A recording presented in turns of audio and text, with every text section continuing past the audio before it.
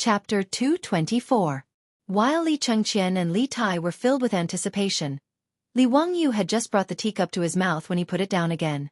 Let me first talk to you about my teachings. Chengqian, Qing Ke, Chong Lu, since you want to be my disciples, I will give you a sentence. Constantly strive for self-improvement, and be virtuous. I hope you will remember this in your hearts. Li Wangyu shamelessly plagiarized Tsinghua University's motto again. But Li Chengqian and Li Tai were only hoping that Li Wangyu would quickly drink the tea. How could they pay attention to what he was saying? They just nodded repeatedly. After Li Wangyu finished speaking, he picked up the teacup again and looked like he was going to drink. Li Chengqian and Li Tai both stared unblinkingly at the teacup in his hands. At this moment, they heard Pai Lupi suddenly say, "Ziyu, did these words come from the Book of Changes? A gentleman should be unyielding, not avoid danger, and constantly strive for self-improvement. A gentleman should increase virtue and be tolerant of all things. This is the way of a gentleman. Chengqian, Qing Ke, you have to remember your teacher's teachings." With Pai Lupi's response, Li Wangyu, who had just brought the teacup to his mouth, put it down again. He smiled at Pai Lupi and said, "Uncle is indeed knowledgeable, not at all inferior to those great scholars." These words indeed came from the Qian and Kuan trigrams in the Book of Changes. Being praised by Li Wangyu like this, Pai Lupi couldn't help but laugh loudly. On the other hand, Li Chengqian and Li Tai, the two little brats, had incomparably resentful gazes. Clearly, Li Wangyu was about to drink the tea, but after being interrupted by their imperial father, he put it down again. Li Wangyu snuck a glance at the two brats and laughed loudly in his heart. "You're still too inexperienced to fight with me." He picked up the teacup again and made a gesture of wanting to drink, making Li Chengqian and Li Tai's eyes pop out of their sockets. However, it was clear that Li Wangyu had once again disappointed the two brats. Li Wangyu actually put down the teacup in his hand and was about to hand it over to Pai Lupi. "Uncle, I think you should drink this apprenticeship tea first. As the saying goes, when parents love their children, they plan far ahead." When it came to teaching a child, the first thing was the Qi clan, and the second was the selection of a teacher. Chengqian and Qing Ke being so smart and quick-witted was all thanks to uncle and aunt. As a result, this nephew believes that the first cup of tea for the apprenticeship should be for Chengqian and Qing Ke to toast their parents as a sign of filial piety. What he meant was that when teaching children, family education was the first priority, followed by the teacher's education. Li Wangyu flattered Pai Lupi, but it scared Li Chengqian and Li Tai. Pai Lupi was very satisfied with Li Wangyu's words. He laughed heartily and patted Li Wangyu's shoulder. He reached out to take the teacup in his hand and tilted his head back to drink.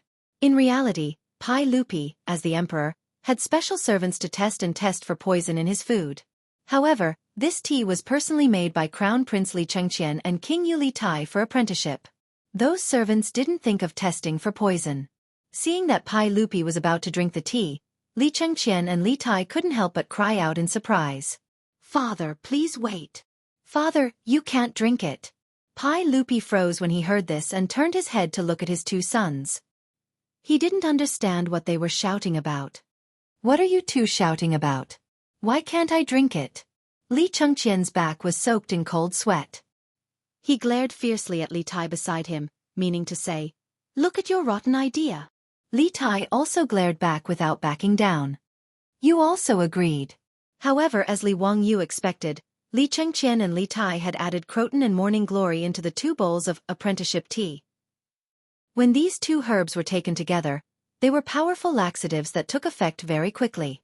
If Li Wangyu hadn't seen through the 2 brats' trick and really drank it, his stomach would have reacted in a short while. At that time, he would probably have to spend the entire day in the outhouse. Li Chengqian and Li Tai naturally didn't want to become Li Wangyu's disciple, but they couldn't go against Pai Lupi's words, so they came up with this wicked idea. They wanted Li Wangyu to make a fool of himself in front of Pai Lupi and Empress Zhang's son.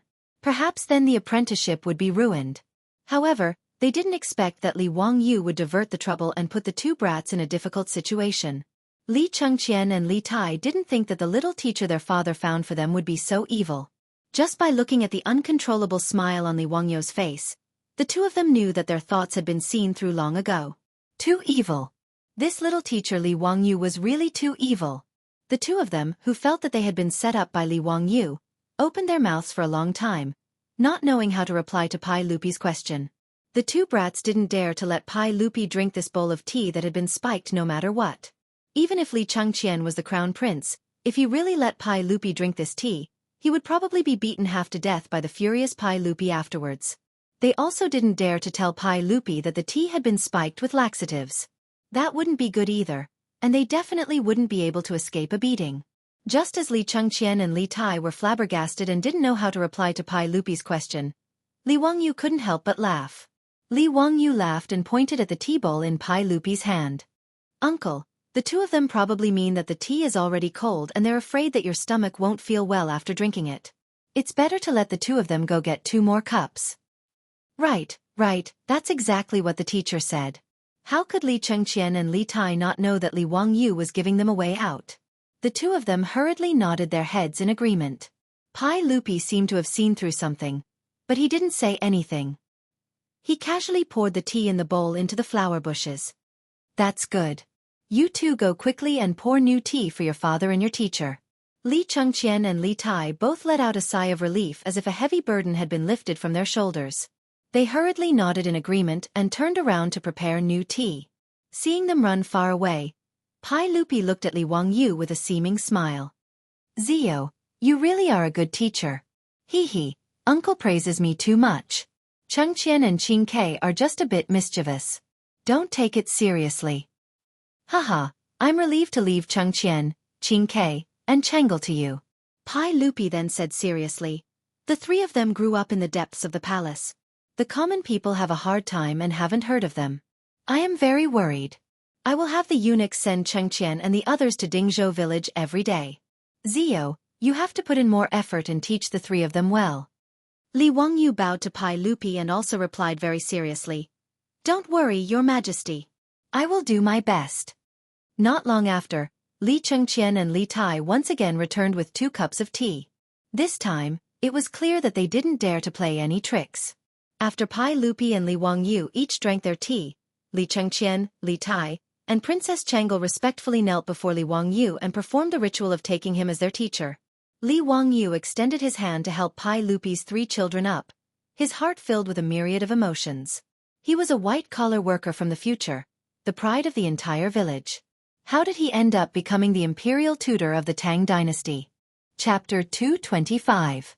After officially taking in Li Changqian, Li Tai, and Li Lizzie as his disciples, Li Wangyu's attitude had changed a little. Previously, he did not want to be the teacher of the emperor, as it would be troublesome and cause a lot of trouble. However, Pai Lupi's words had given him some other ideas. Although he knew the course of history, he knew that neither Crown Prince Li Changqian nor Li Tai could become the successor to the throne of the Great Tang in the future. The true successor was still in Empress Zhongxuan's womb. What moved Li Wangyu was Pai Lupi's fatherly love for Li Changqian and the other 2, as well as the tragic ending of this family in history. As the emperor, Pai Lupi's fatherly love for the children of Empress Zhongxun was indeed boundless. When Li Changqian was sick, Pai Lupi gathered 3,000 monks and built the Shihua Monastery and Puguang Monastery. He even reduced the crimes of the prisoners to pray for his son. Even when Li Changqian, Du He, and Ho Junji rebelled, Pai Lupi could not bear to kill his eldest son. He only demoted him to a commoner and moved him to Quanzhou. After Li Changqian's death, Pai Lupi was so sad that he abandoned the dynasty. Li Tai was also Pai Lupi's favorite son. Normally, when a prince reached adulthood, he would be sent to his fief and could not stay in the capital for long. However, Li Tai was favored by Emperor Taizong, so he was given special permission to move his son into the Wuda Hall. It could be said that the reason why Li Tai fought with Li Changqian for the throne was because Pai Lupi doted on him. It was because of Pai Lupi's endless doting that Li Tai had the misconception that as long as he pulled down his brother, Li Changqian, he would be able to become the heir. In the end, Li Tai was demoted because of his plotting.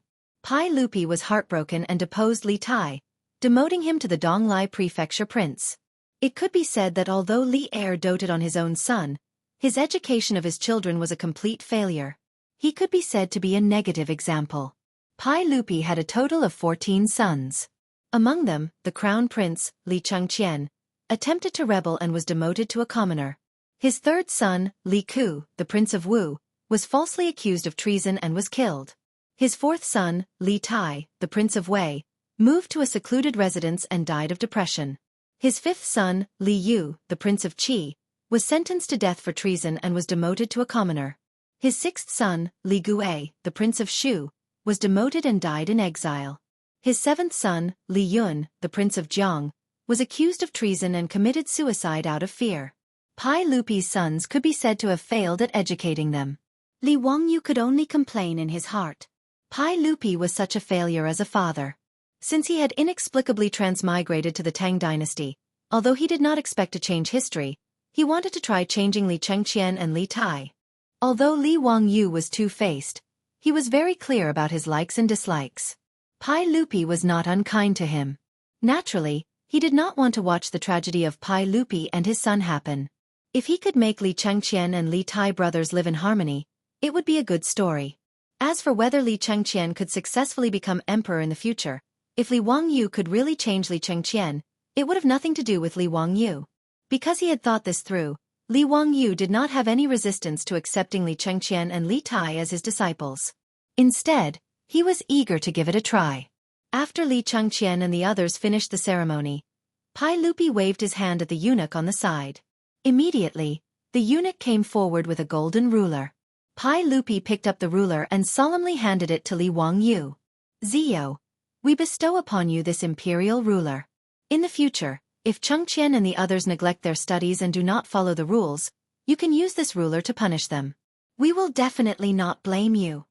Li Wangyu hurriedly received the golden ruler with both hands. Don't worry, uncle. I will definitely do my best to teach Chengqian and the others. I will definitely not disappoint uncle and auntie. Haha, with your guarantee we are at ease. On the side, Li Chengqian and Li Tai's faces couldn't help but darken when they saw the imperial ruler. In the exchange just now, they could already tell that Li Wangyu was definitely not easy to deal with. Now that he had the ruler bestowed upon him by their father, wouldn't they be completely controlled by Li Wangyu in the future? Li Wangyu held the ruler in his hand and lightly patted his palm a few times. He gave the two of them a brilliant smile. But that smile made Li Chengqian and Li Tai both shiver uncontrollably. Seeing that it was getting late, Li Wangyu bid farewell to Pai Lupi and Empress Zhang's son and returned to Dingzhou village. Time passed in a flash. 2 days later, before the sun had even risen, Li Wangyu was roused from his bed by the old housekeeper, Li Hang. Today was the Lunar Imperial Assembly, and also the day of the Grand Luotian ritual in Taiji Palace. The Lunar Imperial Assembly was the morning court on the 1st and 15th of every month. The participants were the relatives of the princes and dukes, the civil and military officials of the capital who were 9th rank and above, the local officials who had submitted memorials to the court, as well as the guests from Fan Kingdom. Because the morning court was around 7 to 8 o'clock, Li Wangyu yawned and led Niu Wu out of his house in Dingzhou village. It was still dark. Now that he was the county man who founded the country, he also needed to participate in the Lunar Imperial Assembly. Moreover, he had an important task today, so he naturally had to participate in the Grand Luotian ritual. When Li Wangyu arrived in Chang'an City, the drum of dusk had just sounded and the illustrious Virtue Gate had just opened. When he arrived outside Taiji Palace, the light of dawn was gradually descending, and the green spring scenery of Taiji Palace could be vaguely seen. Fully armed soldiers in full armor, yellow flags, and various ceremonial guards were all over the palace. The officials who were attending the court were lined up outside the palace gate, waiting for the gate to open. There were hundreds of people in the crowd, but Li Wangyu was a little dumbfounded. Where should he stand? This was his first time attending the court, so he didn't know how to stand as the county man who founded the country. Just as he was confused, he heard laughter behind him. Ha ha ha, Zio, you also came to attend the court? Li Wangyu was speechless, and hurriedly turned to greet Cheng Yaojin. Nice to meet you, Uncle Cheng. The arrival of Cheng Yaojin and Qin Qiong made Li Wangyu heave a sigh of relief. At least there was someone he knew, and he could ask where he should stand. The officials attending the court were divided into civil officials, military officials, members of the imperial family, and envoys from various countries. Li Wangyu was at a loss, and he didn't know how to stand. He had not regained his status as a member of the imperial family, so he naturally couldn't stand on the side of the imperial family. However, he didn't know whether he, the county man who founded the country, was a civil official or a military general. Li Wangyu raised his doubts to Cheng Yaojin and Qin Qiong, but Cheng Yaojin laughed. Ha ha ha, you can stand on the side of our military general. With me protecting you, no one will dare to bully you. Li Wangyu was speechless. This old hooligan, why did he make it sound like he was a gangster? Before he could speak, someone behind him said, Cheng Jijia, don't spout nonsense. Zio will naturally stand on the civil official's side. Chapter 226. Li Wangyu hurriedly turned around and bowed to Yu Shernan. Duke Yu, you're here. Yu Shernan smiled and nodded at Li Wangyu. Zio, this is your first time attending court. Hurry up and arrange your shift. He pointed at the area where the civil officials stood. Because there were hundreds of officials attending the lunar assembly, even the civil officials were divided into several groups in an orderly manner.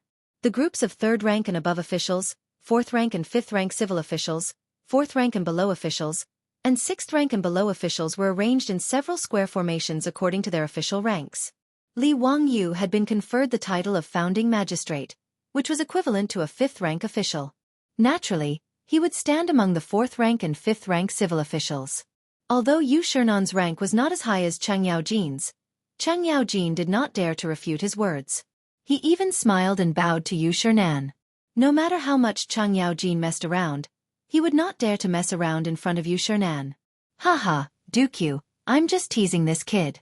Don't be angry, don't be angry. Jijia, you're already the father of several children. Why are you still so mischievous? Yu Shernan scolded him like a child.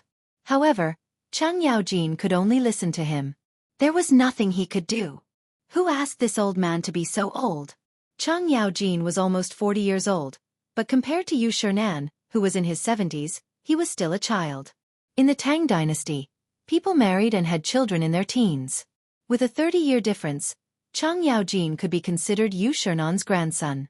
Li Wangyu was very happy to see Chang Yaojin, this old hooligan, being humiliated. He could not help but smile. Chang Yaojin saw that Yu Shernan was laughing at him from the side and glared at him to scare him. Li Wangyu quickly went forward to support Yu Shernan. He pretended not to see Chang Yaojin's threatening gaze and helped Yu Shernan to the group of civil officials. 2 days ago, he had already paid a visit to Yu Shernan's residence to return the 1,000 strings of copper coins that he had borrowed. However, he couldn't return the money. Yu Shernan wouldn't accept it no matter what. He even said that the 1,000 strings of coins was a gift to congratulate Li Wangyu for his knighthood. Li Wangyu was helpless. Unable to persuade the old man, he could only thicken his skin and take back the 1,000 strings of copper coins.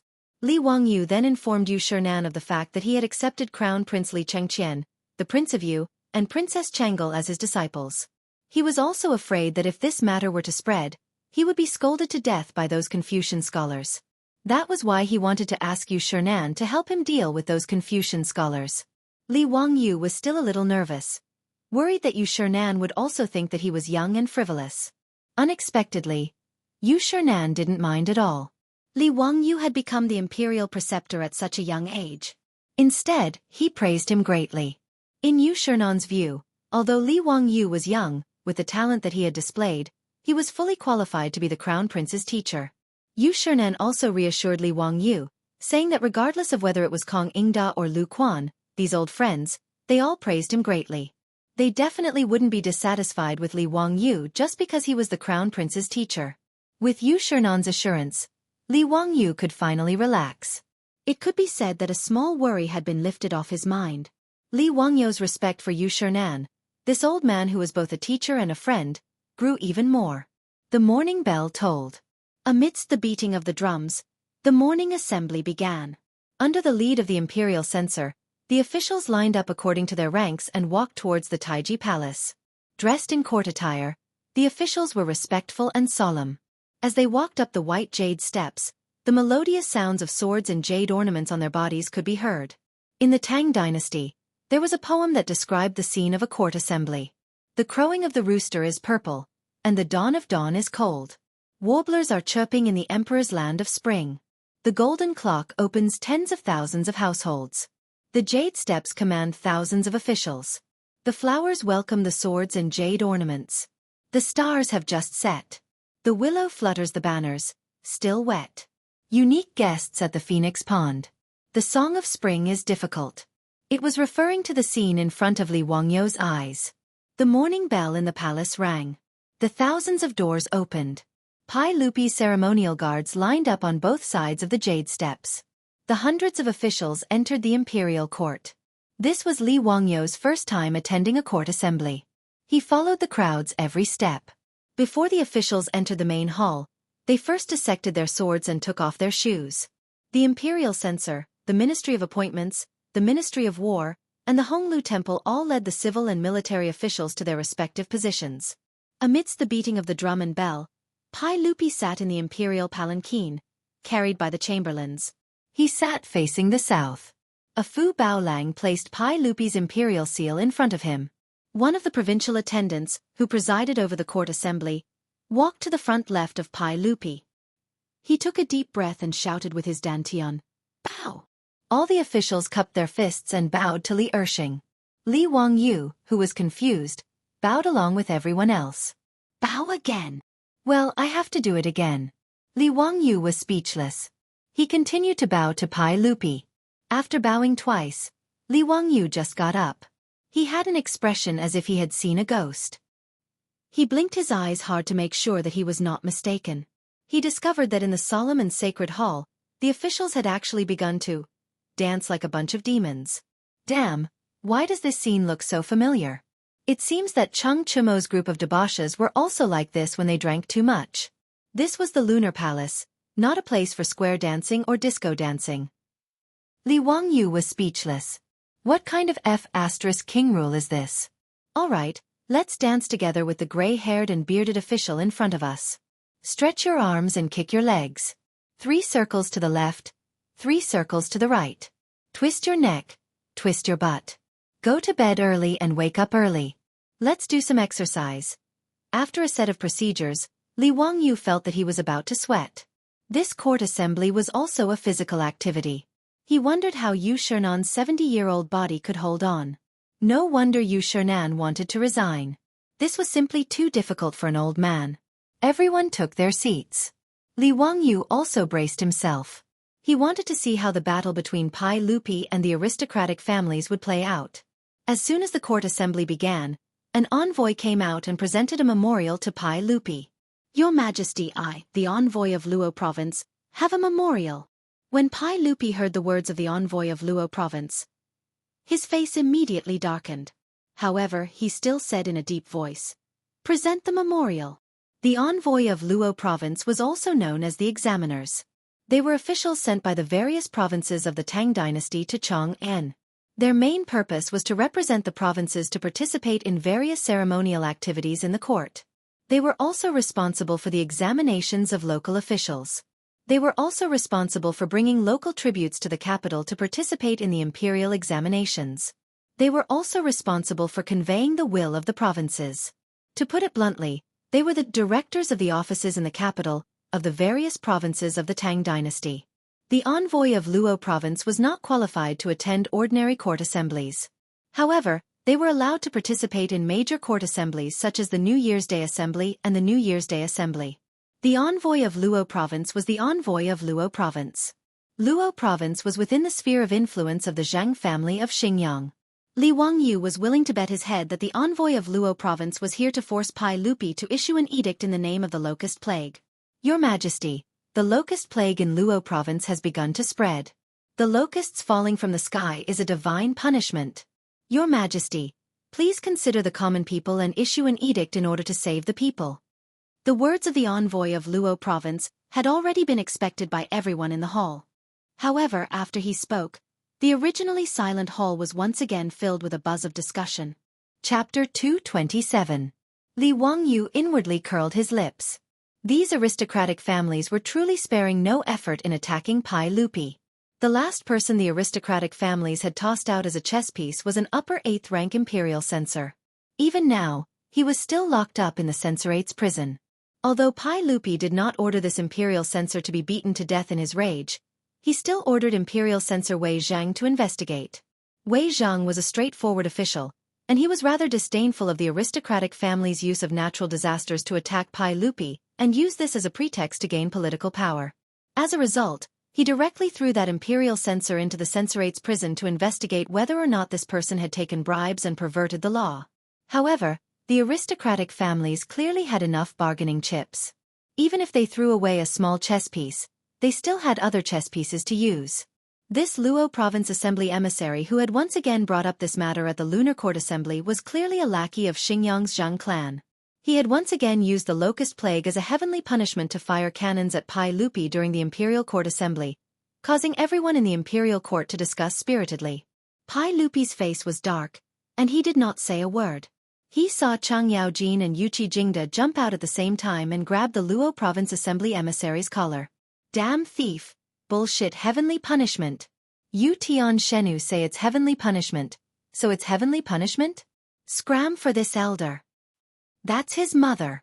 A trifling Imperial Court Assembly emissary is spouting nonsense to mislead the masses.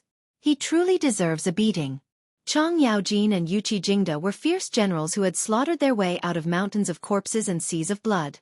Together, they flipped out at the Luo Province Assembly emissary, scaring him so much that he almost wet his pants. Although he had the support of an aristocratic family, anyone who saw this kind of fierce founding duke flip out would still be afraid. Someone immediately stepped out to stop them. It was Xingyang's Zhang clan's Minister of Works, Zhang Shanghua. Duke of Lu, Duke of Yi, quickly stop. Humiliating others like this at the Imperial Court Assembly. Where is the propriety? Your Majesty, this official wants to impeach Duke of Lu and Duke of Yi for their lack of propriety. With Zhang Shanghua's words, more than a dozen aristocratic family officials stepped out one after another, clamoring to impeach Chang Yaojin and Yuqi Jingda. As for Qin Shubao and the other generals, how could they watch Chang Yaojin and the others suffer losses? They all stood up and refuted. The two sides began to bicker in the main hall. For a moment, the originally solemn court assembly became as lively as a market. It was Li Wangyou's first time attending court, and he watched the lively scene with great interest. The old hooligan Chang Yaojin's battle prowess was indeed formidable. His lousy mouth actually scolded those aristocratic family's ministers until they were battered and exhausted. This was an eye-opener for Li Wangyu. Cheng Yaojin. Impeach me? Do you want to see if my fist is big enough? Vulgar martial artist. The plague of locusts is the wrath of the heavens. This is the punishment of the heavens for not cultivating morality. Chang Yaojin. I'm going to fix your mother. You're such a scoundrel. I've killed so many people. Why haven't I seen any divine punishment? Hi Duke Lu.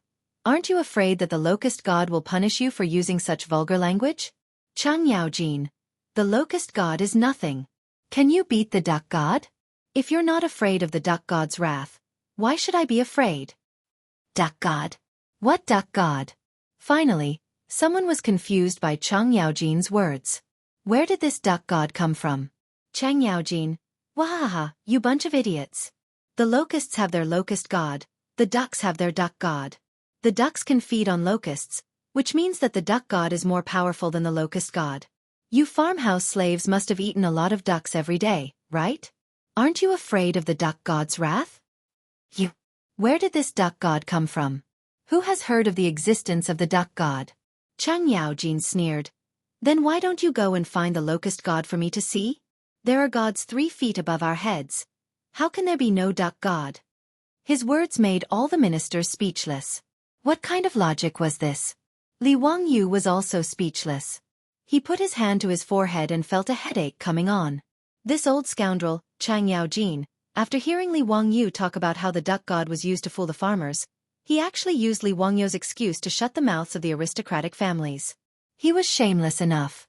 However, although the duck god was a little shameless, it was effective.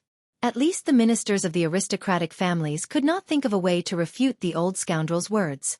Seeing that the situation was not good, the head of the Zheng family of Xingyang, Zhang Yuanshou, could not help but stand up. He bowed to Pai Lupi and said, Your Majesty, the locusts are a natural disaster. How can we get rid of them? Moreover, killing too many of them will harm the harmony of the world. Only virtue can eliminate the natural disaster. Your Majesty, please reconsider and think for the sake of the people. Zhang Yuanshou's words were extremely vicious. He did not mention that he was guilty, nor did he mention that the plague of locusts was caused by Pai Lupi. However, the meaning behind his words was that he blamed the cause of the plague of locusts on Pai Lupi. Asking Pai Lupi to eliminate the locusts with virtue was the same as saying that Pai Lupi was immoral. Seeing that Zhang Yuanshou had stood up, The ministers who were arguing with Cheng Yaojin immediately found a direction and stopped arguing with him. They all bowed to Pai Lupi and said, "Your Majesty, please reconsider and think for the sake of the people. Your Majesty, please reconsider and think for the sake of the people." Under Zhang Yuanshou's lead, nearly half of the hundreds of ministers who came to attend the Lunar Palace Assembly stood up and said in unison to pressure Pai Lupi, who was sitting on the throne. There was no doubt that these ministers were from the aristocratic families headed by the 5 surnames and 7 nobles. Li Wangyu could not help but feel a little shocked. No wonder Pai Lupi did not dare to forcibly eliminate the locusts. Half of the ministers in the imperial court were from the aristocratic families. A slight move in one part would affect the whole situation. Pai Lupi's face became gloomier and gloomier in the face of the minister's pressure, but he did not speak. The atmosphere in the hall suddenly became tense. The ministers who came out to force the abdication also did not say a word. They stubbornly fought with Pai Lupi in a silent arena. The Imperial Court Assembly Hall, which was very noisy just now, immediately became silent. In the stalemate, Feng Xianling and Du Ruhui came out and bowed to Pai Lupi. "Your Majesty, the plague of locusts is a natural disaster. I request that you hold the Luotian grand ritual to pray for the blessings of the people in the world and the Tang dynasty." Pai Lupi immediately nodded. "Yes." "Yes" means that the emperor has agreed to it. The attendant of the Manxia province immediately said, "Yes." This means that the imperial edict was to be read out. The ministers of the aristocratic families could only all be silent at this time. Hundreds of ministers bowed down. "Hold the Luotian grand ritual to pray for the people." As soon as his voice fell before the ministers in the hall could react, the eunuch began to read the edict loudly. "Hold the Luotian grand ritual to pray for the people." As the eunuch in the palace read the edict loudly, Yuan Tiangang and other Taoists who had been waiting for a long time outside the Taiji Palace immediately filed in. In the surprised eyes of the ministers, they began to build altars and prepare to worship the gods of heaven and earth. Li Wangyu directly rolled his eyes. "Damn, Feng Xianling and Pai Lupi are not acting at all. You need to study Stanislavski's self-cultivation of actors." Chapter 228. As soon as Feng Xianling asked for the heavenly grand ritual, Pai Lupi agreed immediately. Then Yuan Tiangang and others showed up. This was simply telling others that they had planned it long ago. They were so careless that their acting was so perfunctory. Li Wangyu despised them. However, this sudden turn of events greatly surprised Zhang Yuanshou and the other aristocratic families. No one had expected Li Er to make such a move during the court session when the officials were trying to force the emperor to abdicate. And they couldn't stop it. After all, Pai Lupi wanted to hold the heavenly grand ritual to eliminate the plague of locusts and pray to heaven for blessings. Who could say no to this? Pai Lupi didn't care about what Zhang Yuanshou and others thought. He announced the suspension of the Lunar Imperial Court, walked down from the throne, and led the ministers out of the main hall. Zhang Yuanshou and other ministers could only look at each other and follow him out of the main hall of Taiji Palace. In the eyes of Zhang Yuanshou and others, Pai Lupi wanted to hold the heavenly grand ritual just to delay the time. They also made up their minds that they must take the opportunity of today's imperial court to force Pai Lupi to yield. When the heavenly grand ritual was completed, the imperial court would continue. At that time, they would see how Pai Lupi would deal with it. Outside the Taiji Palace was the square of Noda. There were drum towers and bell towers on both sides of the square. The heavenly grand ritual to pray for the plague of locusts was held in the square in front of the Taiji Palace. Yuan Tiangang wore a brand new purple Taoist robe embroidered with various auspicious patterns of Taoism with gold and silver threads. He walked in front of the Taoists with a solemn expression. The Taoist robes of the Tang and Song dynasties were not the yellow Taoist robes seen in later TV series. Instead, they were based on the illusion of purple qi from the east, when the Taoist ancestor came out of seclusion on an ox. Therefore, Taoism advocated purple Taoist robes. Behind Yuan Tiangang were the abbots of the 58 Taoist temples in Chang'an City. They were also wearing purple Taoist robes. Then there were hundreds of Taoists from the 58 Taoist temples. Some were holding God's tablets, some were holding banners, and some were holding various celestial weapons. They were singing ancient tunes. In fact, the formal heavenly grand ritual was very complicated. The whole ceremony would take several days. However, no matter if it was Pai Lupi or Li Wangyu, their ultimate goal was not to worship heaven itself. Therefore, today's heavenly grand ritual in front of the Taiji Palace was actually a simplified version of the ritual. The group of Taoists quickly set up the altar and enshrined 1,200 tablets of the gods. In the middle of the altar, there was a gilded bronze statue of the Tao ancestor. Li Jing stood among the officials and felt that the statue on the altar was exceptionally familiar. No matter how he looked at it, it looked like the statue that Li Wangyu's troops were hugging outside the Xuandu temple that day. However, he didn't think too much about it. He thought that it was possible that Li Wangyu had brought the statue home to worship for a few days. This wasn't strange. As the officiator of today's heavenly grand ritual, Yuan Tiangang was also the deacon of the altar. He performed gang steps, made gestures and chanted spells. Under the chanting of a group of Taoists, he burned incense, opened the altar, invited water, raised the banner, announced the results, and emptied filth. In Li Wangyu's opinion, a series of rituals were done professionally. Well, for Li Wangyu, a good young man who was born in New China and grew up under the red flag, he didn't believe in any religion at all. Yuan Tiangong's dazzling operation, in his opinion, was an old liar with professional attainment. However, in the eyes of Pai Lupi and other officials, Yuan Tiangang was Jing Feichen, Yan Xuanda, Hui Sanjie, and Li Jing Feichen. He was like an immortal. The simplified version of the heavenly grand ritual soon came to the step of inviting the sage. Yuan Tiangang, who was performing gang steps and making gestures and chanting spells, couldn't help but peek in the direction of the officials to see where Li Wangyu was. At this time, Pai Lupi also began to turn his head to look for Li Wangyu's figure, because Li Wangyu had promised him before that the Tao ancestor would show his divinity in the heavenly grand ritual and personally break the saying that the plague of locusts was the punishment of heaven. Now the inviting the sage ceremony began. Pai Lupi and Yuan Tiangang, who presided over the grand ritual, were both nervous. They didn't know how the Tao ancestor would show his divinity. However, Pai Lupi frequently looked back, but he didn't see Li Wangyu's figure among hundreds of officials behind him. Pai Lupi was anxious. He reached out and beckoned the servant beside him. He whispered a few words and asked them to find Li Wangyu, the man from Hu County. If this bastard played a trick on him, Pai Lupi would be furious. Pai Lupi's behavior made Feng Xianling and others, who didn't know the inside story, a little puzzled. His Majesty kept looking back. What was he looking for? Zhang Yuanshou and other masters of aristocratic families looked on coldly and sneered in their hearts. They thought that Pai Lupi was too naive. Even if he made such a heavenly grand ritual, what could he do?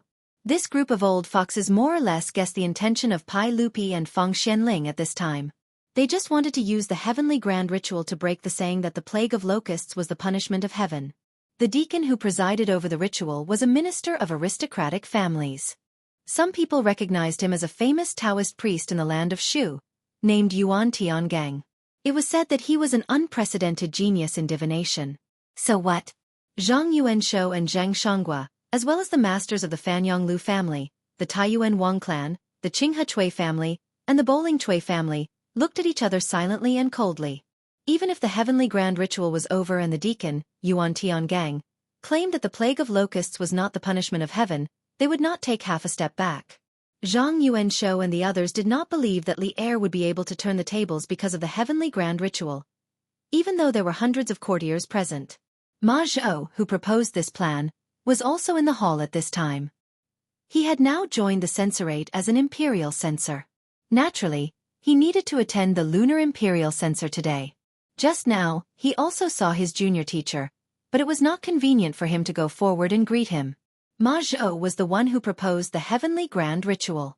He had been paying attention to the reactions of those aristocratic families. When he noticed Zhang Yuanshou and others sneering, Ma Zhou's heart couldn't help but thump. He vaguely felt that something was wrong.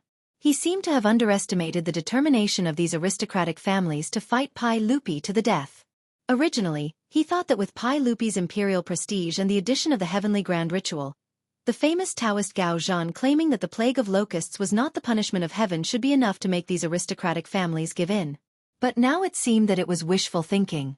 Ma Zhou couldn't help but feel anxious. He gave the idea to Pai Lupi. Was it really useless for Mo Fei? He also began to look for Li Wangyu in the crowd frequently. He wanted to ask his junior teacher how to deal with the next attack of the aristocratic families. However, Li Wangyu seemed to have disappeared from the crowd. Neither Ma Zhou nor the eunuch sent by Pai Lupi found Li Wangyu in the crowd of officials. The heavenly grand ritual was still in progress. Because he didn't know what Li Wangyu was going to do, Yuan Tiangang worshipped, burned incense, announced the form, and recited the incantation uneasily. He only knew that yesterday, Li Wangyu came to the Xuandu temple and returned the borrowed statue of Tao Zhu. Li Wangyu also told Yuan Tiangang to enshrine the statue in the center of the altar, saying that it was the key to the Tao Zhu's divine manifestation. Yuan Tiangang naturally obeyed and enshrined the statue of Tao Zhu on the altar.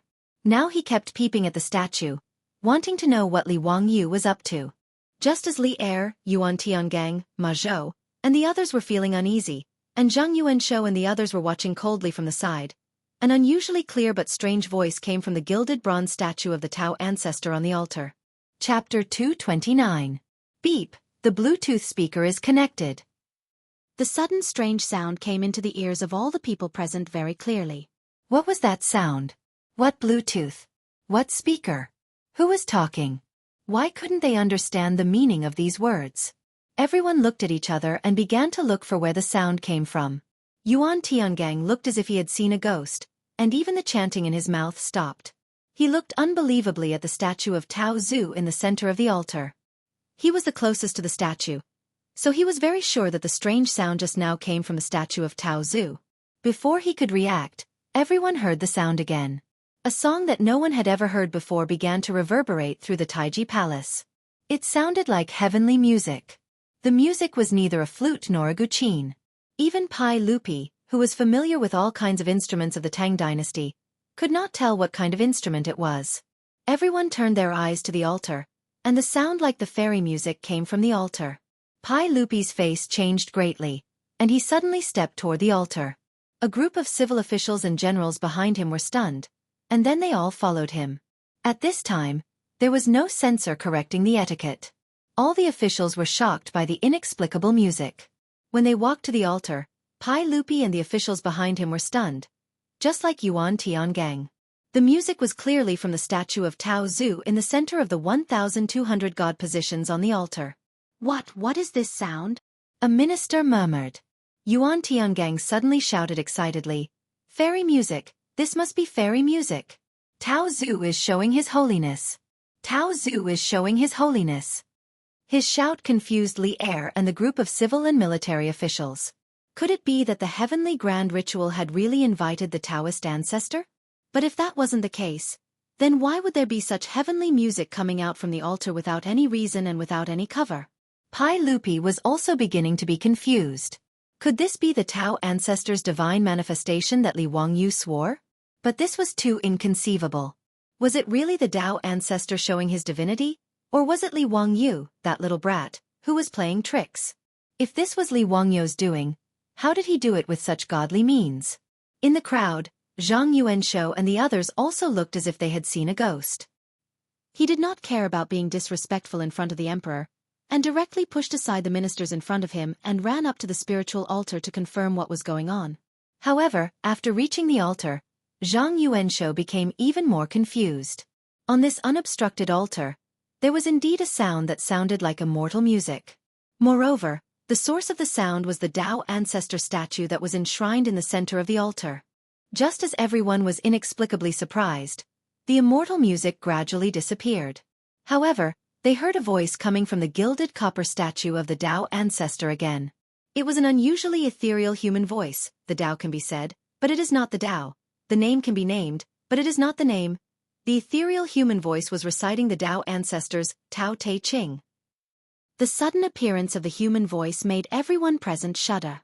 Pai Lupi even felt the hair on his arms stand up. All of this was too strange. "Why are you not kneeling?" Just as everyone was at a loss, they heard the ethereal voice coming from the Tao ancestor statue again. Pai Lupi composed himself, swallowed a mouthful of saliva and said, Who are you?" "I am Taishang Laojun. I was born without beginning and without cause. I am the ancestor of all Taos, the ancestor of vitality, the ancestor of chaos, the parent of heaven and earth, and the master of yin and yang." When Pai Lupi heard this, it was as if he was struck by lightning. His knees went soft, and he knelt down. "Emperor Ancestor, please accept my worship." At this moment, Pai Lupi had no choice but to believe it. Not only him, but also the hundreds of civil and military officials behind him, Yuan Tiangang, and the other Taoists, all knelt down and bowed to the Tao ancestor statue on the altar. There was only one thought in everyone's mind. The Tao ancestor is showing his power. There was no other explanation except for the Tao ancestor showing his power. Even if there were some ministers who did not believe in Taoism but Buddhism, there was no doubt in their hearts at this time. Even Zhang Yuanshou and the other aristocratic families all knelt down with trembling bodies. The Tao ancestor is really showing his power. In Pai Lupi's heart, there was a faint suspicion that this might be a trick made by Li Wangyu. However, as the Tao ancestor statue spoke again, all his doubts were dispelled. The ethereal voice came out again. Li Shimin, you are the emperor of the Tang dynasty. You are ordered by heaven. Get up. Pai Lupi was very excited. The Tao ancestor is really talking to me. The Tao ancestor is really showing his power. Although he did not know why the Tao ancestor would show his power, he did not forget the purpose of holding this heavenly grand ritual, so he quickly asked. Emperor Ancestor, may I ask if the plague of locusts today is because of Shimon's immorality? Is the plague of locusts sent by heaven as punishment? What is morality? Taoism is the nature of all things in heaven and earth. It is omnipotent and omnipotent. It gives birth to heaven and earth, operates the sun and the moon, and grows all things, but it never shows off or relies on itself. Heaven and earth are heartless and treat all things as straw dogs. How can heaven send a plague of locusts to punish people because of what you, the emperor, have done? Hearing this, Pai Lupi could not help straightening his back and looking back at the ministers kneeling behind him. With the Tao ancestor showing his power and endorsing him, he would like to see which bastard would dare to say that the locusts were the wrath of heaven and that it was caused by his immorality. Emperor Ancestor, may I ask if the plague of locusts in the world can be destroyed? Yes. The plague of locusts is the enemy of heaven and earth. Destroying it will bring great merit. Hearing this, Pai Lupi's eyes almost narrowed. Since the Tao ancestor said so, there was no more obstacle to destroying the locusts. He only felt refreshed and proud. Li Shimin, you must remember to take the people of the world as your responsibility. The sage is to govern the country, correct the law, and correct the punishment. He will save the chaos of the world and get rid of the calamity of the world. He will make the strong not bully the weak, and the masses not oppress the few. The elderly will be satisfied, the young will be raised, the borders will not be invaded, the ministers will go on blind dates, the father and son will protect each other, and there will be no danger of death. This is also the greatest merit. Yes, Shimin will remember the Emperor Ancestor's decree. Haha, that's good. I'm leaving. The Tao Ancestor's ethereal voice came out. After the last sentence, another burst of heavenly music came out, and then there was no more sound. On the altar, under the sunlight, the Tao Ancestor's gilded bronze statue seemed to be plated with a layer of golden light, emitting a dazzling light. Farewell, Emperor Ancestor. Under the leadership of Pai Lupi, everyone once again kowtowed 3 times and 9 times, kowtowing to the Tao Ancestor statue on the altar. Yuan Tiangang also came back to his senses at this time, and quickly led a group of Taoists to recite the Tao Te Ching. Although Zhang Yuanshou and others followed the crowd to kowtow 3 times and 9 times to the Tao Ancestor at this time, all of their faces were gray, and their hearts were like being cut by a knife. The Tao Ancestor actually showed his divinity, and personally dispelled the locust's plague as the wrath of heaven. It was heaven's punishment for Pai Lupi for not cultivating personal morality. It could be said that Pai Lupi was almost erected by the Tao Ancestor to protect his body. In the future, no one in the world would dare to use the change of the Xuanwu Gate to attack Pai Lupi. At this time, Zhang Yuanshou and other aristocratic families had begun to wonder if the world really had nothing to do with them, the 1,000-year-old families. When everyone was kowtowing to the Tao Ancestor, no one noticed that Li Wangyu, who had disappeared before, crept out from a secluded place in the main hall. Chapter 230. There was no doubt that the Tao Ancestor's show was just a trick made by Li Wangyu. That day when she traveled through the Tang dynasty with her beautiful boss, her mobile phone was in Li Wangyu's carry-on bag that was dropped in the bathtub. And in the small mezzanine bag of her bag, there was a mini Bluetooth speaker that Su Chongqing used to listen to music. That day when she and Li Wangyu checked the items in the bag, they almost ignored it. But even if Su Chongqing found the Bluetooth speaker in the bag later, she didn't care too much. After all, There was no electricity in the Tang dynasty. Her mobile phone was turned off for a long time and couldn't be used, let alone this Bluetooth speaker. However, when Li Wangyu was thinking about how to make the Taoist ancestor show his divinity in the heavenly grand ritual, he suddenly thought of Su Chongqing's mobile phone and Bluetooth speaker. These two electronic products, which were commonly seen in the later generations, were excellent props in the Tang Empire for pretending to be mysterious. So he asked the abbot of Xuandu Temple for a hollow statue of the Tao ancestor. Together with Su Chongqing, he fixed the mini Bluetooth speaker in the statue. The sound of the mini Bluetooth speaker was not low. Plus, the speaker was fixed in the hollow copper statue, so it played the role of a sound amplifier. This was the same principle as when Li Wangyu listened to songs with his mobile phone in the future. Sometimes he thought the volume of the mobile phone was too low, so he put the mobile phone in a glass cup to play the effect of a loudspeaker. After Li Wangyu's experiment, the wireless connection distance of the Bluetooth speaker was about 10 meters, which gave him enough room to operate. When the heavenly grand ritual was going on, Li Wangyu slipped to a secluded place in the Taiji Palace and connected the Bluetooth speaker with the beautiful boss's mobile phone while everyone's attention was attracted by Yuan Tiangang, who was performing dipper steps and reciting spells on the altar. Yuan Tiangang and others heard the beep, the Bluetooth speaker is connected. There was no doubt that it was the sound after the mobile phone was connected to the Bluetooth speaker. To Pai Lupi and the others, the music that sounded like heavenly music was actually the music that their beautiful boss had downloaded on her phone. If a friend from the future transmigrated to this Taiji Palace, they would definitely realize that this was the theme song of the movie, Big Fish Begonia. As for the Tao ancestor showing his divinity and talking to Pai Lupi, it was even simpler. Li Wangyu used the voice-changing software in his phone to make his voice ethereal, just like the voice of a celestial character in a TV series.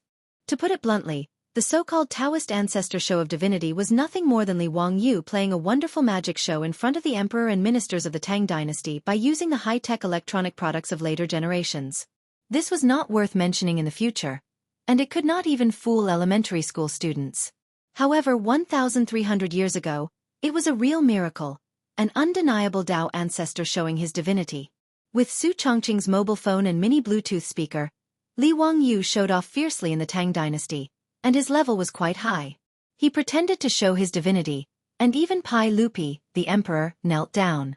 It was very exciting. However, it was obvious that Li Wangyu could only rot in his stomach for such an exciting thing. Even if Pai Lupi interrogated him later, he could only insist that it was the Tao ancestor showing his divinity, and that he did not do anything behind the scenes. Otherwise, Pai Lupi would have skinned him alive. What made him even more regretful was that Su Chongqing's mobile phone was completely out of power after such a toss. The beautiful boss's mobile phone did not have much battery left. Even if it had been turned off for more than a month, the battery in the mobile phone was still running out. Plus the battery of the mobile phone that he and Su Chongqing consumed when they were at home and did experiments, there was only about 20% battery left in the mobile phone. After he fooled the emperor and ministers of the Tang dynasty, the battery of the mobile phone finally ran out and was turned off, which made Li Wangyu very sad. After putting away the phone that had no battery, Li Wangyu slipped back to the group of ministers in the shock brought by the Tao ancestor showing his divinity, and also made a surprised expression. Outside the Taiji Palace, Yuan Tiangang became more and more excited. He worked harder on a series of ceremonies, such as summoning, following the stars, submitting the report, dropping the banner, and sending the sage. Due to the unexpected Tao ancestor showing his divinity, the heavenly grand ritual, which was originally a simplified version, would be extended to 49 days in the Taiji Palace under the decree of Pai Lupi. Pai Lupi did not waste any more time. He turned around and walked into the main hall of the Taiji Palace. He returned to the throne, and the court meeting continued. After the civil officials and military generals took their seats again, the atmosphere in the main hall was completely different. The envoy of Luo Zhou, who had previously proposed to let Pai Lupi write an edict of self-condemnation to save the people, was now kneeling in his position, trembling like a sieve. Before Pai Lupi could speak, Feng Xianling came out again and asked Pai Lupi, "Your Majesty, the envoy of Luo Zhou misled the public and slandered the sage. I ask you to remove the envoy of Luo Zhou from his official position and arrest him to serve as a warning to others." "Yes. Your Majesty, please spare my life. Your Majesty, please spare my life." The envoy of Luo Zhou finally screamed and turned his eyes to Zhang Yuanshou for help. In this regard, Zhang Yuanshou could only turn his head and pretend that he did not see the envoy's eyes for help. Now, who would attack Pai Lupi with the excuse that the plague of locusts was the punishment of heaven? Wasn't that seeking death? At this time, Zhang Yuanshou could not even protect himself, so how could he care about the envoy? As Pai Lupi's voice fell, the imperial guards immediately stepped forward and dragged the envoy of Luo Zhou, who had already collapsed on the ground, out of the main hall. Pai Lupi looked at the envoy of Luo Zhou being dragged away and felt even more delighted. This group of bastards from aristocratic families had previously used the plague of locusts as an excuse to make trouble for him. This had already made Pai Lupi very sullen. If it were not for the great influence of the aristocratic families, Pai Lupi would have already killed them to vent his anger. Today, Dao Zhu actually showed his divinity in front of the civil and military officials. This had completely relieved Pai Lupi of his worries. In the imperial court, there were no more restrictions. Pai Lupi could not help but smile. Minister Zheng, do you have anything else to say? The black-bellied Pai Lupi could now be said to be elated, sweeping away the bad luck of being forced to abdicate by hundreds of aristocratic family officials. He looked at Zhang Yuanshou and was prepared to ridicule the head of the Zheng family of Xingyang. However, Zhang Yuanshou no longer had the intention to arm wrestle with Pai Lupi. Today's imperial court had completely exceeded their expectations. It could be said that they had suffered a crushing defeat. In the face of Pai Lupi's aggressive questioning, Zhang Yuanshou obediently knelt down and said, "Your Majesty is wise. I have misunderstood Your Majesty's painstaking efforts. I hope Your Majesty can forgive me." Humph. Li Er let out a cold snort from his nostrils. Zhang Yuanshou's lowering of his head and admitting defeat was within his expectations. Pai Lupi then looked at the heads of the other aristocratic families. Before Pai Lupi could speak again, the heads of the Chui clan of Qinghe, the Chui clan of Bowling, and the Lu clan of Fanyang all knelt down and said, "Your Majesty is wise." Pai Lupi, who had obtained great satisfaction, raised his head and laughed heartily. Noda's Taiji palace was filled with Pai Lupi's proud laughter. Pai Lupi's sharp gaze swept across the imperial court. Those aristocratic family officials all lowered their heads and avoided the emperor's gaze. When his gaze fell on Li Wangyu, the smile on Pai Lupi's face froze for a moment. Chapter 231. Looking at Li Wangyu, Pai Lupi couldn't help but feel suspicious. What was going on with the Tao ancestor showing his divinity just now? Was it Li Wangyu's trick? After all, Li Wangyu had promised him that the Tao ancestor would show his divinity in the heavenly grand ritual. Pai Lupi had naturally heard of the little tricks of Taoism. Originally, he thought that Li Wangyu was just colluding with Yuan Tiangang to make some tricks to confuse the officials. But in Pai Lupi's view, the scene just now was the real Tao ancestor showing his divinity. There was no doubt about that. This set off waves in Pai Lupi's heart. Did Li Wangyu have such an immortal method? Could he really ask the Tao ancestor to show his divinity? Facing Pai Lupi's suspicious eyes, Li Wangyu also smiled bitterly in his heart. He had already expected that Pai Lupi would inevitably make various conjectures and want to know the truth of the matter. However, he couldn't tell the truth about this matter. Li Wangyu could only force himself to be calm and show a bright smile to Pai Lupi, who was staring at him.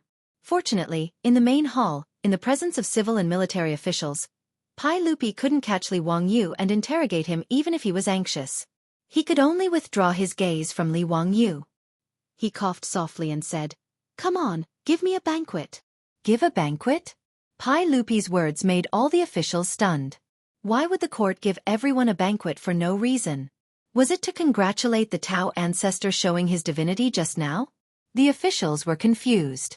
Only Li Wangyu couldn't help but show a sneaky smile. With Pai Lupi's order, the palace maids who had been prepared for a long time came in from outside the hall. Each of them held a food box in their hands and began to distribute food to the officials in the hall. It was very simple, just a plate and a pair of chopsticks. However, the food on the plate turned the originally solemn hall into a wet market once again. The officials discussed animatedly, and it was very lively. What is this? They look like locusts. How can this be eaten? Your Majesty, how can this worm be eaten? In the Taiji Palace of Noda, only Li Wangyu, Fang Xianling, Chang Yaojin, and the others were smiling as they looked at the food in front of them. Pai Lupi ordered people to deliver plates of fried locusts to the officials in the name of a banquet. In front of Pai Lupi's throne, There was also a plate of fried locusts. Pai Lupi opened his mouth under the gaze of all the officials in the hall. The people live by the grain and you eat it. I would rather eat you to save the people. After saying that, Pai Lupi stretched out his chopsticks and picked up a locust that was fried until it was yellow and fragrant. He opened his mouth and was about to eat it. Your Majesty, you can't eat it. Your Majesty, you can't eat it. How can you eat locusts? Your Majesty, if you eat locusts, you might get sick. You can't eat it. Pai Lupi ignored the official's dissuasion and directly put the locusts into his mouth and started chewing. Seeing that Li Er had actually eaten the locusts, the officials in the hall once again let out a cry of surprise. Li Wangyu was speechless. Why did they make such a fuss when Pai Lupi ate fried locusts? In history, Pai Lupi ate locusts raw. That was disgusting. Pai Lupi swallowed the locusts in his mouth and looked at the officials again. Everyone, why don't you eat? These words made the officials in the hall look at each other. Did they really have to eat such disgusting locusts? Feng Xianling, Zhang Sun Wuji, Cheng Yaojin, and the others naturally reached out their chopsticks without hesitation and put the fried locusts into their mouths under the horrified gazes of their colleagues. Seeing this, the courageous officials in the hall could only pluck up their courage and reach out to pick up the locusts in front of them. They closed their eyes and put the locusts into their mouths. Suppressing the disgust in their hearts, they chewed hard. However, what surprised everyone was that the fried locusts were extraordinarily delicious. After the courageous officials opened their eyes, they looked at the plate of fried locusts in front of them in disbelief and reached out their chopsticks again. Under the pressure of Li Er and the lead of these bold officials, the main hall of Taiji Palace was soon filled with the sound of people chewing on fried locusts. Everyone? How's the taste? Pai Lupi asked with a smile. At this time, many of the officials had already fallen in love with the fried locusts and were eating happily. Your Majesty, the locusts are delicious after being fried. They taste like prawns and are crispy and delicious. Haha, so although the locusts are a natural disaster, they can also be eaten to alleviate hunger and save thousands of people. Your Majesty is wise. Pai Lupi nodded with satisfaction and gestured to the provincial guards. The provincial guards immediately stepped forward and walked to the front left of Pai Lupi and said loudly, "Control is in order." In the hall, the officials held their breaths and all bowed down. In today's imperial court, demons cannot win against virtue. In ancient times, locusts avoided the border. If they can avoid virtue, how can they not be virtuous? Today, you sit and watch the seedlings being eaten. How can you bear to not save them? How can you be at ease because of hunger? Instruct the censorate to immediately exterminate the locusts. Those who resist will be beheaded. Your Majesty, Your Majesty. Originally, there were many officials who objected to exterminating the locusts. They said that a natural disaster was not something that could be resisted by humans. There were even local officials who refused to exterminate the locusts. They said that exterminating the locusts would bring more harm. In addition, the aristocratic families used this as an opportunity to add fuel to the fire. They wanted to use this opportunity to suppress Pai Lupi's prestige. As a result, exterminating the locusts could not be carried out. Now that the Taoist ancestor had shown his divinity, he announced that exterminating the locusts was a great merit. In this way, exterminating the locusts was logical and there were no more obstacles. In the Tang dynasty, in the 3rd month of Zhanguan, the entire country exterminated the locusts. It was a few months earlier than the original time of exterminating the locusts in history. The imperial court's strength and determination to carry it out was also greater. A disaster of exterminating the locusts disappeared without a trace. After the imperial court meeting, the news of the Taoist ancestor showing his divinity at the Taiji Palace quickly spread in Chang'an City. Because at that time, there were no less than 1,000 people in the Taiji Palace who had witnessed this miracle with their own eyes. Everyone had to believe it. Many officials even recorded the conversation between Pai Lupi and the sage, as well as the matter of Pai Lupi and the officials eating fried locusts in the main hall of the Taiji Palace. They printed it into books and spread it widely. In the Tang dynasty, which had a strong atmosphere of religious belief, this matter immediately spread to the entire Tang dynasty with Chang'an City as the center. For a time, the Taoist temples that were originally prosperous in the Tang dynasty became even more prosperous. The people of the Tang dynasty went to the Taoist temples in groups to burn incense and kowtow to the Taoist ancestor, asking for the Taoist ancestor's blessing. Under the strong push of Pai Lupi, the Tang dynasty began to exterminate the locusts. Exterminating the locusts was not complicated. At night, a fire would be lit, and the locusts would fly to the fire and be burned to death. Then, a pit would be dug to bury the locusts. In addition, with the help of manpower and other methods, exterminating the locusts was not too difficult. The landlords and villagers who were originally worshipping the locust god immediately changed their minds when they heard from the officials and scholars that the Taoist ancestor had shown his divinity at the Taiji Palace in Chang'an City, and personally passed down a verbal order saying that the locust plague was the enemy of heaven and earth. Exterminating the locusts would be a great merit. In this year, the locusts were not a disaster. However, Li Wangyu was not happy at this time. He was racking his brains, thinking of how to fool Pai Lupi. Chapter 232. In the Yin and Yang Hall of Tai Chi Palace, Li Wangyu was restless. From time to time, he would raise his eyes to look at Pai Lupi, who was sitting at the side and reviewing memorials. As soon as the court meeting ended, Li Wangyu wanted to blend into the hundreds of officials and slip away. However, before he reached the entrance of Tai Chi Palace, he was stopped by the palace eunuchs, who were summoned by Pai Lupi. He knew very well why Pai Lupi summoned him. This was also the reason why he wanted to slip away. Feeling uneasy, he followed the eunuchs into the Yin and Yang Hall. However, he saw Pai Lupi sitting behind a few tables and reviewing memorials, completely ignoring him. Li Wangyu complained in his heart, "Isn't this F*King psychological warfare?" He had seen a lot of movies and TV shows in his previous life. The police often did this during trials. They put psychological pressure on the suspect to make the suspect reveal flaws. Pai Lupi used this method to interrogate him. He had underestimated Li Wangyu's psychological endurance. Back then, he was able to change his mathematics score from 9 to 99 to lie to his parents without batting an eyelid. Although he had been severely beaten after being seen through, it was not because he had revealed flaws. It was because the bastard neighbor's child next door, his classmate, had exposed him. Therefore, even though Li Wangyu was nervous, he did not show any flaws on the surface. He was calm and composed, quietly watching Pai Lupi show off. In the Yin and Yang Hall, it was quiet for a moment. Neither of them made a sound. Even the eunuchs who were waiting on the side lowered their breathing. After a full 30 minutes, Pai Lupi put down the pen in his hand and rubbed his slightly sore wrist. He raised his head and looked at Li Wangyu with a faint smile. He waved his hand and motioned for all the servants in the hall to leave. Then he stared at Li Wangyu and said, "Zio, tell me, why did the Emperor Ancestor suddenly appear during the Heavenly Grand Ritual today?" Li Wangyu, on the other hand, was not flustered at all. Just now, Pai Lupi had purposely left him to the side, and his mind had wandered off. In the end, he came up with a reasonable excuse. "Uncle, actually, as early as 3 days ago, the Taoist ancestor told me in my dream that he would show his divinity in today's Heavenly Grand Ritual and open the eyes of His Majesty." Pai Lupi was stunned. "What? The imperial ancestor gave you a dream?" Li Wangyu nodded seriously and said, "That's right. That's why I'm so sure that the Tao ancestor will show his power during the Heavenly Grand Ritual." His words made Pai Lupi a little confused.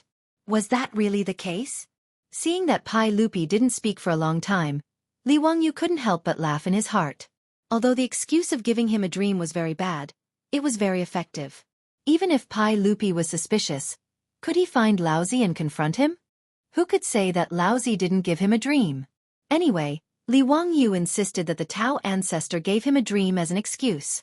Even if Pai Lupi had doubts in his heart, there was nothing he could do. In the end, Pai Lupi could only accept Li Wangyu's explanation and reluctantly believe that the Tao ancestor gave Li Wangyu a dream. Although there were many doubts, such as why the Tao ancestor gave Li Wangyu a dream and why Li Wangyu believed the words of the Tao ancestor in the dream, these were not important. At least Pai Lupi was sure that Li Wangyu was not malicious, and what he did was in line with the interests of Pai Lupi. Naturally, Pai Lupi was too lazy to continue to delve into this matter. After the lunar pilgrimage in the Taiji Palace ended, the gilded copper statue of the Tao ancestor was directly enshrined in the Taiji Palace by Pai Lupi. He burned incense and prayed day and night. After the Heavenly Grand Ritual, Pai Lupi gave rewards to the 58 Taoist temples in Chang'an, including the abbot of Xuandu Temple. Yuan Tiangang was left in Chang'an by Pai Lupi 4 years earlier and became the think tank of Emperor Taizong of Tang. As for Li Wangyu, Pai Lupi did not give him any more rewards. The main reason was that he was too young and had just been granted the title of county founding man. It would be too excessive to give him another title. In this regard, Li Wangyu complained in his heart. The stingy Pai Lupi did not give him a title, but he could give him some gold. Li Wangyu did not mind having more money in his family. Now his Li family was just out of poverty. Not to mention those aristocratic families. Even ordinary businessmen were much richer than him. Even if Li Wangyu was granted a title, he had no interest in entering the imperial court. Now he was only interested in making money. After the threat of the locust plague was eliminated, Li Wangyu began to think about his plan to make money. The winemaking workshop was a must.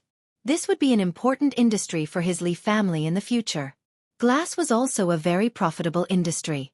Unfortunately, Li Wangyu did not know how to make glass. Glass seemed to be made of silicon and sand. But he was a second-tier college student who majored in electronic business. He really did not understand. In fact, it was not only Li Wangyu who did not understand. Su Chongqing, a top student at the University of Pennsylvania, also did not understand. In the future, the division of labor was too detailed. If one did not specialize in that industry, how many people knew how to make glass? It did not matter if they did not know how to make glass. If they could make high alcohol content wine and then purify the alcohol, it seemed like they could make perfume. This was also a very profitable industry. In any era, women's money was the easiest to earn. Soap could also be made. Li Wangyu still had the basic knowledge of chemistry. Li Wangyu had already learned how to make soap from the old people in the village. Li Wangyu had read many transmigration novels. Most of the protagonists did this. He also planned to follow suit. With a four-wheeled carriage business, winemaking, perfume, and soap industries, his Li family would be rich. After thinking about what to do in the future to get rich, Li Wangyu was in a good mood. On this day, Li Wangyu planned to have Niu Wu go to Chang'an City and ask him to help Fatty Cho Kuan find food for him. He planned to buy grain and wine from Cho Kuan. However, he saw the old housekeeper Li Hang come in from the outer courtyard with a smile. Lang Jun, Minister Feng of the Ministry of Works, is here to visit. Li Wangyu was stunned for a moment before he reacted. He could not help but reveal a look of surprise. He remembered that when he was knighted, Pai Lupi personally promised to build him a manor for free. In the Tang dynasty, there were 6 ministries: officials, rights, soldiers, punishments, and works. Each ministry had 4 divisions under it. Under the Ministry of Works, there were 4 divisions: Ministry of Works, Ministry of Land, Ministry of Works, and Ministry of Water. The Ministry of Works Minister Assistant Minister and Minister Assistant Minister were in charge of city labor. They were the assistants of the Minister of Works and the Minister of Works. This Minister Feng from the Ministry of Works was probably here to build a residence for him. Li Wangyu hurriedly told Li Hang to invite Minister Feng to the central room. He would be there soon. After Li Hang went to greet Minister Feng, Li Wangyu turned around and took out a scroll of blueprints from the study. These were the blueprints that he and his beautiful boss had come up with after Pai Lupi agreed to let him design the manor. Li Wangyu unfolded the blueprints and looked at them with satisfaction. Then he rolled up the blueprints and walked to the central room in the outer courtyard. Big house. I'm coming. Chapter 233. In the central room of the Li family, Dr. Feng from the Ministry of Works had been in a daze for a long time.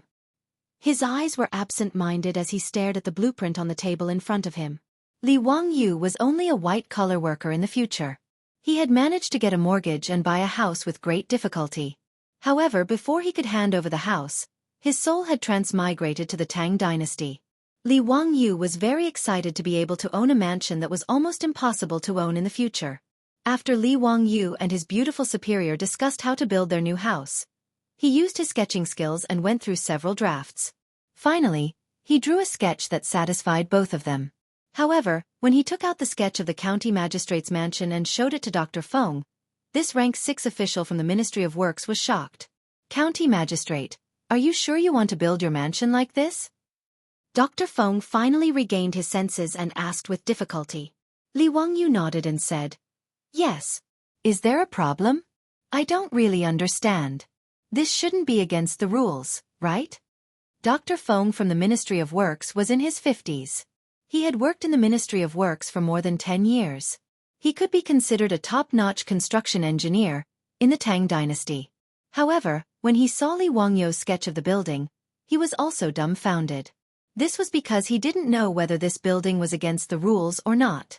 The Tang dynasty had strict regulations regarding the mansions of officials and nobles.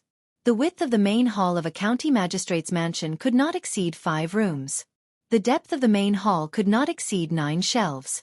The width of the main hall was the space, and the depth of the main hall was the shelf. The space between 2 adjacent purlins was a shelf. The width of 5 rooms referred to the 6 pillars in the main hall. There would be 5 spaces in the middle, and the width of the main hall could not exceed 5 rooms. The depth of the main hall could not exceed 9 shelves.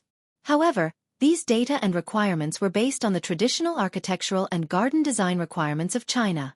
However, the sketch Li Wangyou showed him was an architectural style that Dr. Feng had never seen before. Of course, in this era, other than Li Wangyou and Su Chongqing, no one else could draw such an architectural blueprint. Li Wangyou's sketch of the mansion was actually a large and luxurious manor, not a traditional Chinese building. To the Li Wangyou of the future, the manor was just a dream.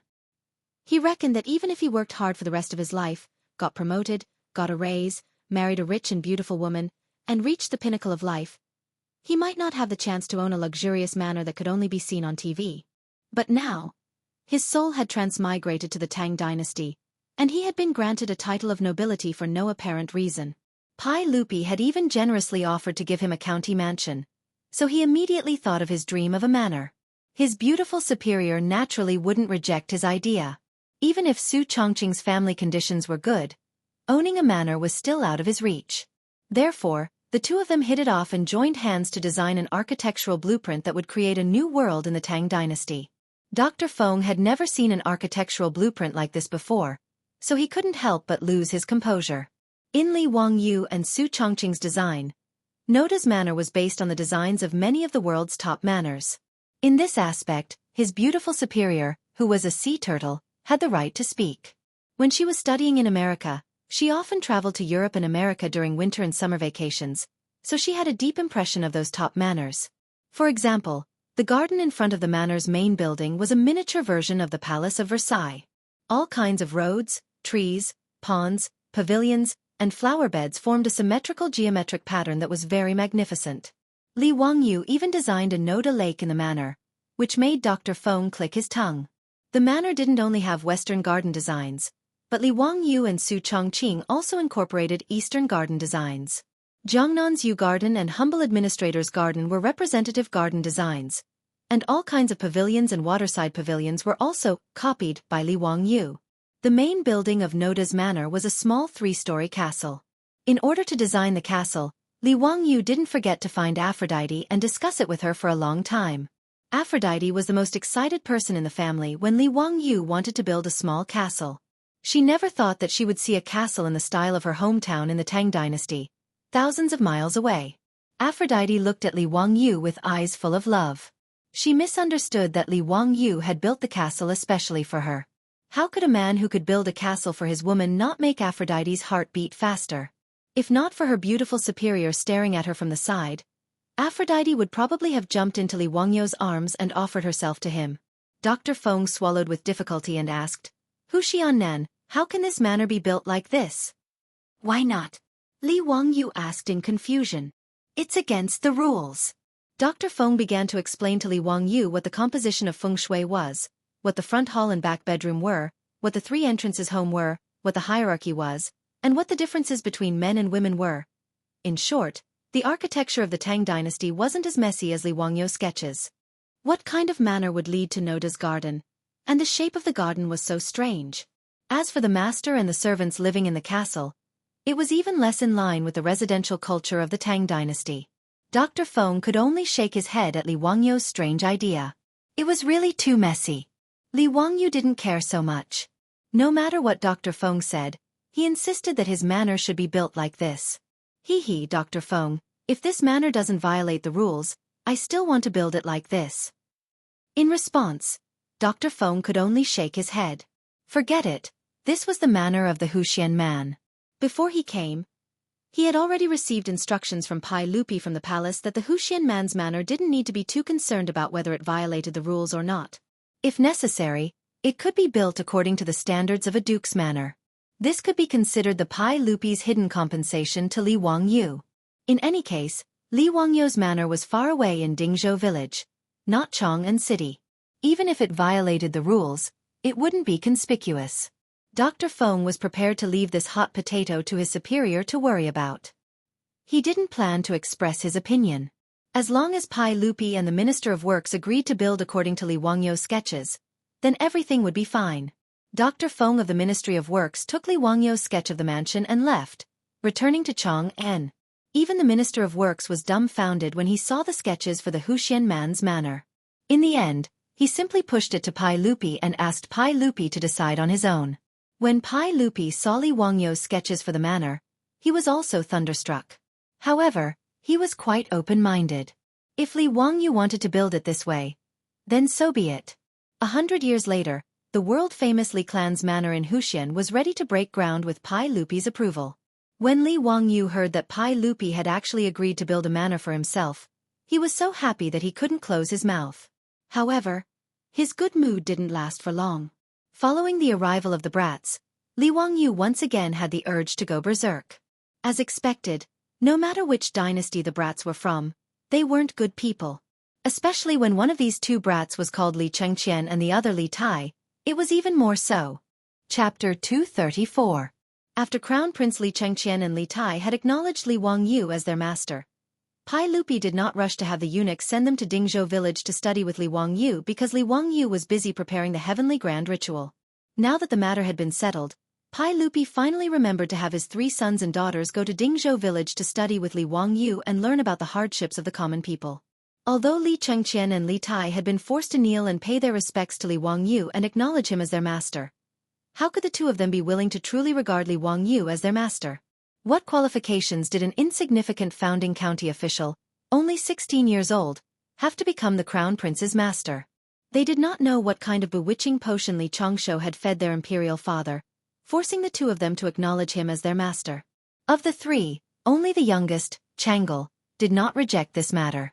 However, it was clear that she could not influence her 2 elder brothers.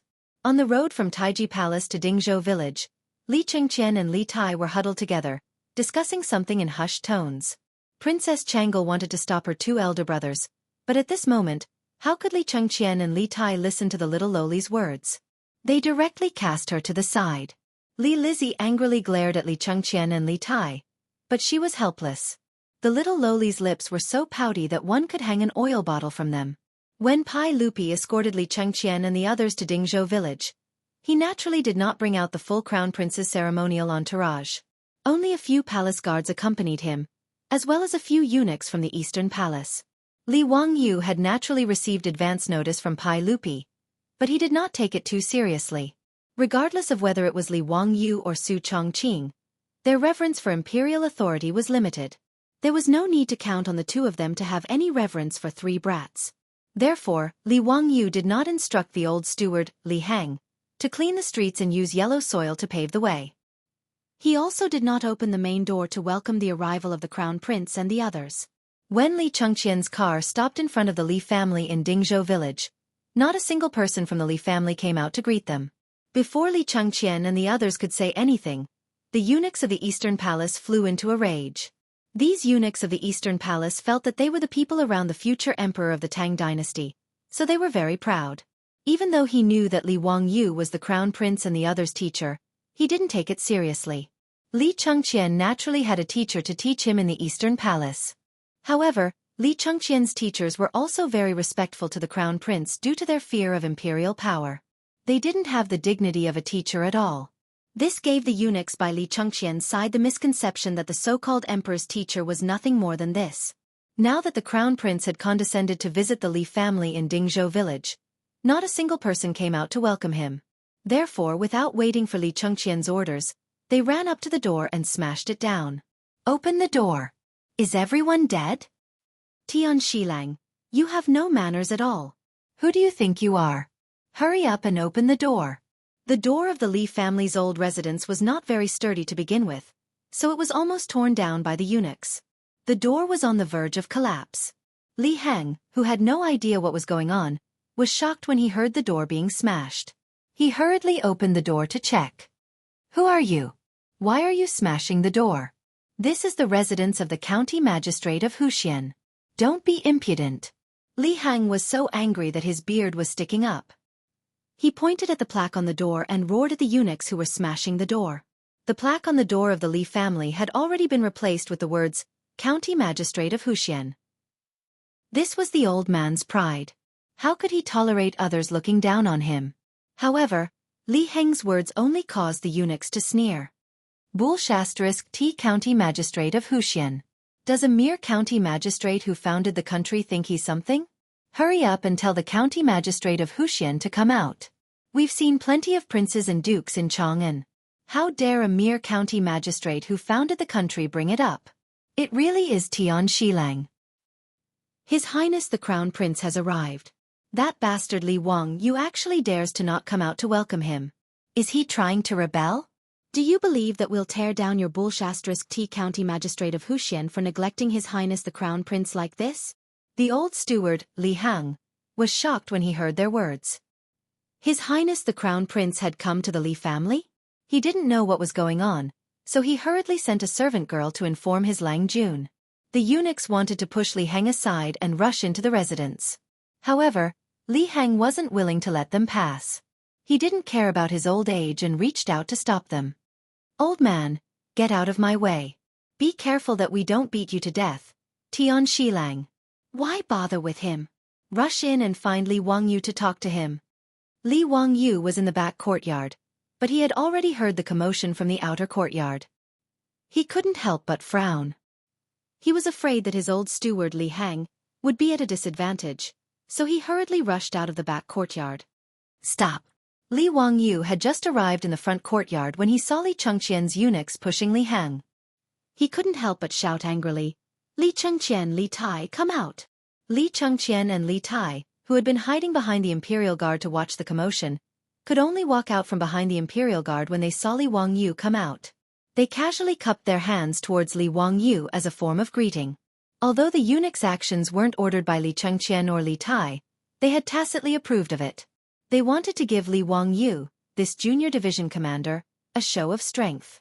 "Li Chengqian, Li Tai, is this the gift for becoming a disciple?" Li Wangyu asked coldly. Before Li Chengqian and Li Tai could say anything, the eunuchs, eager to protect their masters and show off, jumped out again. "Shut up! Do you think you have the right to call out the names of His Highness the Crown Prince and His Highness the King of you? How unruly! Don't you know the difference between superior and inferior? Why aren't you bowing when you see His Highness the Crown Prince? How dare you? How dare you act so impudently in front of His Highness the Crown Prince?" Li Wangyu ignored the clamoring of the Eastern Palace eunuchs. He only looked coldly at Li Chengqian and Li Tai, waiting for them to give him an explanation. "Heh, Big Brother Wangyu, these servants don't know any better. Don't mind them, I'll teach them a lesson later." Li Chengqian smiled unconcernedly and played dumb. Although he was only 9 years old, he was used to being flattered by others. Why would he care about the actions of the eunuchs beside him? "Call me Division Commander." Li Wangyu stared at him and said. Li Chengqian's mouth twitched, but he could only reply, "Yes, Division Commander." Li Wangyu asked, "Let me ask you, are these eunuchs from your Eastern Palace?" Li Chengqian was still smiling mischievously as he replied, "Yes, they're just a few ignorant servants. I'll be sure to strictly control them later." Although the little fatty Li Tai didn't say anything on the side, he had a mocking smile on his face. He wanted to see how Li Wangyu would get off the stage. Li Wangyu nodded and suddenly took out an item from his sleeve. He shouted at Li Chengqian and Li Tai, "You two, give me your hands." The item in his hand was the golden ferrule that Pai Lupi had bestowed upon him that day. The two brats, Li Chengqian and Li Tai, couldn't help but change their expressions when they saw Li Wangyu take out the ferrule. The mocking smile on their faces had long since disappeared and was replaced by an expression of disbelief. Could it be that this Li Wangyu really dared to punish the two of them? Was he crazy? Chapter 235. In Li Chengqian and Li Tai's minds, although their father had given Li Wangyu the golden ruler, it was only a gift for him to become a disciple. Could it be that this little Huxian man really dared to punish the two of them? Even in the palace, although Empress Zhang's son was strict with her children, no one dared to actually punish the two of them. Unlike Chang'e, Li Chengqian was the crown prince and Li Tai was the king of Yu. Their statuses were different. The palace maids dared to use the ruler to punish Chang'e and Pai Lupi's other children, but no one dared to touch the two of them. As for Li Chengqian and Li Tai's original teachers, they were also afraid of the imperial power and abided by the rules of a ruler. Why would they use the ruler to punish them? It could be said that from birth until now, no one dared to touch a single hair on Li Chengqian and Li Tai's heads. When they saw their father give Li Wangyu the golden ruler, the two brats were still a bit afraid. However, the eunuchs beside them comforted them, saying that Huxian man, Li Wangyu, definitely did not have the guts to punish them. The two brats thought about it and felt that it was true. They were the most beloved sons of the Tang dynasty's crown prince and Pai Lupi. How could Li Wangyu, a mere founding county man, dare to touch them? It was because of this thought that they tacitly allowed the Eastern Palace eunuchs to provoke Li Wangyu. They wanted to give Li Wangyu a show of strength. Who would have thought that Li Wangyu would not play by the rules? He directly took out the golden ruler and prepared to punish them. This made Li Chengqian and Li Tai dumbfounded. On the other hand, the eunuchs of the Eastern Palace were all furious when they saw Li Wangyu take out the ruler. The eunuchs stood in front of Li Chengqian to protect him. Huxian man, what are you doing? This is His Highness the Crown Prince. Unscrupulous. Simply unscrupulous. You, a mere founding county man, actually want to punish His Highness the Crown Prince. Do you still have any respect for saints? Huxian man, do you want to offend your superiors? Protect the Crown Prince. Don't let this madman hurt the Crown Prince and His Highness. Guards! Guards! Protect the Crown Prince. The Eastern Palace Chamberlain jumped up and down, trying his best to show that he was loyal to his master. However, the palace guards who had followed him to Dingzhou village were dumbfounded. Should they stop Huxian Nan, or should they pull away the eunuchs? They couldn't be blamed for their hesitation. Before they set off, the imperial guards had already received a warning from Pai Lupi. After going to Dingzhou village, they were only responsible for the safety of the three princes and princesses. They were not allowed to interfere with anything else and allowed Huxian Xianji to make the decision. But now, Huxian Man wanted to beat the Crown Prince and the King of Yu. Should they protect the Crown Prince and the others, or should they let Huxian Man make the decision? The imperial guards in the palace all looked at the imperial guard leader doubtfully, waiting for his decision. The leader of the guards gritted his teeth and silently shook his head at his subordinates, indicating that he would not interfere in this matter. Li Wangyu paid no attention to the clamoring of the Eastern Palace chamberlains, only coldly staring at Li Chengqian and Li Tai. What? You two have the courage to indulge your servants, but don't have the courage to bear the consequences? To the side, Princess Chang'e hurriedly ran forward. After curtsying to Li Wangyu, she acted coquettishly and cutely towards Li Wangyu. Brother Wangyu, please forgive Brother Crown Prince and Brother Qing Ke. They won't be like this in the future, okay? Li Wangyu's originally frosty expression was immediately melted by the little lowly's pleading. That damned Pai Lupi! How did he give birth to such an adorable little lowly? Smiling, he dotingly stroked Princess Chang'e's small head. Okay. Since Chang'e has pleaded for leniency on their behalf, then the 10 lashes each will be changed to 3 lashes each as punishment for their lack of respect for their elders. Okay. How could Princess Chang'e, a 7-year-old little lowly, be a match for Li Wangyu? She believed that Li Wangyu had truly pleaded for leniency on behalf of her 2 elder brothers, reducing the punishment of each being struck by the ferrule 7 times. On the other hand, Li Chengqian and Li Tai were on the verge of tears. This scoundrel of a junior commander was bullying them again. Both sides were going to beat them. Yet he was still trying to swindle a favorable impression from their younger sister. Truly a scoundrel. However, Li Chengqian and Li Tai did not dare to disobey. After all, Li Wangyu was currently holding the golden ferrule bestowed by their imperial father. On that day, the two had clearly heard Pai Lupi's words. If Li Wangyu were to use this ferrule to punish them, Pai Lupi would definitely not blame them. In a sense, this ferrule bestowed by Pai Lupi to Li Wangyu represented the authority of Pai Lupi. How could the two brats have imagined that Li Wangyu would be so forceful? They had only tacitly allowed the eunuchs to do as they pleased, yet the punishment was now in their hands. At this moment, the two were in a dilemma. They could only use silence to resist Li Wangyu. As for the eunuchs, they were unwilling to let the matter go. They stood in front of Li Chengqian and Li Tai, cursing incessantly. "Out of the way!" Li Wangyu coldly shouted at the group of eunuchs. These eunuchs were currently immersed in resisting the evil demon and protecting the crown prince. How could they possibly listen to Li Wangyu's words? Li Wangyu could not be bothered to pay them any attention. He only raised his eyes to look at the group of imperial guards. "Everyone, these eunuchs are all people of the palace. If they continue to cause trouble, then please return. I will explain to the saint that I am unable to instruct the crown prince and his imperial highness, the Prince of Yu." Finished speaking, he took Princess Changle's small hand and returned to his residence without looking back. After he entered, the main doors of the Lai hut behind him slammed shut. Seeing Li Wangyu not give them any face, whether it was the imperial guards, Li Chengqian or Li Tai, they were all dumbfounded. This county man had shut them out of the main doors just like this? He even wanted to drive them back to Chang'an? The eunuchs were still unaware. Seeing Li Wangyu return to his residence, they began to urge Li Chengqian and Li Tai on. "Your Imperial Highness, the Prince of Yu, this county man is truly repulsive. Let us return to the palace." "That's right, Your Imperial Highness. Let us return and ask the saint to uphold justice for us. We must punish this arrogant and despotic county man with a crime of great disrespect and have him demoted and stripped of his noble title. This kind of vile character is truly arrogant. Your Imperial Highness, let us return to the Eastern Palace. Her Imperial Highness, the Empress, will definitely uphold justice for you." At this moment, Li Chengqian and Li Tai were not listening to the clamor of the eunuchs. They only smiled bitterly and looked at each other. Although the two little fellows were young, they were not as shallow as the eunuchs. If they returned to Chang'an like this, they were certain that they would be severely punished by their imperial father.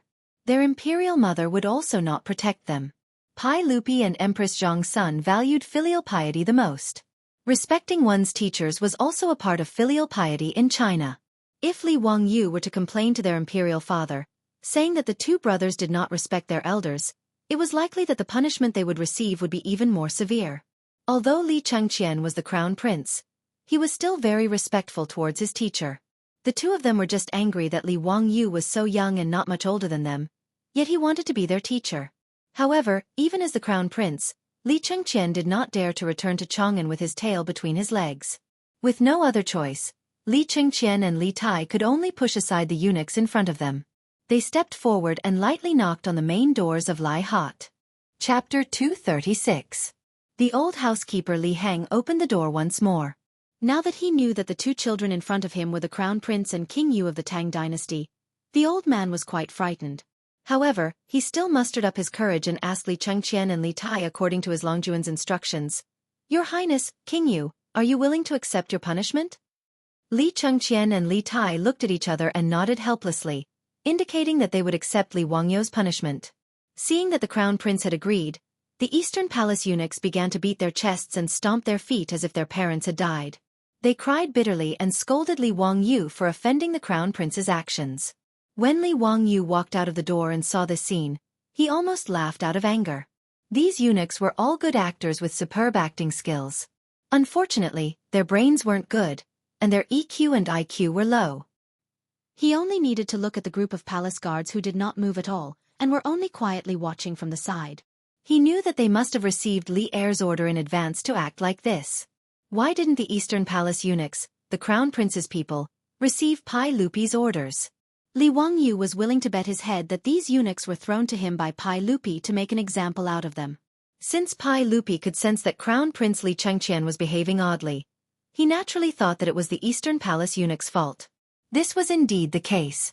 As the Emperor and Empress of the Tang dynasty, Pai Lupi and Empress Zhang's son spent far less time with Crown Prince Li Chengqian than the Eastern Palace eunuchs. It wouldn't be an exaggeration to say that a large part of the responsibility for Li Chengqian's future tragedy lay with the Eastern Palace eunuchs who had accompanied Li Chengqian since he was a child. Anyone who had been flattered and fawned on from a young age would inevitably develop an oddball personality. After Li Wangyu figured out what Pai Lupi was thinking, he couldn't help but gnash his teeth in anger. This damned bearded man actually wanted him to be the bad guy and help him teach the Crown Prince's close servant a lesson. However, even though he despised Pai Lupi for using someone else to do his dirty work, He did not object to being the bad guy. Judging from the actions of the Eastern Palace eunuchs, it was already a good thing that Li Chengqian had not gone astray. Since he had agreed to become the teacher of Li Chengqian and the others, he naturally wanted to change everything. In order to correct Li Chengqian's and Li Tai's personalities, other than his guidance as a teacher, Li Chengqian's personal attendants were also very important. A good cultural environment was very important to a child's growth and life. Li Wangyu looked at the silent palace guards and said loudly, "Take these servants away and flog them 30 times each. Then, chase them back to the Taiji Palace and hand them over to the saint." The leader of the guards hesitated, then raised his eyes to look at the crown prince. Even though Pai Lupi had told them to listen to Li Wangyu, these Eastern Palace eunuchs were the crown prince's people. He was somewhat undecided as to whether or not to listen to this county man's words. Hearing Li Wangyu's words, Li Chengqian couldn't help but clench his small fists. His eyes were filled with anger as he glared at Li Wangyu. "No. They are people of the Eastern Palace." Before Li Chengqian could finish speaking, he saw Li Wangyu flash the golden ruler that the emperor had bestowed upon him, blocking his words. Li Wangyu's expression did not change. He looked at Li Chengqian and said, "They are your personal attendants. Logically speaking, I should not be the one to punish them. However, these people took advantage of the situation to do evil and flatter you."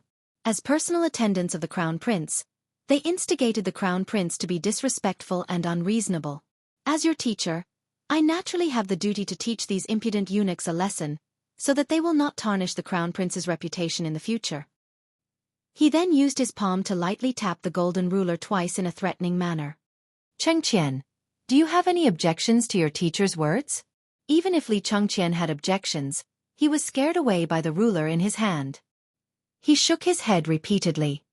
"Teacher is right. Chengqian has no objections." "It's good that you have no objections." Li Wangyu couldn't help but smile. He then looked at the leader of the guards.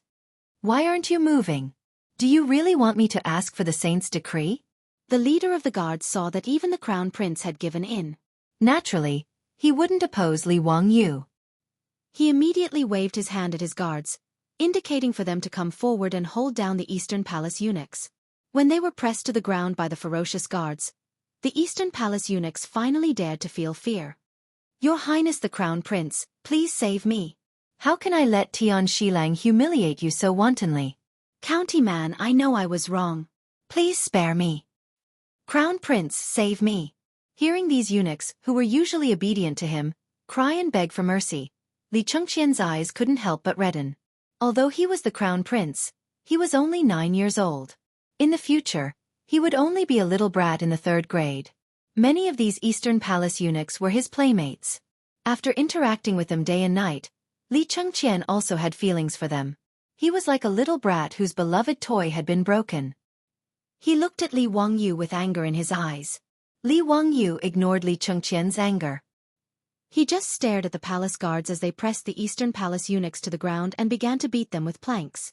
30 planks, and under the circumstances where the guards didn't hold back, it was enough to beat the Eastern Palace eunuchs until their butts split open.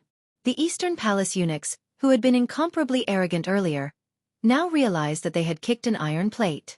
However, it was too late for regrets. They were beaten until tears and snot flowed out of their eyes and noses.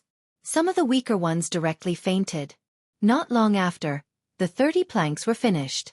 Li Wangyu pointed at the eunuchs on the ground who didn't even have the strength to cry, and said seriously to Li Chengqian and Li Tai, "Chengqian, Qingke, this is the first lesson I'm giving you. Remember, if you're in a high position and are unfilial, you won't be the only unlucky ones. You'll also harm the people around you and the people of the Tang dynasty." He then said to Li Chengqian and Li Tai, "Now it's your turn. Stretch out your hands." Seeing that Li Wangyu was still going to punish them, Li Chengqian and Li Tai didn't care about the eunuchs anymore. They pouted and stretched out their small hands, feeling wronged. Li Wangyu didn't hold back with the 2 of them. He raised the golden ruler in his hand and slammed it down a few times. Although he didn't use too much strength, it still hit the 2 kids until tears immediately welled up in their eyes. It was only by doing their best not to cry out loud. After teaching Li Chengqian and Li Tai a lesson, Li Wangyu led the 2 of them into the residence. "Let's go. I've prepared some new toys for you." Although Li Wangyu didn't have a family and children in the future, Nor did he become a teacher.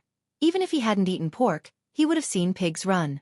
Giving a sweet date after a slap. When he was young, he was often taught a lesson by his grandfather like this. Li Wangyu was going to follow suit and use this method to teach Li Chengqian and the others a lesson. After the slap, it was time to give a sweet date. Chapter 237. Ever since that day in Taiji Palace, when Li Chengqian and the others had taken him as their master, Li Wangyu had been thinking about how he should be the king of the children.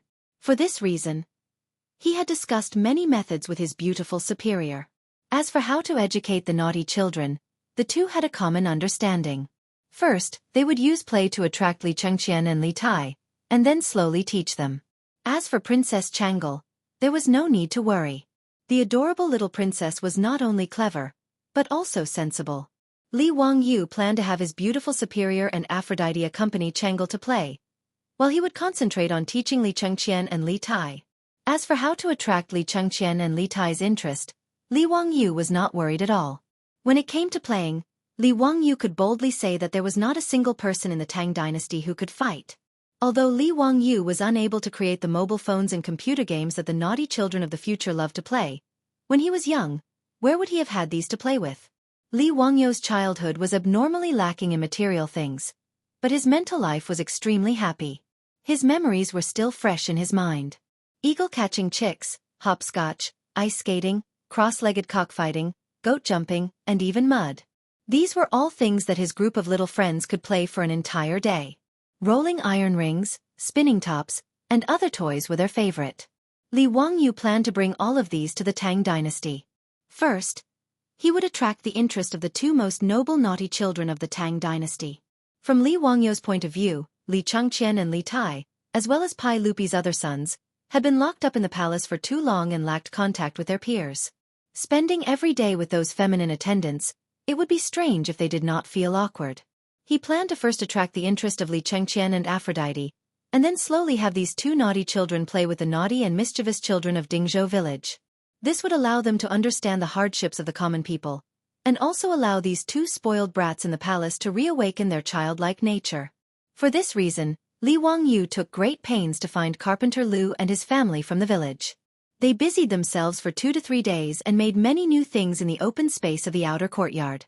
After Li Chengqian, Li Tai, and Li Lizzie entered the Lai Hot, they were immediately attracted by the things in front of them. In the open space in the front yard, there were wooden slides, swings, merry-go-round, and all kinds of climbing frames. Even though Li Chengqian and Li Tai still hated Li Wangyu in their hearts, they couldn't take their eyes off the rides and kept staring at them. Li Wangyu paid no attention to them. Leading the little lowly, Princess Changle, he led her to the front of the amusement facilities, explaining to her one by one how to play. The two brats, Li Chengqian and Li Tai, whose faces were filled with unwillingness, were immediately attracted by these novel rides. Regardless of whether it was the wooden slide or the wooden horse that required the manpower of the palace's imperial gods to move, they were all extremely excited. Previously, when they had been punished by Li Wangyu and had their eunuchs beaten and driven away, they had long since thrown their dissatisfaction and anger to the back of their minds.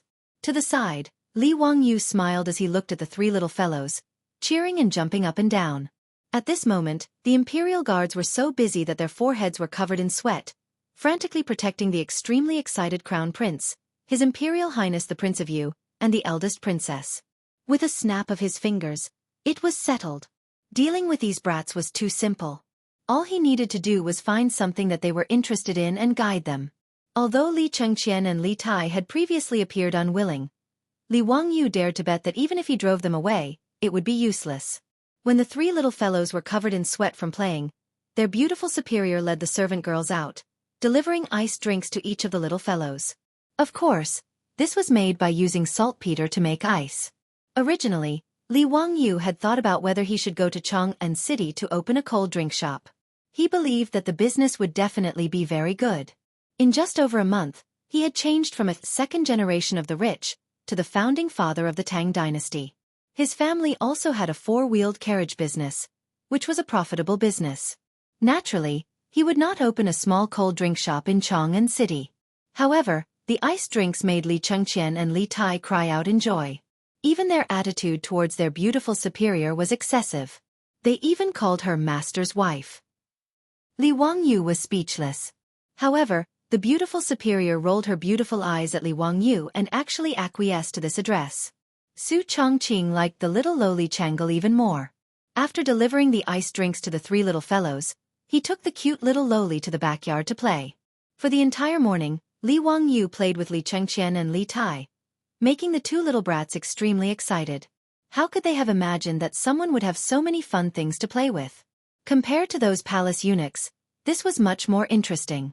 After having a delicious lunch at the Li family at noon, the three little fellows were extremely satisfied to learn from Li Wangyu.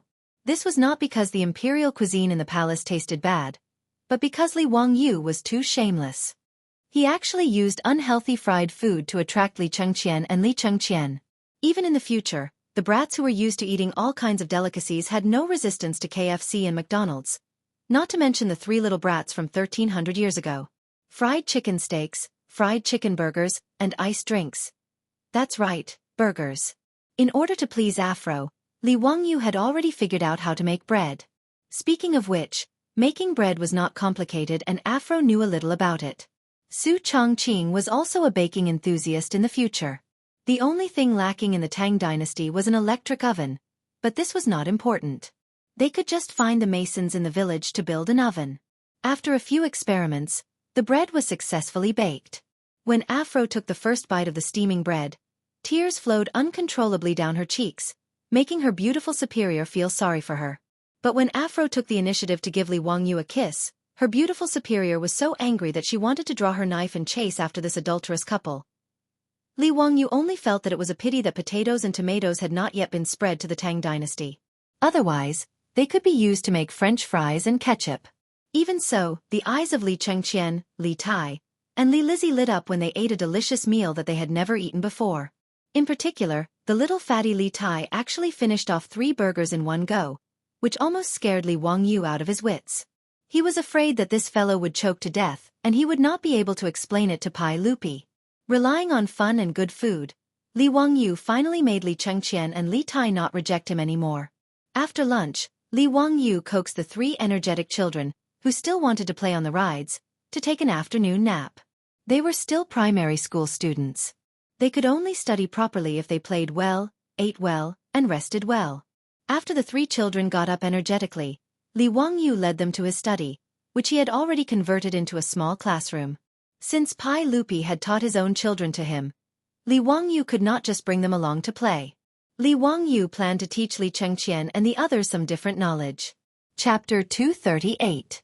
Li Wangyu had a headache over what he had to teach Li Chengqian and the others for a long time.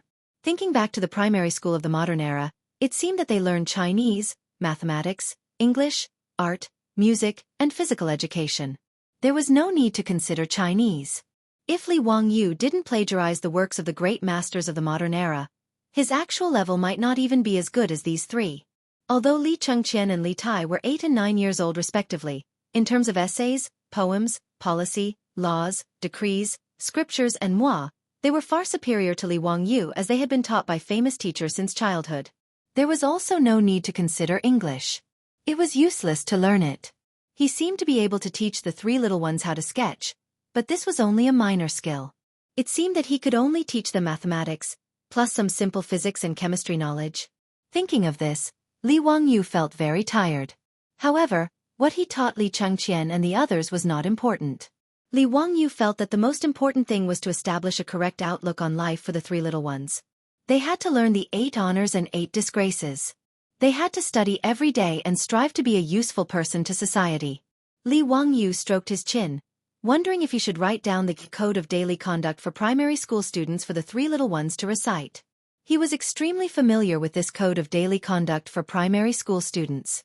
When he was young, every time he made a mistake, he would be punished by his homeroom teacher to copy it. Because he had copied it so many times, it was deeply engraved in his memory. Even now, Li Wangyu could recite it backwards. In the small study, Li Wangyu had already placed many teaching tools. The indispensable blackboard was actually quite simple. He had Carpenter Lu nail a wooden board and brush it with a thick layer of black paint. However, to make chalk, Li Wangyu had to spend a bit of effort and experiment many times before he succeeded in making usable chalk from gypsum. Li Chengqian, Li Tai, and little Princess Changle had never seen a blackboard before. They didn't understand why their junior teacher had placed such a large piece of black wood in the study. When Li Wangyu picked up the chalk and began to write on the blackboard, the three little ones' eyes widened. Li Wangyu wrote down 10 Arabic numbers from 0 to 9 on the blackboard. The Arabic numerals were first invented by the ancient Indians, then spread to Europe by the Arabs, and then modernized by the Europeans. People thought it was an Arab invention, so people called it Arabic numerals. Arabic numerals were first introduced to China in the 13th to 14th century. Actually, ancient Chinese mathematics was not bad. It was even ahead of the rest of the world. From the Wei Jin dynasty to the beginning of the Tang dynasty, it was the time when the Chinese mathematical system was established. There were many mathematical works such as Wu Cao Xuanjing, Wujing Xuanshu, Wujing Xuanshu, 9-chapter Xuanshu, and so on. It was just that Chinese numbers were too cumbersome, and to a large extent, it limited the development of mathematics. The three little ones were very curious. They looked at the strange symbols that Li Wangyu had drawn on the blackboard, not understanding what they were. Li Wangyu then wrote down the corresponding Chinese numbers below each Arabic number before he began to explain in detail to the three little ones. The three little ones did not find the symbols and numbers that their little teacher had taught them useful. Instead, they felt very awkward because they were used to it. Li Wangyu did not explain much. After the three of them memorized the Arabic numerals, he directly wrote a few simple arithmetic problems on the blackboard and let them calculate by themselves. However, he asked the youngest Princess Royal to calculate with the Arabic numerals that he had taught. Li Chengqian and Li Tai calculated with the Chinese numerals that they were used to.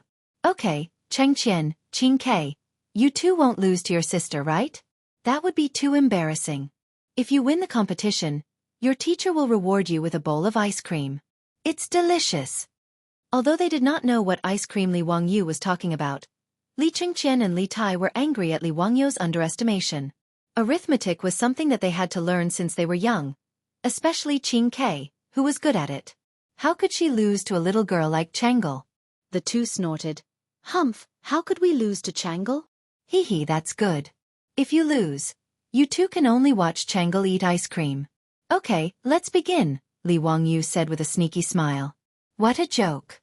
Comparing the speed of writing Chinese numerals and using Arabic numerals was like comparing the speed of a tractor and a sports car. Why don't you think about the Chinese numbers? How much time would it take just to write those Chinese characters? The final result was not out of Li Wangyu's expectations. He set a total of 10 questions. When the little girl finished, Li Tai, who was the fastest, had only finished 7 questions. Li Chengqian had only finished 5 questions. How is this possible? How can Changle calculate faster than me? The little fatty, Li Tai, was in disbelief. Li Wangyu did not explain. He ran to the kitchen and made a bowl of ice cream for Changle. Speaking of which, ice cream actually originated from Huaxia. It was not an imported product. As early as the Yuan dynasty, someone added honey, milk, and pearl powder to ice. As a result, the world's first ice cream was made. When Marco Polo returned to Italy, he brought back the method of making ice cream from Huaxia. Therefore, ice cream became popular in Europe. Although the ice cream made by Li Wangyu did not have the delicate texture of the ice cream of the future, it was still a rare delicacy in the Tang dynasty. The little girl had won against her 2 brothers and received such a delicious reward. She smiled so widely that her eyes narrowed into crescents. While eating the ice cream, she made exaggerated smacking sounds. Li Chengqian and Li Tai swallowed their saliva and were extremely jealous. Fortunately, the little girl was not a person who liked to eat alone. After eating a few mouthfuls, she reluctantly shared the delicious ice cream in her hand with Li Chengqian and Li Tai. Li Chengqian and Li Tai originally wanted to maintain the dignity of the losers and not eat this unexpected food. But in the end, they could not resist the temptation of the ice cream and tried to taste it. This time they could not stop. In order to fight over the little ice cream, Li Chengqian and Li Tai, the 2 little brats, almost fought. Li Wangyu was speechless for a while. The crown prince of the Tang dynasty was really pitiful. If others saw the way he was holding the bowl and licking the last residue, they would probably think he was a beggar.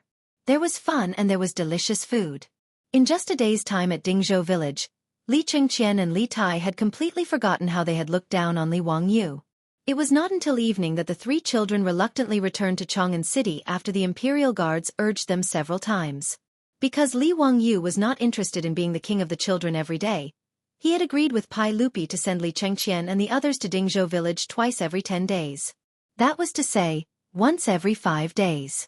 This made Li Chengqian and the others feel very resentful. When they left, they looked at Li Wangyu with eyes full of resentment. They hated that they could not come to Dingzhou village every day. Li Wangyu did not care about the resentment of the 3 little brats. He did not want to tire himself out. After sending Li Chengqian and the others off, Li Wangyu did not have time to rest. He was busy negotiating with the Ministry of Works to repair his county magistrate's mansion. Chapter 239. Although Pai Lupi nodded and agreed to build the manor according to Li Wangyu's sketch, the troublesome matters were not over yet. First, there was the location of the manor. After discussing with Li Wangyu and the officials from the Ministry of Works, Li Wangyu's manor was prepared to be built on the hillside facing the sun.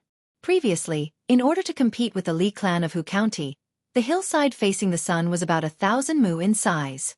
The Li clan's ancestral grave only took up a very small area, and the Taoist temple that Sun Simiao was currently building took up less than 50 mu of land. The remaining few hundred mu of land were empty. After the officials from the Ministry of Works inspected the area, they did not have any objections to the location of the manor. But the officials from the Ministry of Works were at a loss as to how to build Li Wangyu's castle. Even in ancient China, building a house was a very strict matter. It was not just the craftsmen who came up with the idea, but there were also detailed blueprints and construction plans. The Song Dynasty's Construction Methods was the most complete book on building techniques in ancient China. The Great Tang had detailed regulations on the various design standards, specifications, materials, construction quotas, targets, a clear hierarchy of buildings, the artistic form of buildings, and so on. Therefore, before the construction began, the officials from the Ministry of Works of the Tang dynasty would draw up detailed construction plans according to the needs. The level of detail and complexity was not inferior to the construction plans of the modern era. But even the most senior official from the Ministry of Works did not know how to build the small castle that Li Wangyu wanted to build in his manor. This gave the officials from the Ministry of Works a headache. Thus, Feng Longzhong from the Ministry of Works led a few technical officials to Dingzhou village to pay Li Wangyu a visit. Hu Xiannan, we have never seen this castle that you drew before. Can you draw a more detailed sketch of the building for us? Feng Lang directly asked Li Wangyu. Li Wangyu naturally did not have a problem. He had already drawn many sketches when he was discussing how to build the castle with his beautiful boss and Aphrodite. Hearing Dr. Feng's words, he immediately stood up and went to the study to retrieve a stack of sketches. These were all drawn by him using the perspective drawing method. It was very intuitive and clear at a glance. But when they saw the detailed blueprint Li Wangyu had drawn for the castle, Feng Longzhong and the officials he had brought with him fell silent once more. This kind of construction method was unheard of in the Tang dynasty. But putting aside whether this castle violated the law or not, the key point was that in the eyes of the officials from the Ministry of Works, this castle looked a bit like a small military fortress. What was the man from Huxian trying to do by building something like this near the capital of Chang'an? The officials from the Ministry of Works were not wrong. Castles were military fortresses built by European nobles to protect their land, food, livestock, and population. They used them to guard their own territories. First and foremost, it would be used for military defense. Of course, Li Wangyu didn't think too much about it. He just felt that building a castle was mighty and domineering. After Dr. Feng and the other officials from the Ministry of Works ran to Dingzhou village many times, they still didn't dare to make a decision on their own. In the end, they still pushed the responsibility to Pai Lupi. They asked Li Wangyu to go find Pai Lupi himself and let His Majesty make the decision. Li Wangyu was also tormented by the repeated communication with the Ministry of Works. Wasn't it just building a castle? Why was it so troublesome? He still had to find Pai Lupi to make the decision. Looking at the stack of sketches in his hands, Li Wangyu was worried that Pai Lupi wouldn't understand what he was going to do. This was his beautiful boss, and Aphrodite's painstaking work. Just as he was feeling a little depressed, Li Wangyu suddenly thought of something and his eyes lit up. Several days later, in the Yinyang Hall of Taiji Palace, Pai Lupi looked at the item that Li Wangyu had the palace guards carefully move in with a puzzled expression. The item was about the size of a table and was square in shape. There was even a piece of red silk covering the item below so tightly that it was impossible to see what it was. However, since it could be moved into Taiji Palace, It had obviously been carefully checked by the palace guards and couldn't be anything dangerous. Pai Lupi wasn't worried that Li Wangyu would cause any trouble. "Zio, what is this?" Li Wangyu chuckled. "Uncle, this is your nephew's newly built residence." Pai Lupi was stunned for a moment before he laughed heartily. "Zio, what nonsense are you talking about? How can your mansion be so small? Don't tell me you want to become a mouse?" Haha. Without waiting for Pai Lupi to finish laughing, Li Wangyu pulled open the red silk to reveal the item below. However, Pai Lupi was dumbfounded and his laughter was also stifled in his throat. Under the red silk was an exquisite sand table. It was the model of the manor that Li Wangyu wanted to build. The sand table model was the idea that Li Wangyu had suddenly thought of that day. Since the officials from the Ministry of Works and Pai Lupi didn't know what his manor and castle were like, he might as well make it for them to see. Wasn't a sand table model a method commonly used by developers in the future? The house that Li Wangyu bought with a mortgage was also facing the sand table in the real estate sales department. Wasn't he fooled by the saleswoman's glib tongue into paying for the house out of his own pocket? He could also make a sand table of the manor and show it to Pai Lupi. With the sand table model, everything would be clear at a glance and he wouldn't have to waste his breath. That's right, that's what he would do. Although the sand tables used by real estate developers in the future were all made of plastic, Huaxia actually had similar architectural models since ancient times, and they were even more detailed. Li Wangyu remembered watching a variety show on Central TV called National Treasure. In one of the episodes, the Palace Museum's collection of precious cultural relics, the Thunderbolt type, was an architectural model of Huaxia's ancient buildings. The so-called Thunderbolt type referred to a model made of straw, wax, wood, and other materials that was scaled down to the size of the real thing. Because there was an ironing process in the manufacturing process, it was called a Thunderbolt type. Li Wangyu naturally didn't know how to make a Thunderbolt type, but he didn't need to make it so detailed. He just needed to give Pai Lupi a direct impression. Moreover, once his house layout sand table was finished, he could also let his beautiful boss and Aphrodite see what their future home would be like in advance. When the Ministry of Works was building in the future, they could also use the sand table to build it, killing 3 birds with 1 stone. At the thought of this, Li Wangyu became excited and immediately asked Niu Wu to help him invite Carpenter Lu over. Without the help of a skilled craftsman like Carpenter Lu, Li Wangyu wouldn't be able to complete the sand table by himself. When Carpenter Lu arrived, Li Wangyu told him about his idea, which piqued Carpenter Lu's interest. Although he had never made such an exquisite object before, he was willing to give it a try. Thus, Carpenter Lu found his 3 sons and worked together with Li Wangyu, and everyone got busy. After several days, they finally made the sand table of the manor. Li Wangyu then carefully transported the sand table to Chang'an City in a carriage and moved it into Taiji Palace, inviting Pai Lupi to take a look. Seeing Pai Lupi's shocked expression, Li Wangyu was indescribably pleased. "Hee, Pai Lupi, you country bumpkin, you must have never seen such a good thing, right?" Before Li Wangyu could finish showing off in his heart, he suddenly felt a sharp pain on his head. Pai Lupi had knocked him on the head with a chestnut. Bastard! Chapter 240. Just as Li Wangyu was feeling proud of himself, he was hit by Pai Lupi.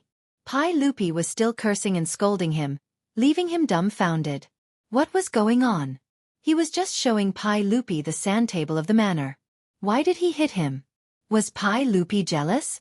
Before Li Wangyu could figure out what was going on, Pai Lupi turned around and shouted to the eunuchs in the Yin Palace. "Immediately summon Duke Wei, Duke Lu, Duke Yi. Duke Yi for an audience." Pai Lupi summoned a dozen or so founding dukes in one breath. The eunuchs received the order and turned to summon Li Jing, Chang Yaojin, and the others to the Yin Palace. Li Wangyu was still confused. What was Pai Lupi doing? Why did he summon a group of military bigwigs for no reason? Could it be that he was not satisfied with the sand table of the manor and wanted to summon a group of bigwigs to beat him up? After Pai Lupi finished instructing the eunuchs, he ignored Li Wangyu and continued to look at the real estate project sand table in front of him.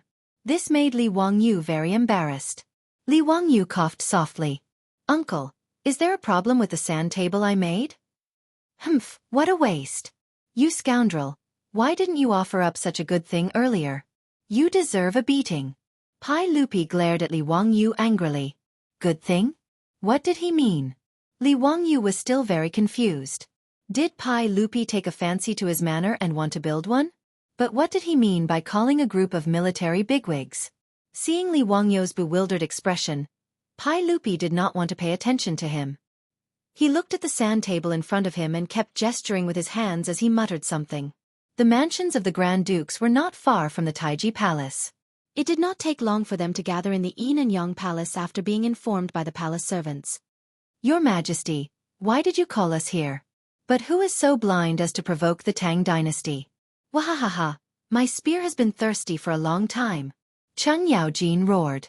Ever since the book Romance of the Sui and Tang Dynasties became popular, everyone thought that Cheng Yaojin used an axe as his weapon. Cheng Yaojin's 3 axes were very famous. But in reality, Cheng Yaojin's weapon was a long spear. It was similar to the red tasseled spear and axe. These military bigwigs were suddenly summoned into the palace by Pai Lupi. They all thought that there was going to be another war, and all of them were very excited. When Li Wangyou heard Cheng Yaojin's hoarse voice, he couldn't help but shrink back. This old hooligan was really afraid of him. However, although the Yin and Yang Palace was large, where could Li Wangyou hide? Naturally, Cheng Yaojin, who had just entered the palace, saw him. Hey, nephew of the Li family, why are you here? Don't tell me that you also know how to go into battle and kill the enemy? Li Wangyou was speechless. He hurriedly greeted the Guogong and replied, Uncle Cheng, please don't joke around. After meeting Pai Lupi, the military bigwigs were very curious about why Pai Lupi had summoned them.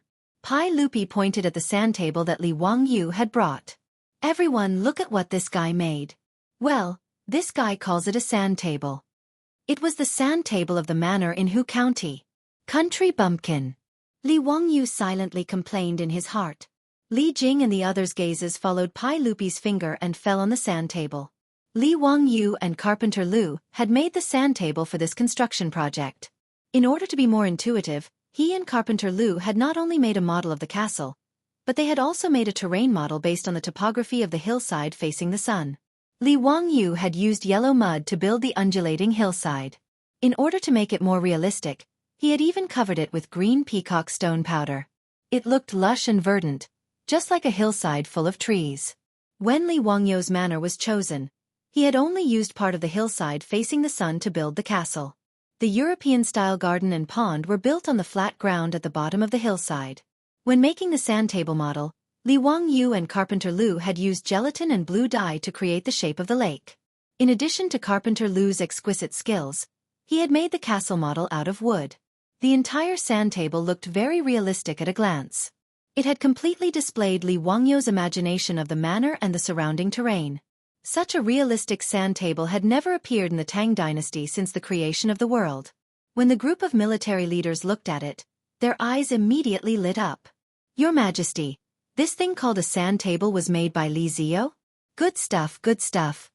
Li Jing took a few glances and immediately said to Pai Lupi. However, Cheng Yaojin shook his head. Son of a bitch, this battlefield is too small. At most, it can only be used to command a battle of 1,000 people. What a waste. Li Wangyou couldn't help but be stunned when he heard that. F***CK, what is this old bastard talking about? My manor's sand table, he actually said that the battlefield is too small. Qin Qiong, Yuqi Jingda, and the others also commented on Li Wangyou's sand table. Finally, the confused Li Wangyou understood what was going on. This group of military leaders, including Pai Lupi, had used his construction sand table as a military sand table to command battles. He turned his head to look at his proud work, the sand table of his manor. It seemed like it could really be used as a military sand table. He hadn't thought about this before. The key point was that he wasn't a military fanatic. He didn't realize the military significance of the sand table at all.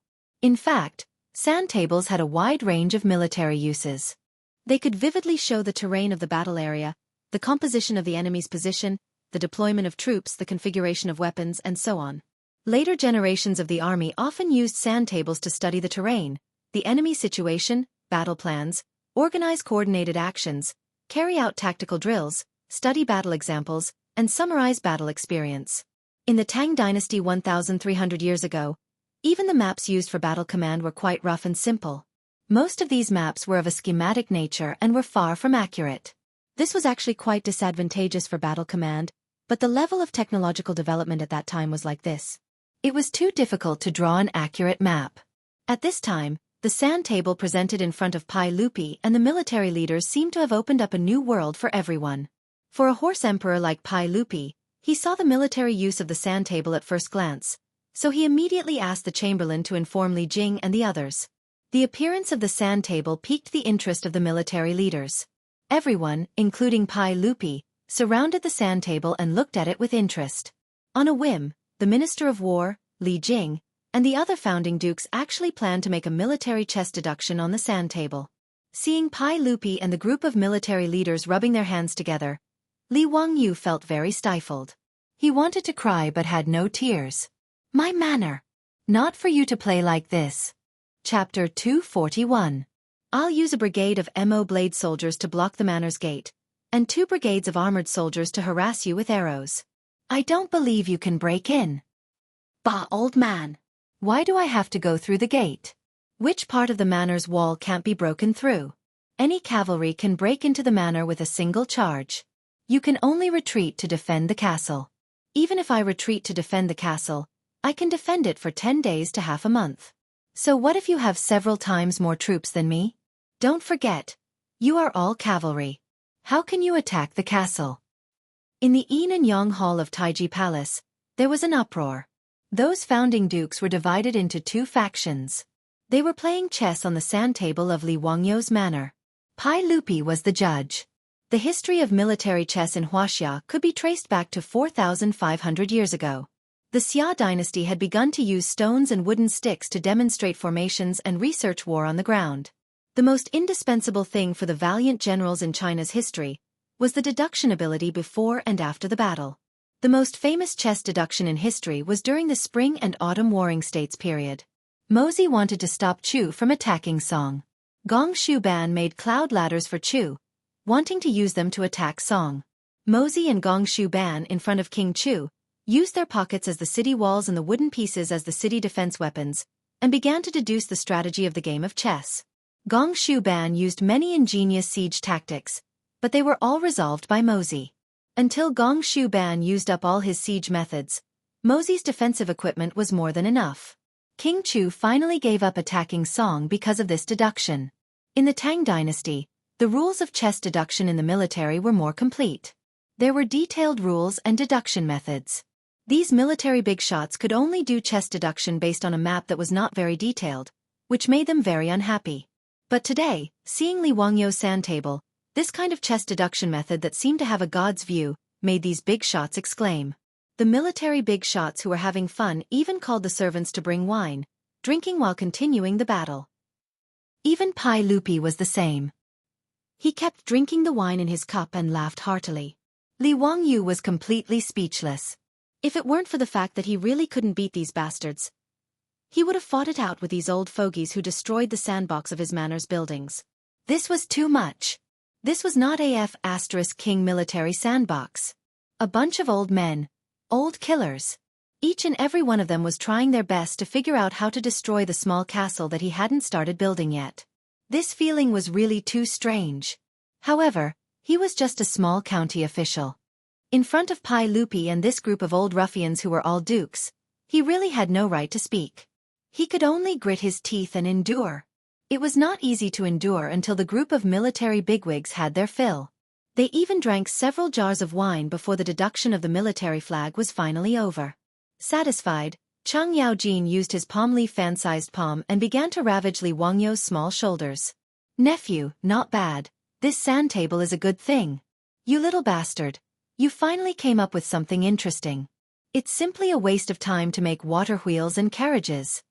Chang Yaojin's words made Pai Lupi want to beat him up. Water wheels and four-wheeled carriages were so important to the Tang dynasty that he was willing to give Li Wangyu a title. However, this old man actually said that it was a waste of time. Pai Lupi was too lazy to pay attention to Chang Yaojin. He reached out his hand and called Li Wangyu to his side. Zio, tomorrow you will teach the Ministry of Works how to make this sand table. Look at how rough you made it. It's really unusable. Pai Lupi even complained that Li Wangyu's sand table was not exquisite enough. Li Wangyu only felt his teeth itch. He really wanted to bite someone. Enduring Pai Lupi's ridicule, Li Wangyu rubbed his hands and looked at Pai Lupi with an embarrassed smile. Your Majesty, what do you think of my mansion? Is it okay to build it like this? The main reason he made this sand table was to get Pai Lupi to agree. Now that their war was over, he had to quickly ask. Pai Lupi once again looked at the sand table. After a while he said, Zio, your castle is extravagant. I'm afraid I can't agree with you building it like this. Hearing his words, Li Wangyu became anxious. How could it be extravagant? Your Majesty, I'm afraid you've made a mistake. I've calculated it with the Ministry of Works Fenglang. It doesn't cost a lot of money. It doesn't exceed the cost of building the mansion. Li Wangyu wasn't speaking nonsense. Although his mansion was not small, it didn't have the complicated structure of traditional buildings. Therefore, it didn't cost a lot to build it. The labor cost of building a traditional Chinese wooden building was quite high. Just the mortise and tenon structures that didn't use nails and only used tenons would require a lot of skilled craftsmen to build. In the future, the cost of repairing ancient buildings was much higher than the cost of cement. The main reason was the labor cost. Li Wangyu felt that his mansion didn't need that many skilled craftsmen to carve those complicated patterns. Why did Pai Lupi say that it was extravagant? Pai Lupi pointed at the small castle on the sand table and said with a bit of dissatisfaction, Zio, how many stones do you need to build your castle? How many corvée laborers do you need to transport the stones for your castle? We can't agree to your nonsense. There are still many things to be done in the Tang dynasty. The plague of locusts hasn't been extinguished yet. How can you casually recruit so many corvée laborers just to build a mansion for you? Hearing Pai Lupi's words, Li Wangyu couldn't help but laugh. It turned out that Pai Lupi had misunderstood. He quickly explained, Your Majesty, you misunderstood. My small castle doesn't need to be built with stones. It can be built with bricks. I don't need to recruit corvée laborers to transport the stones. Many of the traditional European castles were built with large stones. However, Li Wangyu wasn't preparing for war. He just wanted to build a castle-like house to show off. Therefore, Li Wangyu's plan was to prepare bricks and then use cement to build a castle-like house. Build with bricks? Pai Lupi was slightly stunned, but he still shook his head. Nonsense. How can bricks be used to build a house? When Chang Yaojin and the others heard the conversation between Pai Lupi and Li Wangyu, they all came over. Zio, how can you build a house with bricks? Moreover, your castle is several stories high. That's right. This old man has never heard of using bricks to build a house. Zio, you should stop fooling around. Haha, Zio is a genius, but there are times when you make a fool of yourself. This old man has never heard of using bricks to build a house. Using bricks to build walls and towers, this old man knows. How do you build a castle? In the Tang dynasty, there was no cement. Therefore, the bricks were made with sticky loess mortar. The walls of the Tang dynasty were built with loess and covered with bricks. Although it was strong, it wasn't suitable for building a house. If glutinous rice was boiled and added to lime to make bricks, it would be strong and durable after solidification. It wouldn't be inferior to the cement of later generations. However, the cost of doing this was very high. Only a small number of royal buildings could be used this way. In the history of China, it wasn't until the Ming dynasty's Emperor Zhu Di built the Forbidden City that they started to use bricks on a large scale. Therefore, when Pai Lupi, Chang Yaojin, and Li Jing heard Li Wangyu's words, they only thought that he was talking nonsense. However, Li Wangyu couldn't help but laugh. Your Majesty, everyone, do you want to make a bet with me? Chapter 242. Pai Lupi, Chang Yaojin, Li Jing, and the rest were all stunned. A bet? What bet? Li Wangyu laughed mischievously. Let's bet that I have a way to glue the bricks together and make it very firm. If I can do it, Your Majesty will allow me to build a mansion. How about that? Uncle Cheng and the rest of you will pay for the wood in my mansion. How about that? Would refer to the decorations and furniture of the later generations. Because most of the buildings were made of wood, the mansion was mainly decorated with wood. Pai Lupi said that he would build a mansion for him, but he did not include decorations and furniture. He was as stingy as the developers of the later generations. Since Chang Yaojin and the rest did not believe that he could build a house with bricks, Li Wangyu naturally did not mind making a bet with them and extorting a sum of money. After all, he was poor. Li Jing suddenly asked, Ziyu, can you glue the bricks together? How firm can it be? It won't fall with a hammer. Li Wangyu replied confidently. Pai Lupi's eyes also lit up. He and Li Jing looked at each other and revealed a smile in their eyes. Okay, I will bet with you. Ziyu, if you can stack the bricks together and not fall with a hammer, I will agree to build this castle for you. Li Jing also twirled his beard and laughed. Haha, Ziyu, if you can really do it, I will pay for the wood in your mansion. So what? Ziyu, how much time do you need to build it? Li Wangyu, who thought that he had taken advantage of Pai Lupi, Li Jing, and the rest, smiled until his eyes narrowed. He pondered for a moment. When the old mansion was remodeled last time, he still had a lot of hand-ground cement left. When he returned to Dingzhou village, he could ask the masons in the village to help him build a brick wall. After 2 more days, the cement would solidify. Li Wangyu raised 3 fingers to everyone. 3 days will do. After 3 days, Your Majesty and the rest of you can come to Dingzhou village. I will show you a brick wall that won't fall with a hammer. Pai Lupi directly reached out his hand and high-fived Li Wangyu, setting the bet. Li Wangyu looked at Pai Lupi and Li Jing's smiles and vaguely felt that something was wrong. But when he thought about it carefully, he did not find anything wrong, so he did not think too much about it.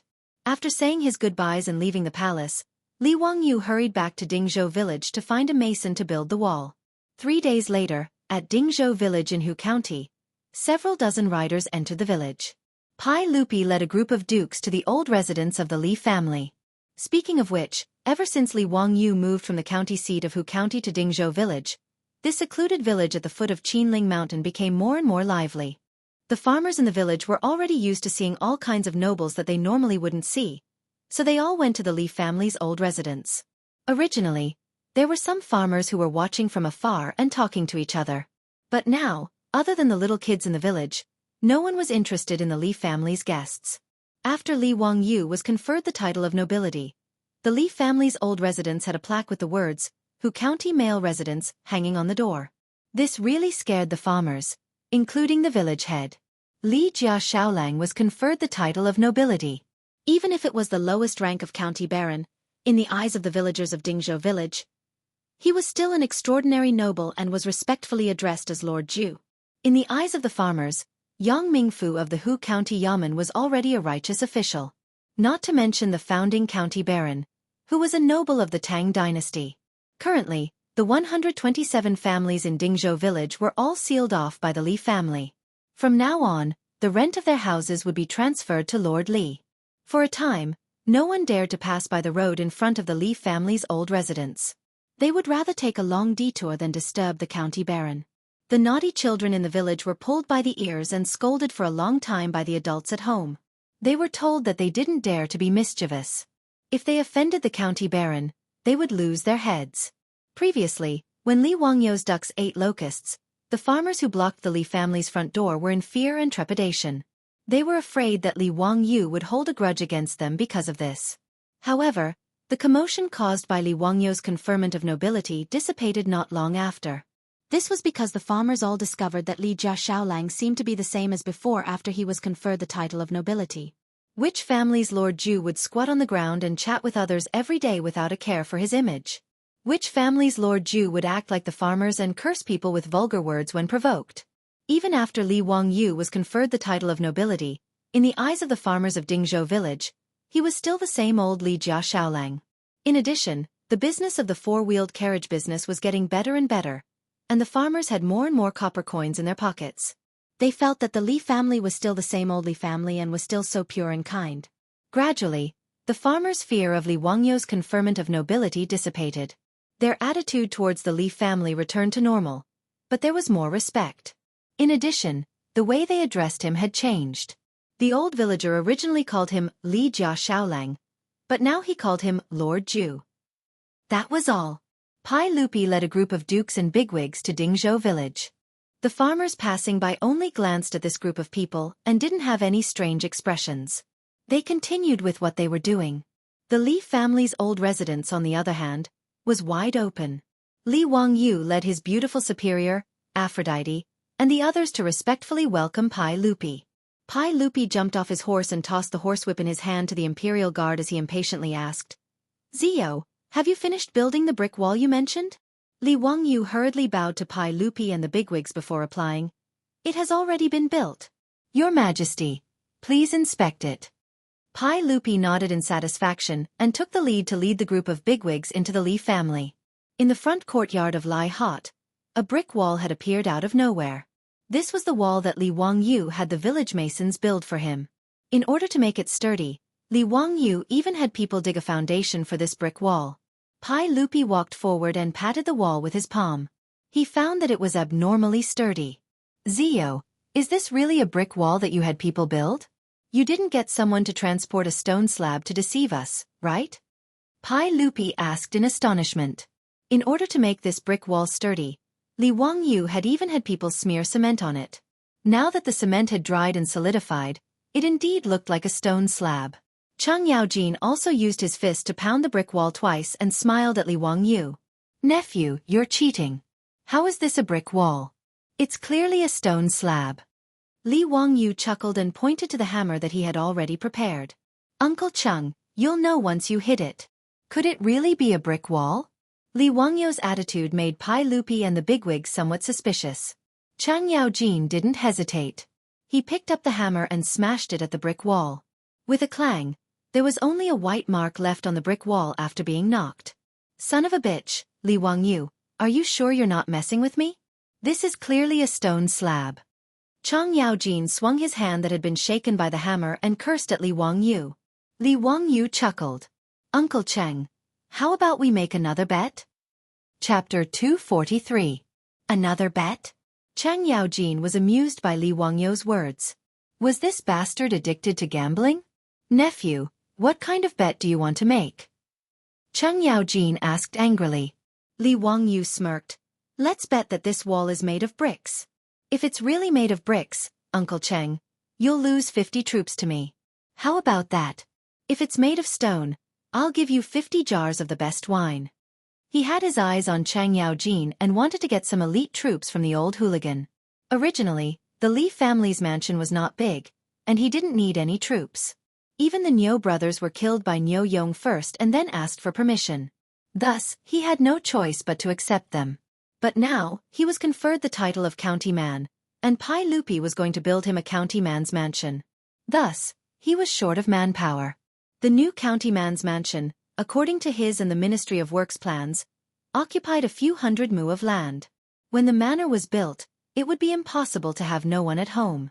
Servants and maidservants were easy to find. He could go to Chang'an and spend money to buy them. But there was no place to buy this song. Thus, he had the idea of hiring Cheng Yaojin. For these military bigwigs, it was a trivial matter for them to choose some loyal and honest veterans from the army to be part of their troops. Seeing Cheng Yaojin questioning the brick wall made of cement, Li Wangyu naturally thought of this. He immediately teased Cheng Yaojin with a smirk. He wanted to make a bet with him and swindle some troops from Cheng Yaojin. Cheng Yaojin's big palm was about to fall again. "Bastard, are my troops only worth a jar of wine? You want to take advantage of me? Get lost." Li Wangyu smiled and dodged Cheng Yaojin's palm. He smiled and said, "Uncle Cheng, what are you saying? Didn't I see that you don't believe that this is a brick wall? I'll give you a chance. Hee, if you think that the wine is too little, we can discuss it again." How could Cheng Yaojin, this old hooligan, let Li Wangyu take advantage of him?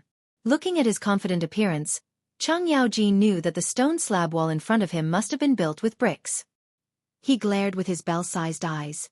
"You little bastard, you want to trick me? Move aside, I won't bet with you."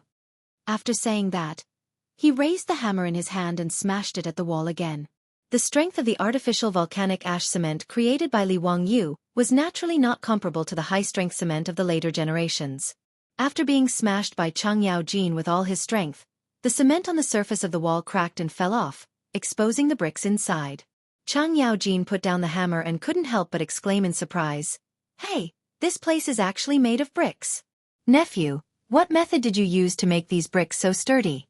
Even with Cheng Yaojin's strength and his full strength, he was only able to break the cement on the surface of the brick wall. This made everyone surprised. Pai Lupi, Li Jing, and the other military leaders immediately gathered around and carefully examined the brick wall in front of them. Zio, what exactly is this wall and the material that holds the bricks together? Why is it no different from a stone? This is really mysterious. It's actually made of bricks. With Jijie's strength, he only broke the surface with a single hammer strike? What a sturdy brick wall. Tisk tisse. Could it be that he melted the stone and poured it onto the bricks? Li Wangyu was speechless. To think that they could think of such a thing. Did they think that it was casting metal? To melt stone, he had to have the ability to do so. Your Majesty, everyone, this brick wall was made of cement by this little one. Pai Lupi stared at him. Hurry up and say it clearly. What is cement? What is that? Li Wangyu gave him the middle finger in his heart.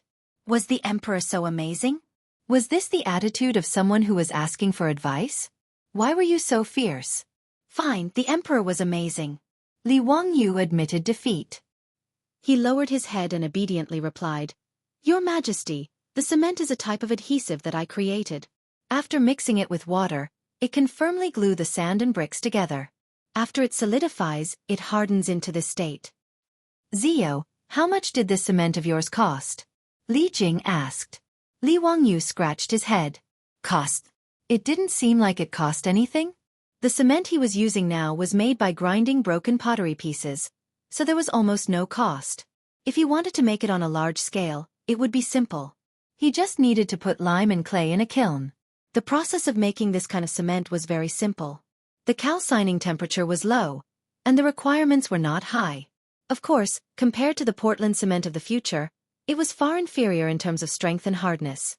But in the Tang dynasty, this kind of artificial volcanic ash cement was enough. Li Wangyu didn't know how to make real cement. He wasn't a professional. It was the same as making glass. He knew what it was, but didn't know what it was. After pondering for a while, Li Wangyu replied with uncertainty, Duke Wei, if this cement is made on a large scale, the cost should be very low. I haven't calculated the exact cost. It's just putting lime and clay in a kiln and calcining it. It's very simple. Pai Lupi couldn't believe it. It's that simple? Zio, this is a matter of great importance. You can't talk nonsense.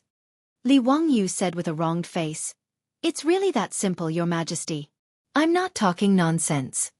Pai Lupi, Li Jing, and the others surrounded Li Wangyu and asked him again and again. Finally, they confirmed that this thing called cement was really that simple to make. Li Jing twirled his beard and smiled. Your Majesty, if what Zio said is true, and this cement can be made on a large scale, then it's really a blessing for the Tang dynasty. Yes, Your Majesty. This cement is really good stuff. Congratulations. Your Majesty. Congratulations. Your Majesty. The Tang dynasty has obtained such a divine item. Damn it. If we use this cement to build a city outside the Great Wall, let's see if the Turks can still be so rampant. Li Wangyu was a little confused. The cement I used to build my own house. How did it become Pai Lupi's? Congratulate you, my ass. You want to steal my things again? Bah, none of you are good people. Every day, you think about how to steal my treasures. In the future, I have to ask my beautiful boss to take care of the things at home. The emperor and ministers of the Tang dynasty are all bandits. In fact, Li Wangyu was not stupid. He naturally knew the importance of cement to a country. In the Great Tang, even this artificial volcanic ash replacement cement was a priceless divine artifact. Whether it was used to build cities, roads, or dams, it was indispensable. Since he took out the cement, he had already expected that it would attract Pai Lupi's attention. Pai Lupi was a Pai Xiao. He wanted to take all the good things into his mouth. However, Li Wangyu did not intend to hide it. He also wanted to make the cement public to benefit the Tang dynasty. Although Li Wangyu was mentally prepared, when he saw Li Er and the group of high dukes acting as if the cement was already in their pockets, it still made him feel very unhappy. He simply coughed lightly. Cough, Your Majesty, everyone, how much can I sell this cement formula for? Pai Lupi, Chang Yaojin, and the others heard this and could not help but be stunned. Sell it for money? Chapter 244. Without waiting for Pai Lupi to speak, Chang Yaojin went berserk. Bastard brat. How can you sell this kind of military weapon for money? I'll beat you to death. After Chang Yaojin finished speaking, He reached out to grab Li Wangyu and wanted to beat him up. When Li Wangyu saw the old hooligan flip out, he hurriedly ran away. Too shameless. This kind of threat of force, it's really infuriating. I can't afford to offend you. Do you believe that I won't find your 3 sons for revenge? However, when Li Wangyu thought about the size of Cheng Chumo's 3 beast brothers, he felt that he should forget about it. It seems that he can't deal with the old hooligan's 3 sons. It's really a tragedy. In the face of the old hooligan's deterrence, Li Wangyu could only raise his hands and surrender. Uncle Chang, please wait. Little nephew has thought about it and feels that things like cement should be offered to His Majesty. Li Wangyu's tactful made Pai Lupi very satisfied. He raised his head and laughed, pretending that he didn't hear Li Wangyu's request for money, and began to discuss the use of cement in the military with the military bosses. Pai Lupi actually complained that Li Wangyu's name was unpleasant to hear. Such a divine object was given a rotten name like cement. With a wave of his hand, he directly changed the name of cement. The earliest lime that appeared in the history of China was made from the shell of a big clam. It was called mirage ash. Hong Jiwen State Records. Mirage ash, oyster shell ash is the top, small oyster shell is the second, and small clam shell is the bottom. The 3 colors are different, and the big clam is the top. Since Li Wangyu said that cement was made from lime and clay, Pai Lupi cited the classics and changed the name of cement to mirage ash. In this regard, Li Wangyu could only silently roll his eyes in his heart. As long as you are happy, then so be it. It sounds more cultured than cement. Pai Lupi proudly accepted the mirage mud, freely offered, by Li Wangyu. He was overjoyed and asked Li Wangyu to prepare a banquet. He wanted to celebrate with Li Wangyu and the other military leaders. Li Wangyu's heart was filled with countless mythological beasts. F***ck. Isn't this too much? You stole my cement. Oh no, mirage mud. And you want me to hold a banquet to celebrate? You've gone too far. With great resentment, Li Wangyu asked the old steward, Li Heng, to prepare the banquet. Pai Lupi was not polite in the slightest. He went to the Li family's central room and sat down. He also very impolitely asked the servant girls to pour tea and water. Li Wangyu silently criticized Pai Lupi's behavior of not treating him as an outsider. Cheng Yaojin, Li Jing, and the others were very envious. As expected, the Li clan's little boy was favored by both the emperor and the Sacred Hearts. They really treated him as their own nephew. Although Yuqi Jingda was not familiar with Li Wangyu, he was secretly calculating in his heart. His 2 children seemed to be very close to this county man. It seemed that in the future, he should let them be closer to Li Wangyu. Among this group of leaders, there were many who had the same idea as Yuqi Jingda. How could Li Wangyu know what these leaders were thinking? He was still thinking about how to retaliate against Cheng Yaojin, Pai Lupi, and the others. Hearing Cheng Yaojin shouting for him to bring wine again, Li Wangyu's eyes turned and he had a plan in mind. Hey, old scoundrel, don't even think about walking out of my Li family's door today. I'll make sure you come in vertically and go out horizontally. Li Wangyu smiled and told Pai Lupi, Cheng Yaojin, and the others to wait for a moment. He went to fetch good wine for everyone. Ever since he drank the disgusting water wine of the Tang dynasty, Li Wangyu planned to open a wine factory in the Tang dynasty. He had already begun to try brewing a small amount of sorghum wine. Although Li Wangyu's 3rd uncle's family opened a wine factory in the future and specialized in brewing sorghum wine, he knew the process and method of brewing sorghum wine. However, he had never actually brewed it himself. Therefore, as early as when he moved to Dingzhou village, Li Wangyu tried to brew some sorghum wine as an experiment. He didn't expect that he would succeed on his first try. After more than 40 days of fermentation, the sorghum wine he brewed had already been distilled by Li Wangyu. It was now ready to drink. The biggest difference between the liquor of the future and the water wine of the Tang dynasty was the distillation process. Distillation was the process of heating up the wine and turning it into wine vapor. After cooling it down, it turned back into wine. After distillation, the liquor would be colorless, but the alcohol content of the wine would be much higher than the original liquor. Tang dynasty's 3 baskets of wine were mostly fermented and then directly filtered before drinking. According to Shen Kuo's Dream Creek writings, the alcohol content of the finished wine was between 3% and 15%. It was similar to the beer or rice wine of the future. After distillation, The alcohol content of the distilled sorghum wine was between 50% and 60%. It belonged to the category of hard liquor. Li Wangyu didn't believe that Pai Lupi and the others, who were used to drinking low-alcohol liquor, would be able to drink his high-alcohol sorghum wine. Today, he had to get them drunk and take revenge. He asked Niu Wu to bring out a jar of wine from the warehouse. The Arabic number 65 was impressively written on it. This was Li Wangyu's liquor with the highest alcohol content. Although there was no alcohol detector in the Tang dynasty, Li Wangyu's third uncle had taught him a few tricks that could roughly determine the alcohol content of the wine. After shaking the wine, there would be hops the size of a grain of rice to a grain of sorghum. According to the time it took to pile the hops, the alcohol content could be roughly determined. If the hops were the size of a grain of sorghum to a grain of corn, the time it took to pile the hops was about 3 seconds. The alcohol content of the wine was about 65%. The alcohol content of Li Wangyu's sorghum wine was equivalent to 3 times the alcohol content of the Tang dynasty's liquor. This was the weapon he was preparing to use to vent his resentment. Li Wangyu's face was full of smiles. He asked Niu Wu to bring the 65% alcohol sorghum wine to the central room. When Chang Yaojin saw that there was only 1 jar of wine, he couldn't help but feel disgusted. "Nephew, you're a county man now. How can you still be so stingy? How can this jar of wine be enough for us to drink? Quickly go and bring a few more jars." Li Wangyu said with disdain, "Uncle Chung, it's not that I'm stingy. It would be good if we could finish this jar of wine." What a joke. He asked Niu Wu to bring out a big jar of wine. This jar of wine was equivalent to 20 caddies of 65% alcohol content. "It wouldn't kill you all."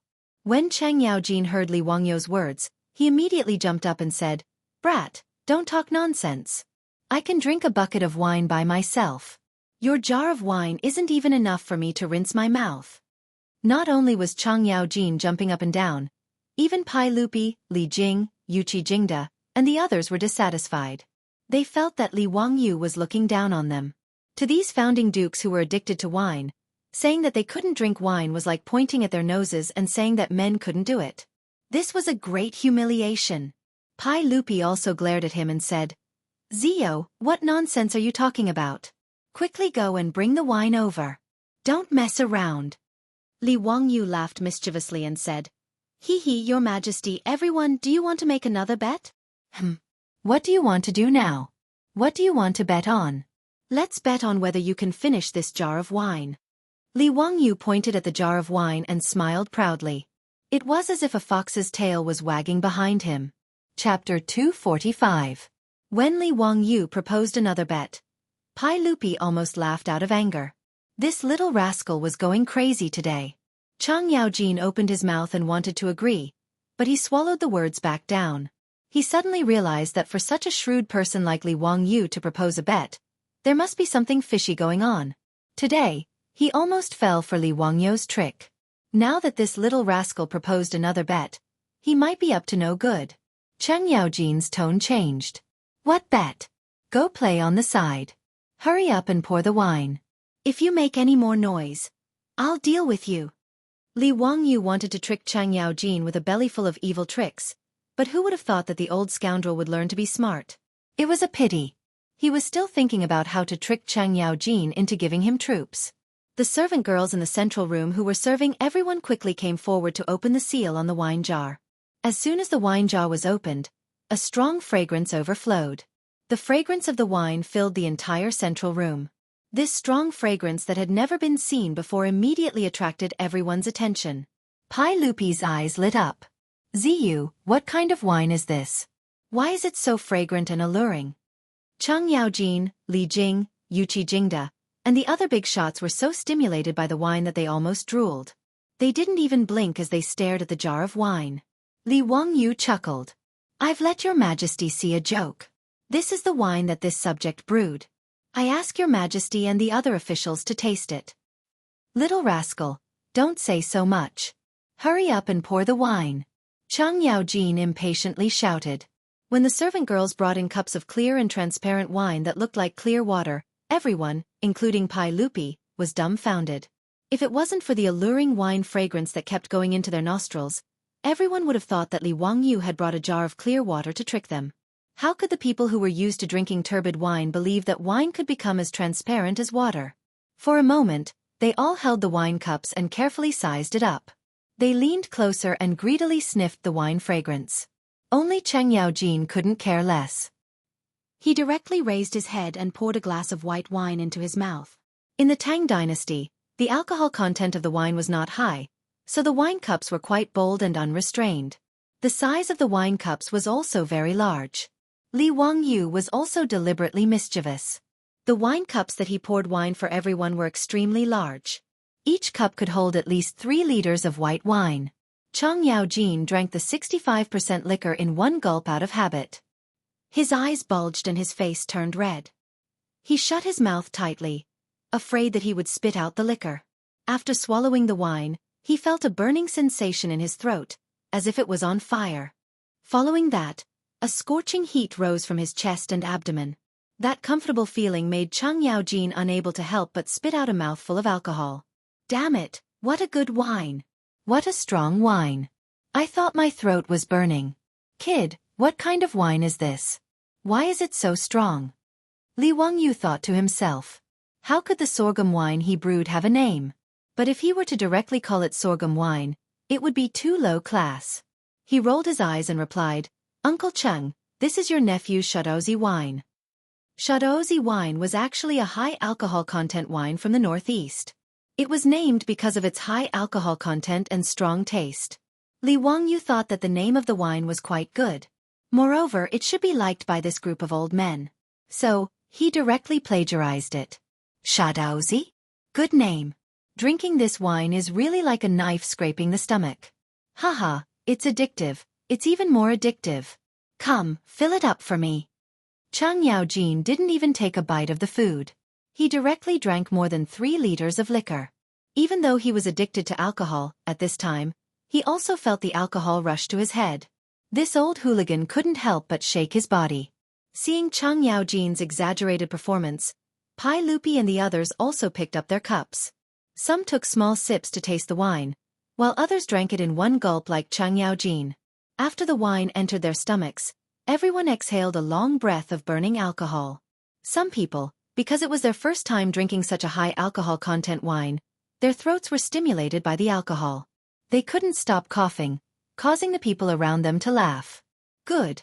As expected of Shadozi wine. I've lived my whole life, but I've never drunk such a strong wine. Damn it, this is what wine is. The wine I drank in the past has turned into horse piss. Ziyu, this wine was really brewed by you? Haha, well done, this is what wine is. This wine deserves a toast. Everyone, let's drink to victory. After tasting a mouthful of Li Wangyu's Shadozi wine, Pai Lupi and the group of dukes went completely crazy. Who would have thought that there was such a strong wine in this world? Everyone who was used to drinking wine and 3 baskets of rice felt that Li Wangyu's Shadozi wine had opened the door to a new world. Cheng Yaojin, who was slightly tipsy, grabbed Li Wangyu, who was laughing at the side. Kid, how many Shadozi wine do you have? Quickly give me 100 jars as a show of respect. Otherwise, don't blame me for falling out with you. Don't you want troops? When your mansion is repaired, however many troops you want, I'll give them to you. Cheng Yaojin's words made everyone's eyes light up. They all looked at Li Wangyu. Ziyu, you can't favor one and discriminate against the other. I've treated you well, right? Haha, I don't want much of this Shadozi wine. 100 jars will do. Isn't it just troops? There's no need for the knowledge-seeking festival. I'll give it to you. Li Jing also came to join in the fun. He pushed Cheng Yaojin away and said to Li Wangyu. Cheng Yaojin dared to be angry at anyone except Li Jing, the god of war of the Tang dynasty. He didn't dare to be reckless. Seeing that Li Jing also came to snatch the wine, Cheng Yaojin was so angry that he could only grab the wine that the maidservant had just poured for him and drink it. As for Qin Qiong, Yuqi Jingda, Duan Jishuan, Lu Hongji, and the others, they all stared at Li Wangyu with burning eyes. Even Pai Lupi, although not as shameless as Cheng Yaojin and directly asked for the wine, also held the wine cup and coughed lightly, reminding Li Wangyu not to forget about him. Li Wangyu could only look up at the roof of the central room speechlessly. Did he do something wrong? The emperor and ministers of the Tang dynasty were simply a group of drunkards. They seemed to be going crazy when he took out such a high amount of Chateauzy wine. They asked him for 100 jars of Chateauzy wine. Were they planning to take a bath in the alcohol? You old hooligans will drink to death. Li Wangyu helplessly spread out his hands and shrugged. Your Majesty, gentlemen, it's not that I'm stingy, but I really don't have any. I'm just trying to brew this Chateauzy wine to see the effect. But you don't have to worry. I'm going to set up a winery in Dingzhou village that specializes in brewing Chateauzy wine. When the winery is built and the wine is brewed, I'll definitely send it to you. His words made Li Jing, Chang Yaojin, and the others feel very regretful. However, Pai Lupi suddenly said, Zio, your aunt is also interested in brewing wine. Why don't you cooperate with her? What? Empress Zhong's son is interested in brewing wine? Pai Lupi, are you kidding me? Chapter 246. Pai Lupi proposed to cooperate with Li Wangyu to set up a brewery. Although Li Wangyu complained in his heart, he did not reject it. After the beautiful boss had a flash of inspiration and pulled Empress Zhong's son to invest in the SF Express four-wheeled carriage company, the benefits were obvious. Not to mention that Empress Zhong's son provided the much-needed development funds and horses for the carriage company. But the name of Empress Zhong's son gave enough protection to the carriage company and the Li family. Zhang Kongbua of the Zhang family in Xinjiang provoked the beautiful boss and let people surround the four-wheeled carriage company to force her to yield. After Li Wangyu let people set a fire, the relationship between Empress Zhong's son and the four-wheeled carriage company was made public. The Zhang family in Xinjiang not only immediately compromised and apologized, but also sent Zhang Kongbua, a playboy, back to his hometown in Xinjiang. Since then, no one dared to obstruct the SF Express four-wheeled carriage company in Chang'an City. Originally, as the four-wheeled carriage company slowly developed, its profitability made many aristocratic families in Chang'an City envious. If it were not for Empress Zhong's son, Li Wangyu and Su Chongqing alone might not be able to keep their industry even if Pai Lupi promised them the exclusive right to operate in Chang'an City. Maybe they would have been eaten up by those aristocratic families, and even their bones would not be left. With the successful precedent of the carriage company and the royal family, Li Wangyu did not reject Pai Lupi to invest in his brewery business at all. He even felt secretly happy. Just by looking at the reaction of the group of tycoons in the central room to the sorghum wine, it could be imagined that after the brewery was built, this would be another hen that could lay golden eggs. With Pai Lupi and Empress Zhong's son as his backers, Li Wangyu did not have to worry that his industry would be coveted by those aristocratic families. The reason why Pai Lupi proposed to let Empress Zhong's son invest in Li Wangyu's business was actually to protect Li Wangyu and to reward him for offering the Mirage Mud. At this time, there were several military bigwigs in the central room who were unfamiliar with Li Wangyu. When they learned that the Li family was going to build a brewery, they couldn't help but have some thoughts of getting involved. However, after Pai Lupi spoke, the few big shots immediately threw their thoughts to the back of their minds. Everyone began to toast and drink to their heart's content. The Li family's delicacies cooked with pork were constantly being served to the table. The military leaders who were tasting such delicacies for the first time couldn't help but exclaim in admiration. With the addition of the strong wine, the atmosphere in the Li family's central room became lively. Chang Yaojin was the first to take off his clothes. He pushed away the table and ran to the center of the room and began to dance. Yuqi Jingda, Duan Jishuan, Lu Hongji, Chai Xiao, and the others were also unwilling to fall behind. They all took off their clothes and began to dance bare-chested. Li Wangyu was speechless. He covered his eyes with his hand. It was too *king painful to the eyes. He finally knew where Chang Chumo's group of debauches learned their unrestrained behavior from. This was simply a case of the upper beam being crooked, the lower beam being crooked. They were all the same kind of trash. The four maidservants of the Li family were also blushing from the bold and unrestrained performance of the Guadukes. They hid far away and didn't dare to come forward to pour wine or pour tea. Pai Lupi didn't mind. Instead, after drinking, he also began to dance. This made Li Wangyu even more dumbfounded. What made Li Wangyu even more frightened was yet to come. After the group of old assassins drank so much, they still felt that the dance wasn't exciting enough. Chang Yaojin shouted and jumped into the front yard. He snatched a long spear from the hands of the palace guards. Wahahaha, which one of you will come down? Do you dare to fight with me? Bah, Cheng Jijie, you killing talent. Don't be so arrogant. I'll play with you. Yuqi Jingda didn't hesitate and also jumped into the front yard.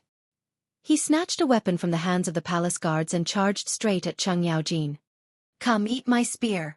Li Wangyu was dumbfounded by the scene in front of him. His mouth was wide open as he watched Cheng Yaojin and Yuqi Jingda fight in the front yard. These two old killers had drunk too much and were now acting crazy. Pai Lupi, Qin Qiong, Li Jing, and the others didn't stop them. Instead, they all clapped and stamped their feet in approval. They also continuously drank wine. Seeing the two of them fighting, someone couldn't help but jump into the front yard. He snatched a weapon from the palace guards and also charged forward. Li Wangyu looked and saw that it was the yellow-faced man, Qin Qiong. He didn't care if the weapon was convenient or not, and he didn't care who his opponent was. He directly charged in. The three of them were in a chaotic fight.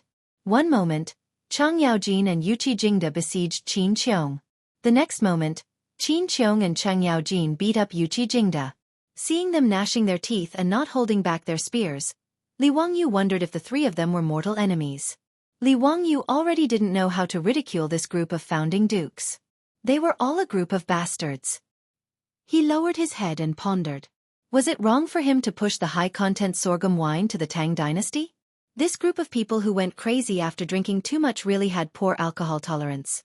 Just as Li Wangyu was lost in thought, he suddenly heard the sound of a sharp weapon piercing through the air. Then, a gust of wind brushed past his cheeks, and another dust sound was heard. He seemed to realize something and slowly turned his head with a sluggish expression. He saw a spear inserted into a pillar not far behind him. The end of the spear was still violently shaking up and down. F***CK. Was he almost stabbed to death by this spear that was thrown out just now? A drop of cold sweat flowed down Li Wangyu's forehead. Reaching out to touch his slightly painful cheek, Li Wangyu woodenly raised his eyes to look at the front yard. He saw that the weapons in the hands of the three old bastards had already been knocked out of each other's hands. At this moment, they were actually fighting with their bare hands. Li Wangyu had just walked out from the mentality of surviving a great disaster. Before he could even jump and curse, he saw a huge figure fall directly from the front yard into the central room, knocking over several banquet tables and smashing the bowls and plates on them into pieces. It was Cheng Yaojin. In a moment of carelessness, he was attacked by Qin Qiong and Yuqi Jingda and directly sent flying into the central room. Chai Xiao, Duan Jishuan, and the others, who had their wine spilled, all angrily cursed Cheng Yaojin for being a bastard. Bastard, what are you arguing about? Cheng Yaojin was not to be outdone and cursed back. In the next moment, Chai Xiao, Duan Jishuan, and the others pounced on Cheng Yaojin and waved their fists. Very quickly, the central room in the front yard of the Li family also turned into a battlefield. Originally, everyone was ganging up on Cheng Yaojin, but then it became a fight between each other, becoming a chaotic mess. Other than Pai Lupi, who was surrounded by the imperial guards who had reacted, all the other dukes and bigwigs were randomly fighting. Not only did Pai Lupi not allow the imperial guards to mediate, he even held his wine cup and drank heartily while cheering for everyone. Jijie, kick him. Hey, you idiot, throw him. Jingda, are you stupid? Don't you know that monkeys pick peaches? If it weren't for the imperial guards holding him back, Li Wangyu reckoned that Pai Lupi would definitely have rushed up as well. Ever since the central room in the front yard turned into a battlefield, Li Wangyu scrambled to hide to the side. As for the four maidservants of the Li family, they had long been scared to the point that their faces turned pale and they screamed as they ran to the rear yard.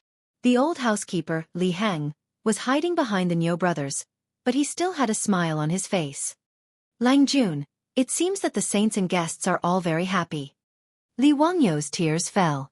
Happy your sister. Are you still the Li family's housekeeper? A group of bandits entered your home, and you're still smiling so happily? Are you crazy? Chapter 247.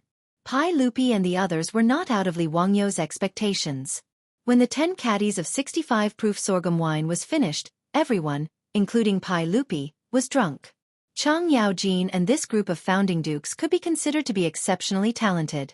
On average, each of them drank more than half a caddy of liquor and even got into a fight, which almost turned the Li family's front yard into ruins. Only then did they collapse on the ground and pass out drunk. The palace guards carefully carried Pai Lupi and the other dukes into the carriage and returned to Chang'an City.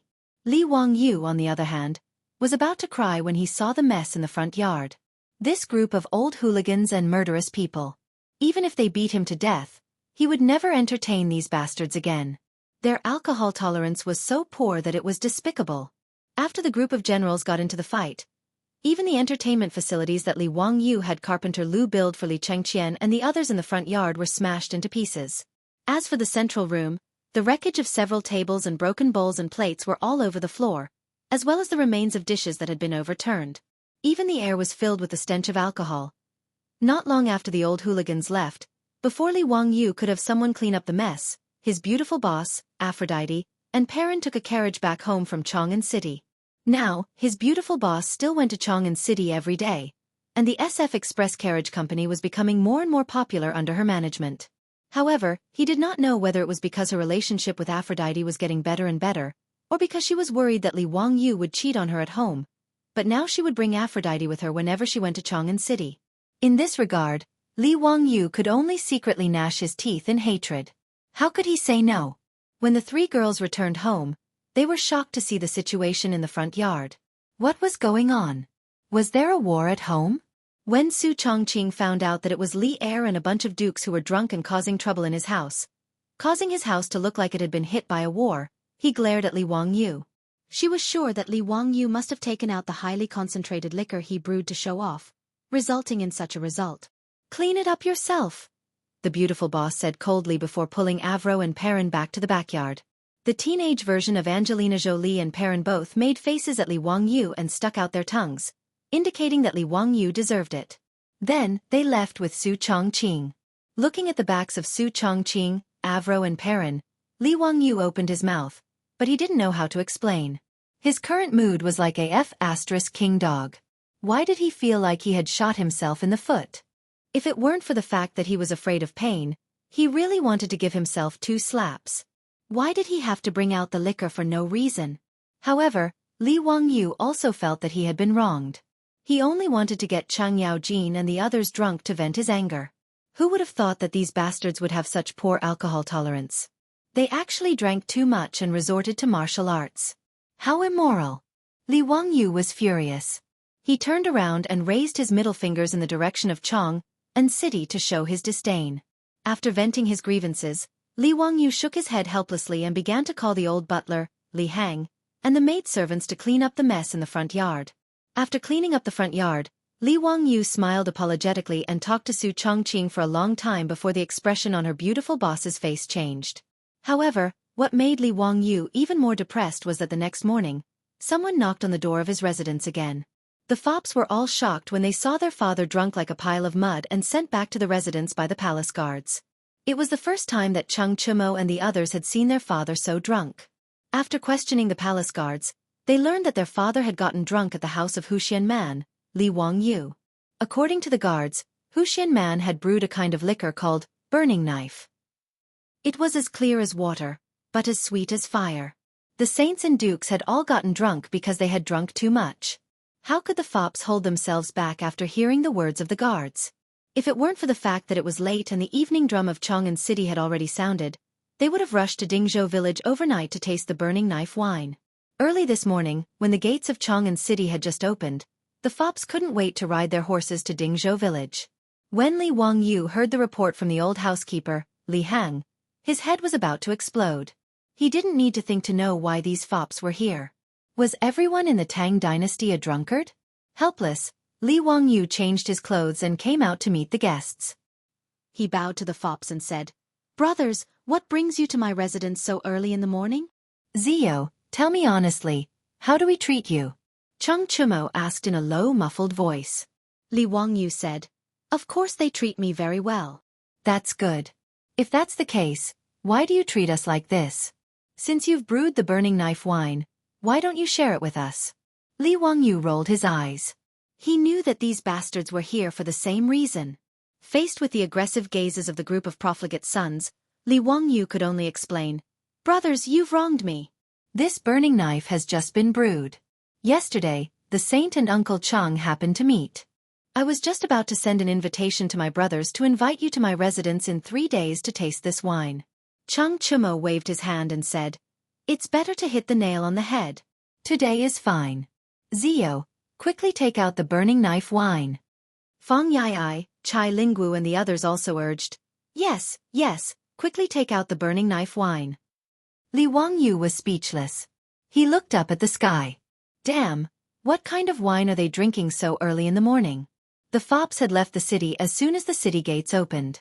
They rode their horses to Dingzhou village. It was only 8 o'clock in the morning, but they were already clamoring to drink strong wine. Li Wangyu really couldn't understand these drunkards. In the future, Li Wangyu often met with his friends. He drank red wine, beer, and white wine, but he was definitely not addicted to alcohol. He really couldn't understand the fops' thoughts. However, since the fops had blocked the door, Li Wangyu naturally couldn't say anything. He simply went to get the wine for them. Calling Li Hang, he asked the maidservants to prepare some food for the fops in the kitchen. He also asked Niu Wu and him to go to the storeroom to get the wine. It was still 65% Caoyang wine, and it was still 20 caddies of wine. Li Wangyu also threw caution to the wind. Since things had already come to this, he might as well let the fops drink and let them drink until they died. Thus, yesterday reappeared. It was incomparably melancholy. Apart from the fops' fighting strength not being as frightening as the old ruffians, the events of yesterday's Lai Hot were almost replayed. Li Wangyu expressed that he was very calm. It'll be fine once you get used to it. However, he still wanted to chop these bastards to death. Chapter 248. Li Wangyu didn't even bother to look at the drunken debauches in the central room and the mess on the ground. After instructing Li Hang to clean up the mess, he went back to the backyard to sleep. When he woke up, he found that the group of debauches was already gone. The debauches woke up with a splitting headache and no longer had the mood to ask Li Wangyu for wine. Instead, they climbed onto their horses and went back to Chang'an City. After the debauches left, Li Wangyu let out a long breath. Looking at the smashed tables in his house, he turned around and instructed Li Hang to find Carpenter Lu. He asked Carpenter Lu to use a piece of wood as thick as a bowl to make a sturdy table. It didn't have to be pretty, just sturdy enough to withstand smashing. Li Wangyu didn't expect that guests would come to his house on the third day. This time, it was Yang Quan who led the way. He brought Yu Shernan, Kong Ingda, and a few other Confucian scholars to his house. Their purpose was still the same. They heard that Hu Xiannan had brewed the best wine and came to taste it. Yu Shernan, Kong Ingda, and the other Confucian scholars' alcohol tolerance was much better. At least, they didn't smash the central room. Only recently, they started to sing loudly, "Hey, hey, hey," disturbing the people. On the fourth day, Fang Xianling, Du Ruhui, and Zhang Sun Wuji came. On the fifth day, Ma Zhou and Yan Libin came. On the sixth day, on the seventh day. For the entire 10 days, Li Wangyu's house was filled with guests. They all came for the same purpose. The burning knife wine. Li Wangyu was already completely numb. When he saw guests, he didn't waste any time. He just ordered the wine and drank until they were drunk. It wasn't until Li Chengqian and Li Tai came to Li Wangyu's house to learn and asked for wine that Li Wangyu was finally enraged. He took a golden ruler and chased after the two of them for a long time. It was fine if he couldn't afford to offend the others, but these two also came to join in the fun. It was a good opportunity for Li Wangyu to vent his anger.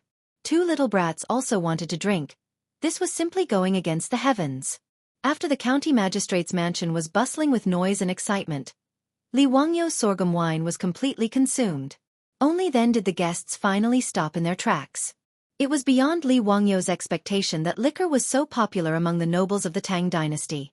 Although he knew that the Tang dynasty had good wine, he didn't expect that they would go so crazy just for a sip of good wine.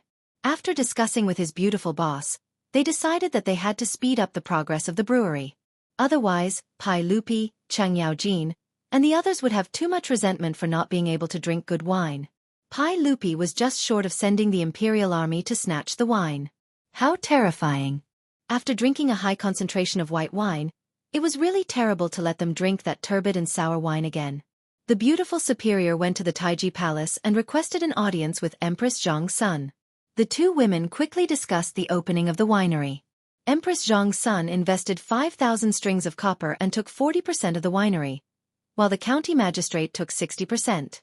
Empress Zhang Sun only sent people to manage the accounts, and the Li family was responsible for everything else. In this regard, Li Wangyu and Su Chongqing naturally had no objections and immediately nodded in agreement. The location of the winery was chosen near Dingzhou village. In addition to the convenience, the The most important reason was that the water here was good. The mountain spring water that flowed endlessly from the Qinling Mountains was sweet and refreshing. This was a pure natural and pollution-free spring that couldn't be drunk in the future. It couldn't be better to use it to make wine. Good water must be used to make wine. According to the Book of Rites, if you are a great chieftain, the rice must be gathered, the rice must be plowed, the rice must be plowed, the rice must be plowed, the rice must be plowed, the water must be clean, the spring must be fragrant, the pottery must be good, and the fire must be plowed. The spring must be fragrant. This was the requirement for the water used to make wine. When Li Wangyu traveled in the future, he also tasted the spring water of several famous springs. But in his opinion, the spring water of those famous springs in the future couldn't compare to the sweetness of the spring water in the Qinling Mountains. Because the smell of distillers' grains in the winery was particularly pungent, Li Wangyu chose a location far away from the village. He chose a flat valley below Shouyang Mountain as the location of the winery. And the anxious Pai Lupi actually used his official position for personal gain, and directly sent craftsmen from the Ministry of Works to Dingzhou village to build a winery for Li Wangyu for free. This saved Li Wangyu a lot of money. It would be a waste not to take advantage of the imperial family. Li Wangyu accepted this benefit with a clear conscience. The winery was different from his manor. The construction speed was very fast.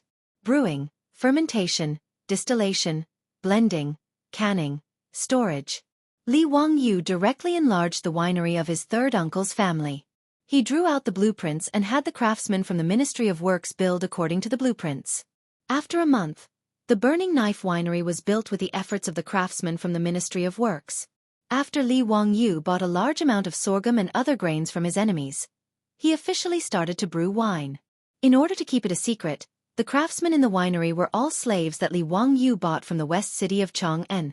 The longer Li Wangyu stayed in the Tang dynasty, the more he lost his sense of justice and morality. Li Wangyu couldn't bear to see the slaves in his family being sold by Yang Quan, so he took responsibility for the debt and released the slaves in his family.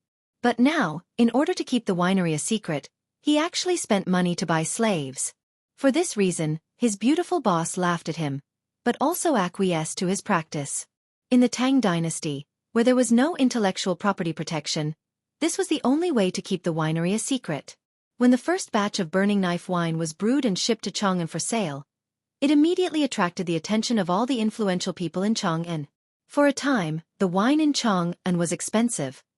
But this was a story for later, so let's not talk about it for now. On that day, Li Wangyu took the feral and chased after Li Chengqian and Li Tai, who wanted to drink the wine for a long time. After a few days of venting his anger, he finally let them go. This time, when the three little ones came to Dingzhou village, Li Wangyu planned to let them have more contact with children of the same age, so that they wouldn't be raised in the palace all year round and develop problems. Li Wangyu remembered that he had read a document in the future, which said that if children couldn't play freely in their childhood, they might be unhappy when they grew up. So Li Wangyu wanted to correct the tragedy of Li Chengqian and Li Tai in the future and create a happy childhood for them. In his opinion, it was necessary to create a happy childhood for them. Children of 8 or 9 years old, learning everything from the old masters in the palace every day, and being surrounded by the servants and eunuchs, who were physically disabled, it would be strange if they didn't have psychological depression. Li Wangyu felt that most of the tragedies in the imperial family were due to childhood depression, which caused the children to become mentally deformed. Teacher, what are we learning today? Ever since Li Tai mastered Arabic numerals, he became more interested in mathematics. He also had a direct understanding of Li Wangyu's ability. In addition, the temptation of the Li family's fun and delicious food made it very natural for Li Tai to call him teacher. Li Wangyu shook his head. We're not learning anything today, we're going out to play. Li Chengqian and Li Tai looked at each other suspiciously, their eyes full of astonishment. But when the little Changla girl heard that they were going out to play, she cheered and jumped for joy. Li Wangyu didn't care about the three little ones' reactions. He ordered the palace guards to stay away from them and not follow them so closely. Then, he leisurely led the three little ones out of the door. Chapter 249. In Dingzhou village, the spring plowing had long been completed. As for the villagers, those who could work, most of them had already gone to work as drivers for the Shunfeng Express Carriage Company. During the day, most of the villagers only had women and children at home. Those half-grown children would play all over the village. Li Wangyu didn't spend much effort to find a group of naughty children in the village. He brought them to the grain sunning field and said that he wanted to teach them how to play games. Naturally, none of the naughty children dared to disobey Lord Ju's words. They all obediently followed behind Li Wangyu. Li Chengqian and Li Tai looked at the group of dirty children with tattered clothes behind them, and their expressions of disdain were clearly expressed.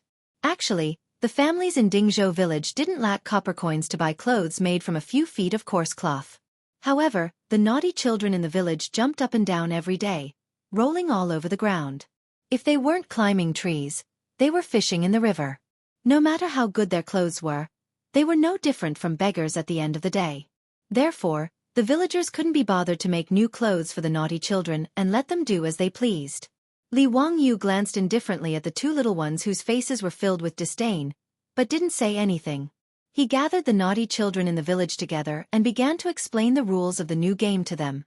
Li Wangyu had prepared quite a few games, such as Eagle Catches Chicks, Cockfighting, Jumping Goat, Wooden Man. When Li Wangyu explained the rules of the game to the children in the village, the three little ones listened very seriously. However, only the little lowly Changle cheered excitedly. She didn't dislike the naughty children in the village at all and immediately played with them. As for Li Chengqian and Li Tai, their faces were proud and aloof. They were like little adults, coldly watching from the sidelines with their hands behind their backs. Li Wangyu didn't pay attention to the two naughty children and led the group of children to play by themselves. This group of naughty children in Dingzhou village had never played these modern games before. After hearing Li Wangyu explain the rules, they were abnormally excited and threw themselves into the game. The grain sunning field instantly became a sea of joy, filled with the laughter of the children. Led by Li Wangyu, the naughty children in the village were about to go crazy. Even Changle, the little girl, was the same. She kept screaming excitedly. The imperial guards who had been chased away by Li Wangyu all had worried looks on their faces. Although Pai Lupi had already instructed them to listen to Hu Xiannan's orders when they arrived at Dingzhou village. But if the eldest princess was accidentally injured while playing, they were afraid that they would be implicated. Fortunately, Crown Prince Li Chengqian and King Yu Li Tai did not participate in the game, allowing the imperial guard leader to relax a little. In his opinion, although the Crown Prince and King Yu were young, they would never play with this group of dirty children. Then there would be no danger of injury. As for the eldest princess, she could only resign herself to fate. Actually, he didn't notice that as the game on the grain sunning field progressed, Li Chengqian and Li Tai, who had been standing to the side with faces full of indifference, didn't even blink as they stared fixedly at the people playing the game. At this moment, Li Wangyu was leading a group of naughty children to play Eagle Catches Chicks. He personally entered the game and acted as the eagle. The little girl, Changle, was designated as the hen by him. She was trying her best to open her arms and block Li Wangyu's attacks. After Li Wangyu caught another chicken, Li Chengqian couldn't hold back anymore. He jumped up and shouted, "Changle, you're so stupid! Hurry up and stop the teacher. Turn left and run." Li Tai also had an empathetic appearance. He didn't care about his own chubby body and shouted at the top of his voice, "Little sister, why are you running so slowly? You're pissing me off." Li Wangyu didn't find Li Chengqian and Li Tai's reactions strange at all. When he was young, his grandfather was strict and rarely gave him pocket money. At that time, he often went to the game room after school to watch the other children play games. The people who watched from the side usually shouted louder than the children sitting in front of the game room. Each of them had an appearance of pointing at the world, as if they couldn't wait to push others away and sit in their place. Therefore, Li Chengqian and Li Tai, these two naughty children, wanted to pretend to be profound in front of him. They were simply asking for a snub. These were all the tricks he played in the past. As a result, the hearts of the imperial guards, who were originally calm, began to beat violently. His Highness the Crown Prince and His Highness the King of Yu were actually playing with that group of dirty farmers. The resentment the imperial guards had towards Li Wangyu was about to materialize. This county boy was too bold. He actually let the Crown Prince of the Tang dynasty play with this group of bumpkin children. If something happened to him, who could bear the responsibility? When Li Wangyu began to teach the naughty children how to play cockfighting, the imperial guard leader's heart almost jumped out of his throat. Damn it, that bumpkin actually dared to use his dirty leg to bump into the Crown Prince. Mother, I can't live anymore. His Highness the King of Yu was actually knocked down. At that moment, The Imperial Guard leader almost stopped breathing. He really wanted to rush up and grab all of these rebellious naughty children and give them a heavy beating. However, when he thought of Pai Lupi's orders and Li Wangyou's threatening glances from time to time, the Imperial Guard leader could only grit his teeth and endure. He swore that when he returned to Chang'an City, he would find a door and use his connections. Even if he had to spend money, he would be transferred to another place. He was determined not to be the Imperial Guard leader anymore. If he was scared like this every day, he was sure that he wouldn't live past 40 years old. On the grain-drying field, Li Changqian and Li Tai, who were already having fun, didn't care about the royal etiquette, the identity of the crown prince, or whether their clothes were dirty or not. The two of them followed the naughty children of Dingzhou village, running and screaming on the grain-drying field.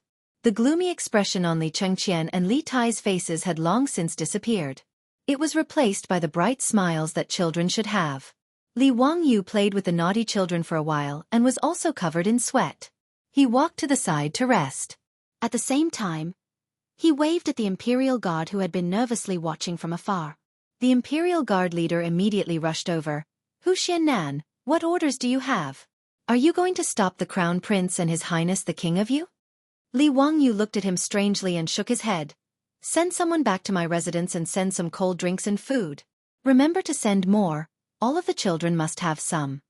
The Imperial Guard leader became even more depressed.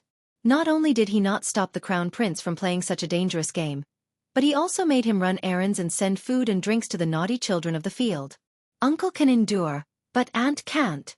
The Imperial Guard leader who couldn't bear it anymore punched his left chest and stood up. "Yes, Hu Xiannan. Wait a moment. I'll go immediately." He ran back like a wisp of smoke, called for his subordinates, and ran in the direction of the Li family. He was just the Imperial Guard leader. In the face of Pai Lupi's orders, Baron Hu Xiannan couldn't ignore them. He couldn't bear it anymore. He still had to bear it. The Imperial Guard leader felt wronged, but he didn't say anything. Chapter 250. Under Li Wangyou's painstaking enticement, the proud and pampered crown prince of the Tang dynasty and His Imperial Highness, the Prince of Yu, did not last long before succumbing. Together with Princess Changle, the two little brats played happily with the naughty children of Dingzhou village. It didn't take long for the originally gorgeous clothing of the three little ones to become no different from the naughty children of Dingzhou village. Seeing that they were covered in mud and had been scratched in many places, the Imperial Guard leader's eyes continuously twitched. Li Changqian, Li Tai, and the eldest princess did not care about these things. Today, the three little ones had completely let themselves go. In the world of children, making friends was always a simple matter. Even the proud and pampered Li Changqian and Li Tai, after a day of playing, each of them had made friends with a few pleasing little friends. Even when the Imperial Guards repeatedly urged them to return to the palace, they became reluctant to part with each other. Seeing this, Li Wangyu inwardly laughed. With such a good beginning, Li Wangyu was very confident that he could correct Li Changqian, who had been pampered since childhood, indulged in sensual pleasures, and led an increasingly absurd and dispirited life. As for Li Tai, he had been completely spoiled by Pai Lupi. As a result, after becoming an adult, he had become arrogant because of Li Changqian's favor, developing an even greater desire for power. For the sake of the position of Crown Prince, he and Li Changqian had fought over the position of Crown Prince. Correcting Li Tai was a bit easier. As long as Pai Lupi did not spoil him so much, it would be fine. Li Wangyu wanted these two brothers to not repeat the tragedies of history. Right now, he wanted them to have a beautiful childhood. After sending away the three little ones who had turned into mud monkeys, Li Wangyu could finally lie down comfortably on the sofa and do a standard Goyu lie. Naturally, this sofa had been made by Carpenter Lu in the village under Li Wangyou's orders. Unfortunately, in the current Tang dynasty, springs were not available, nor were there any sponges to fill cushions. In fact, in this era, Europe had already begun to collect and use natural sponges. However, natural sponges did not exist in the waters of China. They were mainly found in the Mediterranean Sea, the Gulf of Mexico, and the Bahamas. Therefore, the sofa could only be filled with a thick layer of cotton to comfort itself. Cotton was also a rare item in the Tang dynasty. Their beautiful boss had led Aphrodite and Perrin on a stroll in the east side of the city when they accidentally found it in a Hu's shop. Moreover, cotton was expensive.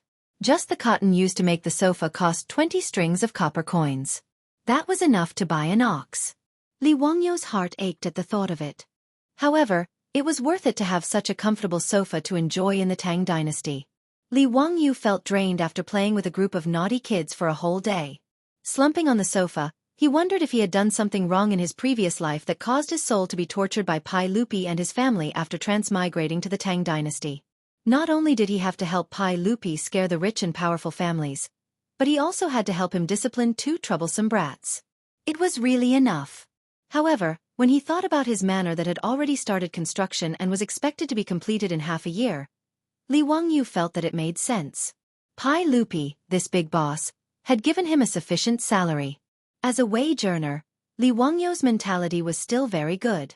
Now that he had a noble title, a house and land at home, some savings, and the company of beautiful girls, Li Wangyu felt quite satisfied. He was not an ambitious person. Being content with a small fortune was his philosophy of life. Li Wangyu was very satisfied with his comfortable life in Dingzhou village. However, his good mood was disrupted the next day. Someone actually wanted to cause trouble again. At noon the next day, after lunch, Li Wangyu asked the maidservant to make a pot of tea for him. He leisurely lay down on the recliner in the backyard. He hummed a song and enjoyed the quiet and beautiful leisure time. Then he heard the old butler Li Heng's hurried footsteps. Lang Jun, Ma Zhou and Yan Liben are here. They have urgent matters to discuss with you. Li Wangyu turned his head in confusion. Counting the days, today was not the day off. Shouldn't Ma Zhou and Yan Liben be at work?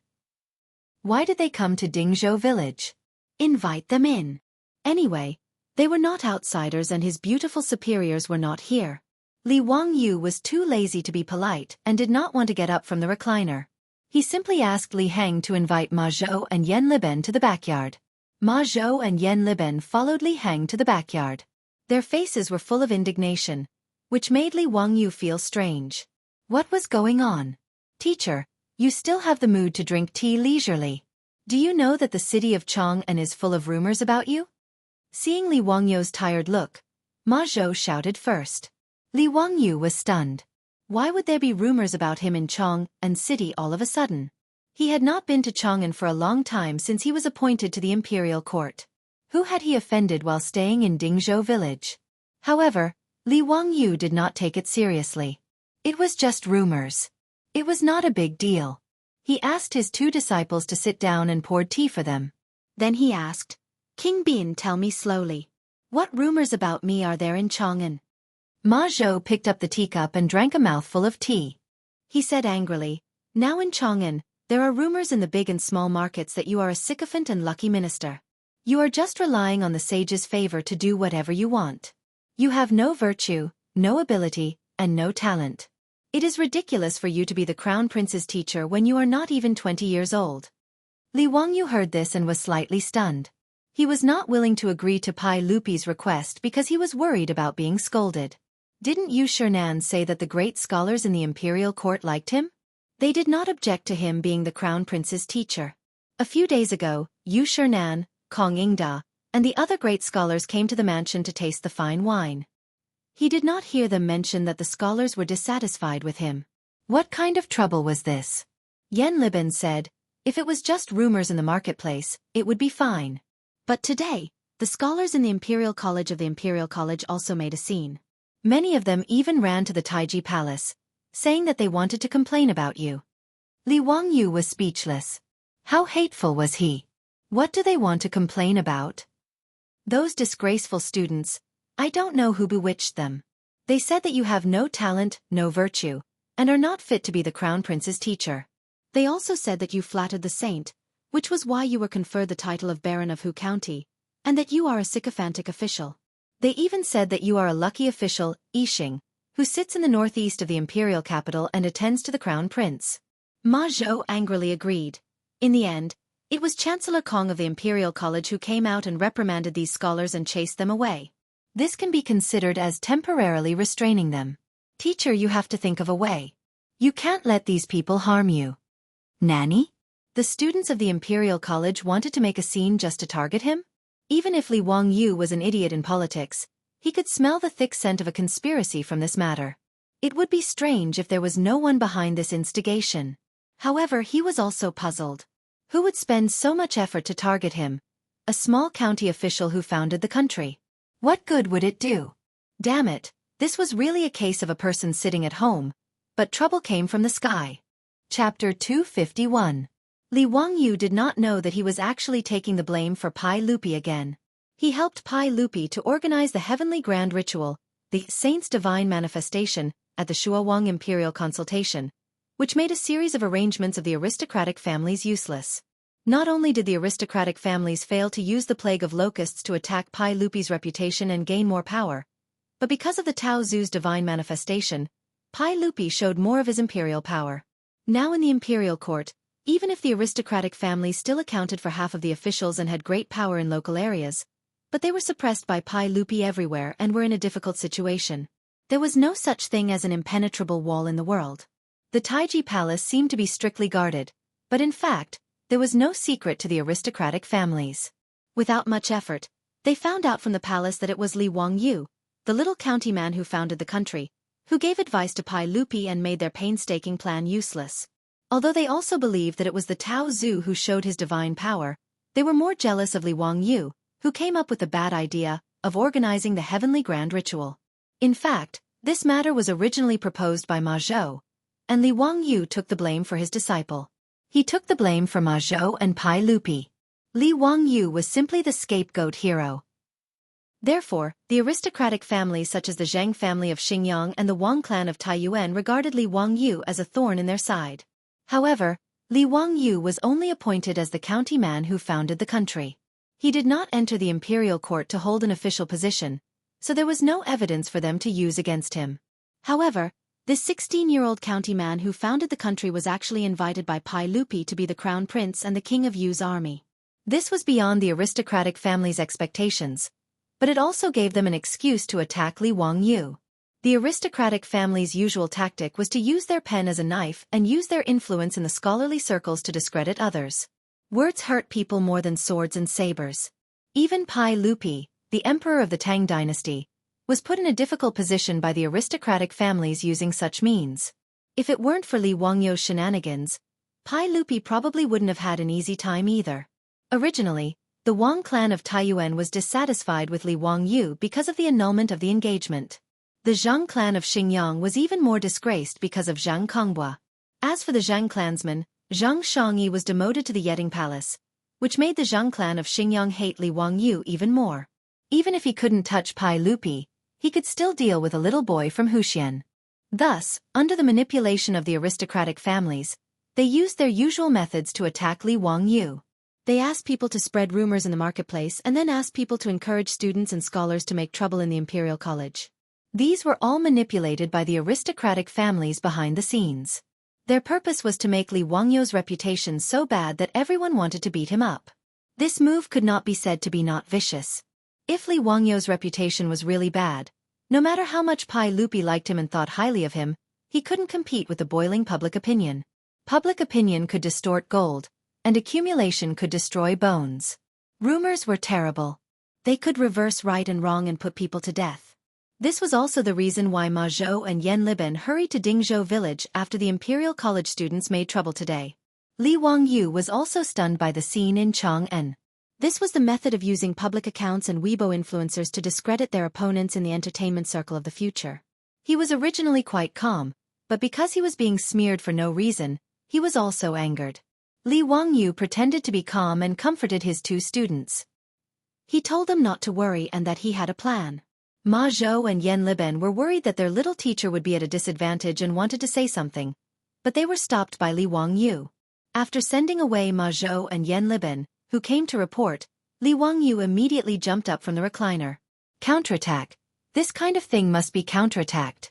Did they really think that he, Li Wangyu, was made of clay? If the tiger doesn't show its power, you think I'm Hello Kitty? He also vaguely guessed who was targeting him. It seemed that in the Tang dynasty, other than the Li clan of Hu County, he only had grudges with the Zhang clan of Xingyang and the Wang clan of Taiyuan. The Li clan of Hu County probably didn't have the ability to set up such a trap.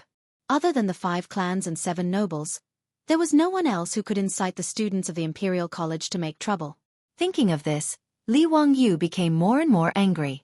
The Wang clan of Taiyuan and the Zhang clan of Xingyang were really haunting him. He just stayed in Dingzhou village and lived in a remote place, but they still remembered him. They were really domineering and unscrupulous. Wang Ziqiao of the Wang clan of Taiyuan found the head of the county government who had been working for 10,000 years and wanted to frame him. He hadn't taken revenge yet, but now they attacked him. It was really hateful. The cynical man paced back and forth in the backyard, thinking about how to fight back. Since they said that Li Wangyu had no talent and no virtue, then he would show his talent to the world and make them blind. But how to show his talent was a bit troublesome. After thinking about it, Li Wangyu decided to ask for help. Niu Wu, go to the carriage shop in Chong and City and find Su Chongqing. I have something urgent to find her. For crisis public relations, well, it was reliable to ask the beautiful boss to give him advice. This was the specialty of the top students of the University of Pennsylvania. Li Wangyu didn't feel that there was anything embarrassing about asking a beautiful superior to give him advice. After Su Chongqing hurriedly returned from Chong'an City, Li Wangyu pulled her into the study and closed the door. The two of them discussed in whispers for a long time. When the door of the study was opened again, Li Wangyu called Niu Wu again and told him a few words. Niu Wu nodded and rode to the county seat of Hu County. The next day, in the legislative hall of Taiji Palace, Pai Lupi was losing his temper. Yesterday, the students of the Imperial College made trouble, which made Pai Lupi aware that someone was targeting Li Wangyu. Before he could ask the 100 Horsemen Department to investigate the cause, the Imperial Censor had submitted a memorial to impeach Li Wangyu from Hu County. He was young and inexperienced, without talent or virtue, and was unfit to be the Crown Prince's tutor. Li Er had vented his anger in front of all the officials in the Imperial Court. It could be said that he had used his dignity as an emperor to temporarily suppress this matter. If Li Wangyu could guess who was targeting him, so could Pai Lupi. Other than those aristocratic families, no one else would dare to do such a discrediting method. Only the noble clans had such influence. Pai Lupi knew that Li Wangyu had probably taken the blame for him, causing the noble clans to hate him. That was why he was targeted like this.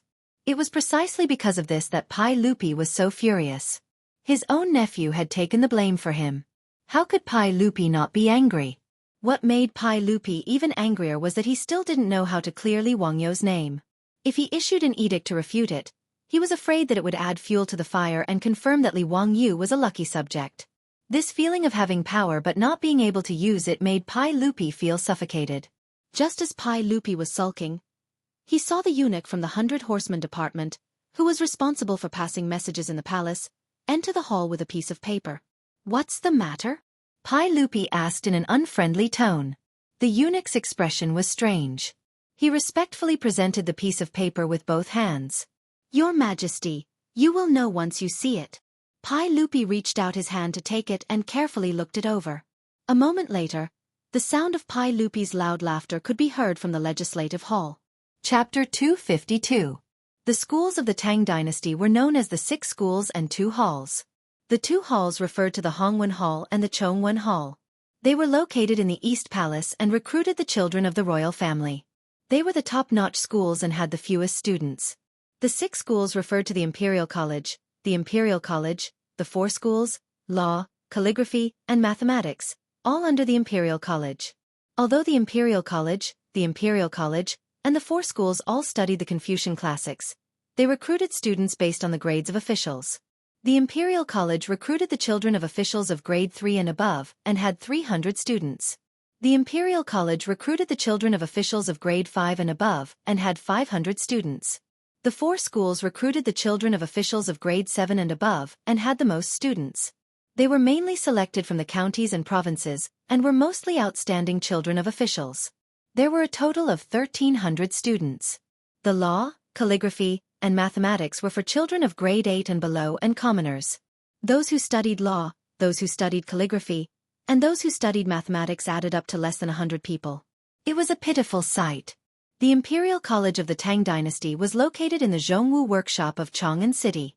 The Imperial College took up half of the workshop in the west. The Zhongwu workshop and the Pingkong workshop were only separated by a 100-meter-wide Qixia Main Street.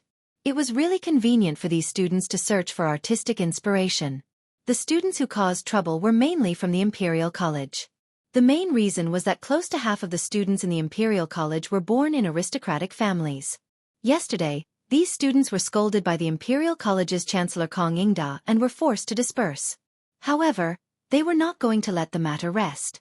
Within the Imperial College, students from the Zhang family of Xingyang and the Wang family of Taiyuan gathered a group of Imperial College students and prepared to cause trouble outside the Imperial City again. The leading student of the Zhang family raised his arms and shouted, "If we don't get rid of the traitors, the country will not be at peace. How can we, the Imperial scholars, sit by and watch such a scoundrel without virtue and talent lead the Crown Prince astray? Everyone, that Li Wangyu from Hu County is bewitching the saint. How can we sit by and do nothing?" The Imperial College students all felt that they were righteous people who were helping the country get rid of evil, so they all agreed. However, there were also people who raised their doubts. Li Zio of Hu County was famous in Chong and before, and several of his poems were handed down from generation to generation. Was there some kind of misunderstanding? I don't think Li Zio is a person without talent. The disciple who raised the objection had just finished speaking when he was immediately rebutted. "Ah, what fame! I think he's just a person who takes advantage of his fame to steal from the world. Who would believe that a 16-year-old youth could write such a poem?" "That's right, that's exactly how it is. It must be Li Wangyu who got someone to write it for him in order to fish for fame. We scholars want to expose the true face of these treacherous officials." Flattering the saint, such a talentless and immoral young man becoming the Crown Prince's teacher is a crime of deceiving the emperor. In the Imperial College, there were few who dared to speak out and argue for Li Wangyu. After being refuted by a group of people, they didn't know what to say. Just as the disciples of the Imperial College, encouraged by the scholars of the aristocratic families, were preparing to go to the Imperial City to petition again, a servant of the Imperial College ran in from outside the gate of the Imperial College. He was holding a large stack of papers in his hands, sweating profusely from running. As he ran, he shouted, "Young masters, someone just sent these things over and asked me to bring them to you." "What is this?" A student curiously took a piece of paper from his arms. After looking at it for a moment, his expression changed greatly. How is this possible? "Brother, what's wrong?" "What happened?" The student of the Imperial College couldn't help but look at the leaders of the Wang clan of Taiyuan and the Zhang family of Xingyang. With a complicated expression, he replied, "Take a look for yourselves." Everyone curiously took the paper from the servant's hands and began to read it. After reading it, they couldn't help but gasp. This Li Zio is really hard to predict. These were all written by that young man from Hu County? It's really too shocking. Works passed down from generation to generation. All of them are works passed down from generation to generation. How could he create so many poems that can be passed down from generation to generation? Brother, did you notice that? It says here that it's the first issue. Does that mean there's a follow-up? How is this possible? Could it be that this Li Wangyu is really a genius? Just by looking at these poems, it seems like we've wronged him. Everyone, did you notice this handwriting? It's so unique. The handwriting is thin and strong, yet it doesn't lose its meat. I've never seen this kind of handwriting before. All of the papers have the same handwriting. Could it be that Li Zio copied them himself? There's a description below. This handwriting was created by Li Zio from Hu County. It's called Thin Muscle Body. Li Zio was inspired to create this handwriting when he saw that the bamboo branches were thin but had strength of character. The words on it were all personally written by Li Zio and then printed. Printed? How could it be printed like this? Incredible. Incredible. Not to mention Li Zio's poems. Just based on this handwriting, Li Zio's name will definitely go down in history. After the students of the Imperial College saw what the servant brought, they were all discussing it. Some were exaggerating the poem, some were discussing the calligraphy, and some were curious about how the paper was printed. Taiyuan Wang clan and Xingyang Zhang clan's leaders saw the huge reaction of the crowd and suddenly felt that something was wrong. They quickly separated the crowd and ran to the servant and grabbed the paper. On the paper, there were a few big words, Zio's compilation. Below it, there were the words, first issue. Below it, there were 10 poems written by Thin Muscle Body. These 10 poems made Taiyuan Wang clan and Xingyang Zhang clan students palpitate more and more. Their faces slowly turned pale. These 10 poems, all of them were works that could be passed down from generation to generation. Any one of them, in their opinion, was enough to win the favor of the examiners in the spring imperial examinations. However, Li Wangyu directly printed these 10 poems as if they were free.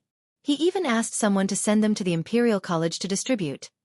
The students who did not manage to grab the paper were urging people to read it out loud. Immediately, there were people who did not care about the ugly faces of the aristocratic family's disciples and loudly recited. The first poem, Lime Song. Hammered thousands of times deep into the mountains, burned by fire as if it were nothing. Not afraid of being crushed to death, to keep my innocence in the world.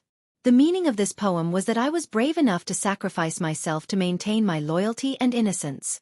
However, in the eyes of these aristocratic families, Li Wangyu was using this to mock them for their despicable actions. He, Li Wangyu, would rather keep his innocence in the world than wallow in the mire with them. Bastard, he actually wrote such a poem to scold them. If Li Wangyu was innocent, wouldn't that mean that the aristocratic families were all filthy? However, no matter what they thought, once the poem was recited, the Imperial College was full of cheers. Many students even looked at the aristocratic family's disciples with mischievous eyes. That student raised his voice and continued to recite the next poem, Dark Plum. My family washes the inkstone on the head of the tree, blooming flowers with a light ink mark. Don't want people to praise the good color, only leaving a clear air that fills the universe. It was another poem that used plum flowers to describe oneself. It expressed one's attitude towards life and did not flatter the secular world. The aristocratic family's disciples were about to vomit blood. If Li Wangyu's clear air fills the universe, then what are we? However, no matter how ugly their faces were, the Imperial College's students praised even louder. Good. What a good, only leaving a clear air that fills the universe. Li Ziyo is talented. Chapter 253. The student who recited Li Wangyu's poem was so excited that his face was flushed red.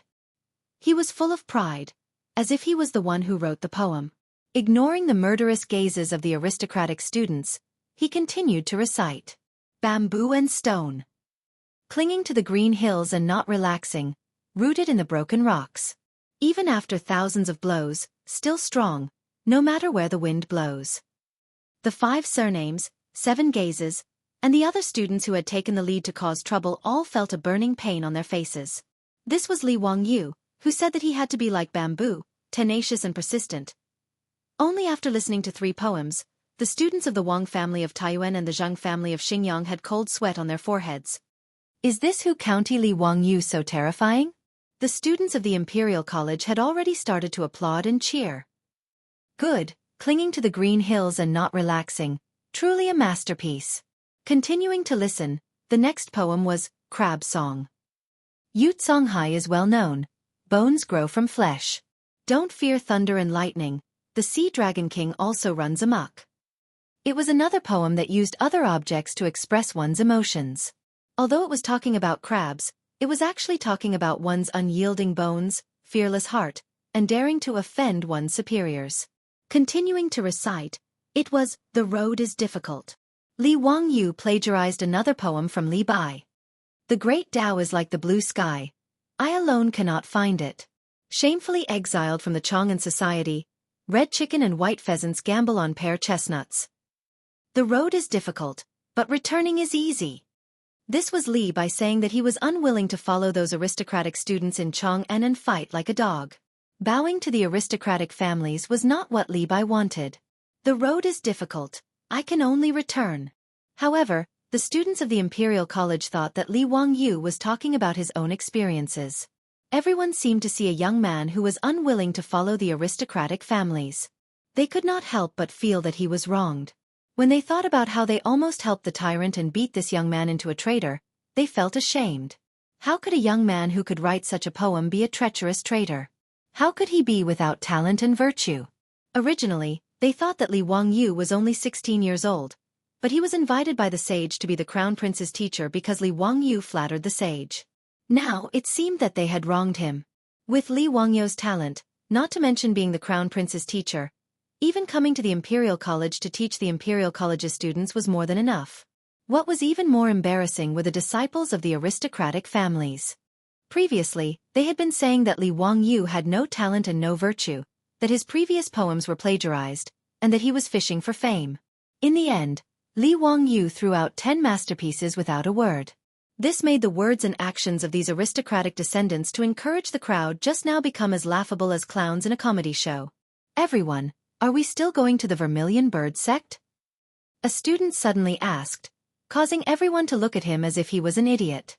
"F***ck your sister. Are you going to embarrass yourself?" A scholar from the Wang clan of Taiyuan tore the paper in his hand into pieces and roared, "I don't believe it. I definitely don't believe that this was written by a 16-year-old young man. He must have plagiarized." His angry words caused the Imperial College's students to look at him with disdain. "Plagiarism? Why don't you copy it for us to see? How could someone who could write such a poem be someone else's weapon?"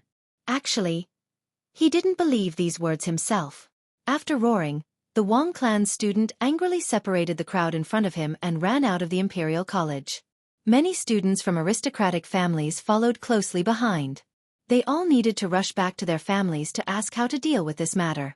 Before these aristocratic descendants could return to report, the matter had already spread throughout Chang'an City.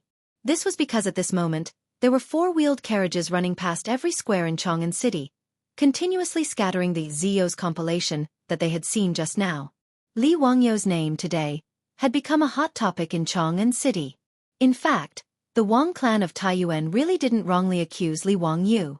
Li Wangyou really did plagiarize the poems. However, he only copied the poems of the big shots of the later generations. There were 300 poems of the Tang and Song dynasties, and there were many poems in his mind. Originally, Li Wangyou would have taken the initiative to plagiarize the poems of the big shots in a high-profile manner. He was forced to throw out one or two poems to deal with the task. However, yesterday, when he learned that the aristocratic families had actually mobilized the scholarly community to attack and discredit him, Li Wangyou couldn't care less. He could only walk his own path and leave the big shots of the later generations with nowhere to go. He and his beautiful boss discussed for a long time and felt that if he wanted to resist the pressure of the aristocratic family's public opinion, he could only display his talent in a high-profile manner. However, the Tang dynasty wasn't like the later generations, where one could post videos on Weibo and TikTok to quickly accumulate popularity. There were also no newspapers or media outlets to use. How to quickly display oneself was a problem. Li Wangyou couldn't help but sigh and say, "Sigh, it would be great if there were newspapers. They could pay for an exclusive interview or something. The effect would be great." Su Chongqing couldn't help but roll her eyes at him. "Newspapers? Do you want to go on TV? If there were newspapers, would you have the chance to plagiarize 300 poems of the Tang and Song dynasties?" After being rebuked by his beautiful boss, Li Wangyou could only touch his head and smile foolishly. He thought of the flyers and small advertisements he often distributed when he was in college and couldn't help but have an idea. He couldn't do newspapers. After all, there was no movable type printing in the Tang dynasty. Although Li Wangyou and Su Chongqing both knew a little about the principles of movable type printing, they couldn't do it without spending time experimenting. However, there was no problem with using engraving printing to print flyers or something. He could completely print and distribute the poems he plagiarized on a large scale to prove his innocence. Li Wangyou, who originally didn't want to be famous, now realized that in the Tang dynasty, fame was also very important. Wasn't the reason why the aristocratic families could compete with Pai Lupi in such a high-profile manner because of the fame they had accumulated over thousands of years? If Li Wangyou was a famous scholar like Yu Shernan or Kong Yingda, would the aristocratic families dare to smear his name? Li Wangyou's idea was supported by Su Chongqing. In the absence of effective dissemination channels, distributing flyers like the later generations seemed to be a good choice. After the two discussed the details, they decided on the plan to spread their fame by distributing flyers. Li Wangyou immediately copied the poems and gave them to Niu Wu. He asked him to go to the county seat of Hu County and find a printing house to print them. However, to Li Wangyou and Su Chongqing's surprise, Niu Wu went to the county seat of Hu County and quickly returned with a piece of bad news. The printing house in Hu County didn't have the ability to print Li Wangyou's flyers because no one had ever heard of engraving printing. Li Wangyou was stunned for a while when he heard this. Then he slapped his head. "Damn, I forgot. Not only did movable type printing not appear in the beginning of the Tang dynasty, but engraving printing wasn't even invented yet." Chapter 254. Li Wangyou had also forgotten that books in the early Tang dynasty were still handwritten. Engraving printing did appear in the Tang dynasty, but it was only the second year of Zhongguan, so there was no engraving printing.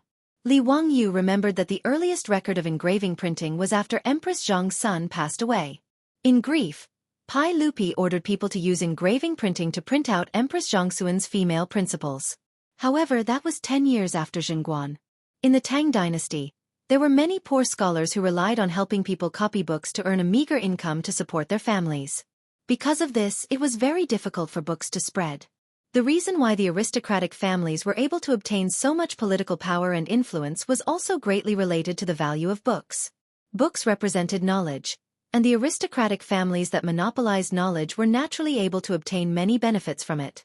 The reason why the aristocratic families disappeared in the river of history at the end of the Tang dynasty was not only related to the prosperity of the imperial examinations and the large-scale massacres of aristocratic families in the Huangqiao uprising, but more importantly, with the development of printing, books became cheaper and cheaper. The large-scale dissemination of knowledge caused the aristocratic families to lose their monopoly. The bookstores in the Tang dynasty should be called copying bookstores. The owners of the bookstores hired poor scholars to copy books and sell them. These books that were manually copied were very expensive. Of course, there was also printing, but printing mainly referred to rubbing, which was to use stones to carve tablets and then make rubbing. It was because printing was not popular that there were no bound books in the Tang dynasty. Instead, scrolls were popular. Reading a book was like looking at a painting, which needed to be slowly unfolded. Every time Li Wangyu saw Guan Yu reading a thread-bound book on TV in the Three Kingdoms, he couldn't help but want to spit at the director. Did you transmigrate into the past as well? Where did the thread-bound books come from in the Three Kingdoms? Before the invention of papermaking in the Han Dynasty, it was bamboo slips and books. From the Han Dynasty to the Tang Dynasty, it was scrolls and books. After the invention of engraving printing in the Tang Dynasty, thread-bound books began to appear, which was the book style that the later generations were used to. Niu Wu went to the bookstore in Hu County and naturally returned without any results. Regarding this, Li Wangyu also had a headache. This was forcing him to invent and create more things. In any case, engraving printing had only been around for a few years, and he had only slightly accelerated the course of history. Li Wangyu could only go with Niu Wu to the county town's bookstore. The owner of the bookstore in Huxian was surnamed Sun, and he was in his 50s. Although he was a merchant, he was also a scholar. Seeing that the Baron of Huxian had personally come to visit, he immediately came out to greet him. Old Me greets the county's transfer agent. Owner Sun, there's no need to be so courteous. I'm here because I have a request. I hope Owner Sun can help me. Owner Sun smiled bitterly. Huxian Nan, your troops have already explained the matter to Old Me, but it's impossible to copy 10,000 manuscripts in a day. Old Me is powerless. Li Wangyu wasn't in a hurry to answer. He just smiled and asked, Owner Sun, do you have any craftsmen who can do seal carving? Owner Sun froze for a moment, then nodded and replied, Of course we do. Does Huxian Nan need seals or stone tablets? Our bookstore can do both. Old Me has a few craftsmen who are very skilled.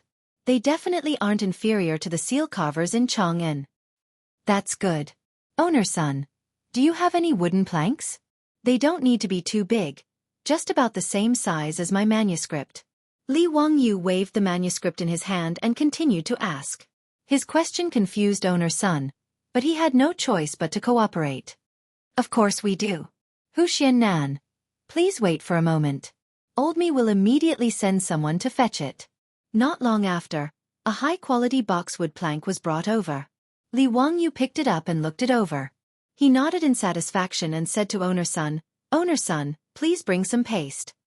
Owner Sun, who didn't know what was going on, could only do as he was told. However, he was even more confused. Just what did this Baron Huxian want to do? Li Wangyu didn't explain. He took the paste and carefully brushed a thin layer on the boxwood plank. Then, he carefully pasted his manuscript back onto the plank. The Xian paper was very thin, and the ink could clearly be seen on the back of the paper. After pasting the manuscript back onto the plank, the writing was still very clear. After the paste dried, Li Wangyu smiled and handed the plank to Owner Sunday. Owner Sun, I'll have to trouble you to find a skilled craftsman to help me carve this plank. The words on it need to be carved in yang.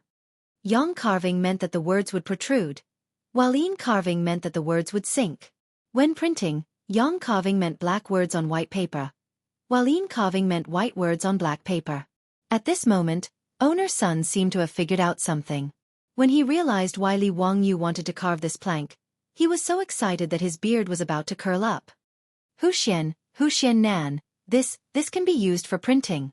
Dao ancestor, how could I have never thought of such a simple and convenient method? Huxian Nan, please wait a moment. I'll immediately find the best craftsman in the bookstore and have him carve it for you. In fact, block printing wasn't complicated. It was just a combination of Chinese seals and printing. Whether it was seal carving or printing, China had existed since the Qin dynasty.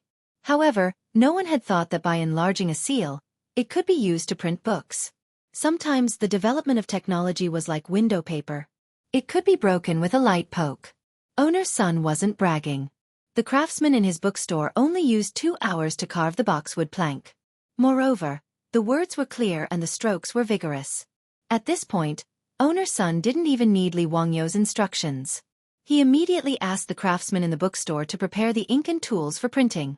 They used a roller to apply the ink evenly on the block.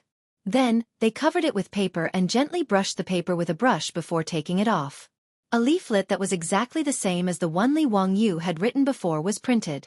Owner's son couldn't wait for the ink to dry. He snatched the printed leaflet and carefully examined it. He was so excited that his hands couldn't help but tremble. It's done just like that? Is it really that simple? Dao ancestor above, how convenient would it be to use this to print books? The current Analects of Confucius had to be manually copied. Not only was it expensive, but it was also very slow. There were 20 chapters of the Analects of Confucius, with a total of 15,900 words. Even the most skilled copyist would need an entire day to copy it. Just now, he'd asked the craftsman in the bookstore to try printing with the block. Not only was it beautiful and the words were clear, but a craftsman could also print thousands of copies in a day. Although a block could only print a portion of the book's contents, he could carve many blocks and print them at the same time. In other words, if necessary, his bookstore could print thousands of copies of the Analects of Confucius in a day. Moreover, the price might be 1/10 of the original copy, or even less. After a simple calculation, the result left Owner's son on the verge of fainting. Happiness had come so suddenly. Chapter 255. With the engraving printing technique, the 10,000 leaflets that Li Wangyu needed were not a problem at all. He just needed to carve 2 more engraving plates and print them together. Owner's son calmed down his excited mood, rubbed his hands, and looked at Li Wangyu uneasily. Huxian man, look at the engraving technique. Li Wangyu naturally understood what he meant. Li Wangyu did not value the engraving printing technique, so he just nodded indifferently. I'll give you the engraving printing technique, but I have to print a lot of things these days. Before Li Wangyu could finish his words, Owner's son immediately patted his chest and promised, Old me will only take the cost of the paper. The engraving, ink, and labor will all be borne by old me. Huxian man, what do you think? Seeing that the owner of the bookstore was so agreeable, Li Wangyu naturally nodded and agreed. Although paper was invented in the Han Dynasty, the price of paper was still high until the Tang Dynasty. His leaflets this time used a lot of money, so Owner's son of the bookstore did not dare to pat his chest and say that he would bear the cost alone. After settling the matter of the engraving printing, Li Wangyu's propaganda offensive began smoothly. The next day, after getting the leaflets from the bookstore, Li Wangyu asked Niu Wu to send all the leaflets to the Shunfeng Express Carriage Company and use 4-wheeled carriages to throw out a large number of leaflets. In particular, he asked people to send a large number of leaflets to the directorate of Ziban Square to vent his anger. That was why the previous scene happened.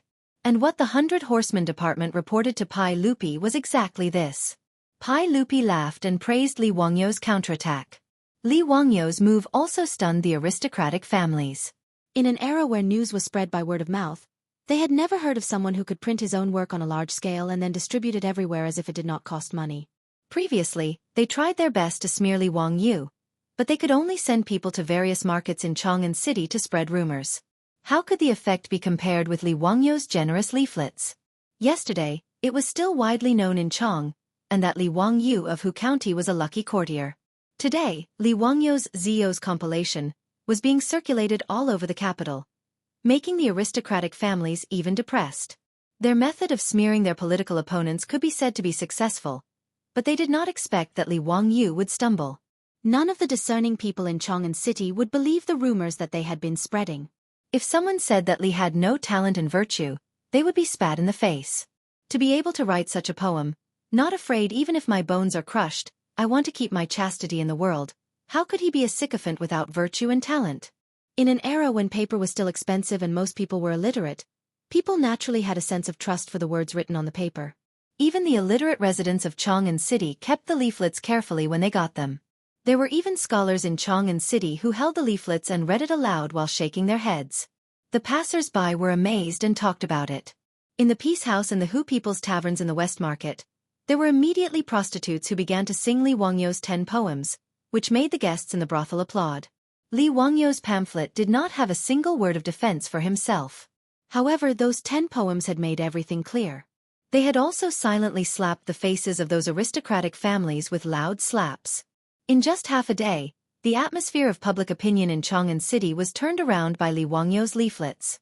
Even in the directorate of Wuban Square, no students were discussing whether Li Wangyou was a sycophant. Instead, they were discussing his poems with interest and whether there would be a second issue of Zio's compilation. On the other side of the daily court, Pai Lupi proudly asked the ministers in the hall with Li Wangyou's leaflets in his hand. My lords, yesterday there was an imperial censor that impeached a man from Huxian County for being young and inexperienced, lacking talent and virtue.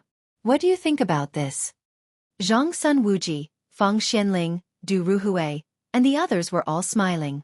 They naturally knew that Li Wangyou had made such a big fuss.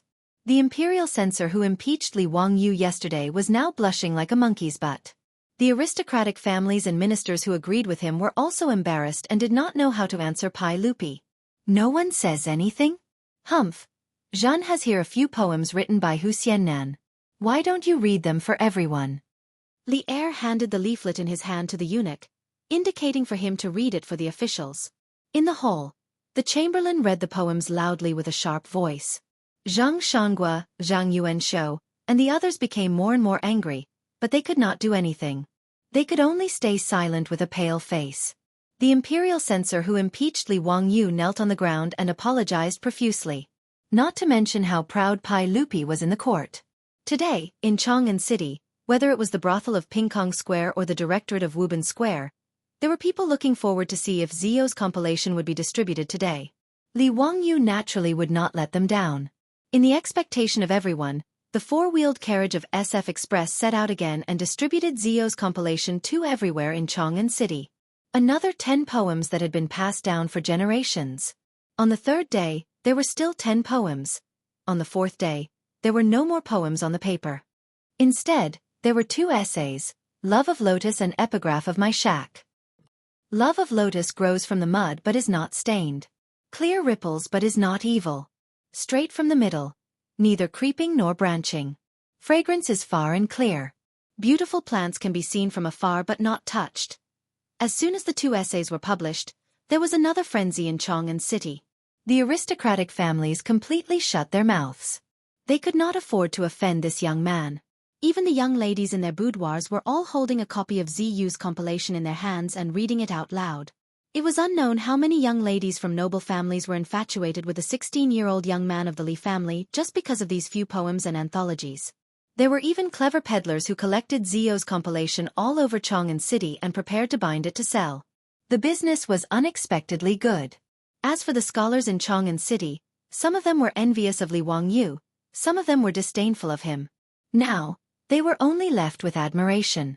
Just like the bad students in school, they might be jealous of the top students who were good at studying, but they were only left with admiration for the genius who was the top scholar in the college entrance examination. Everyone was a scholar, but why was he so outstanding?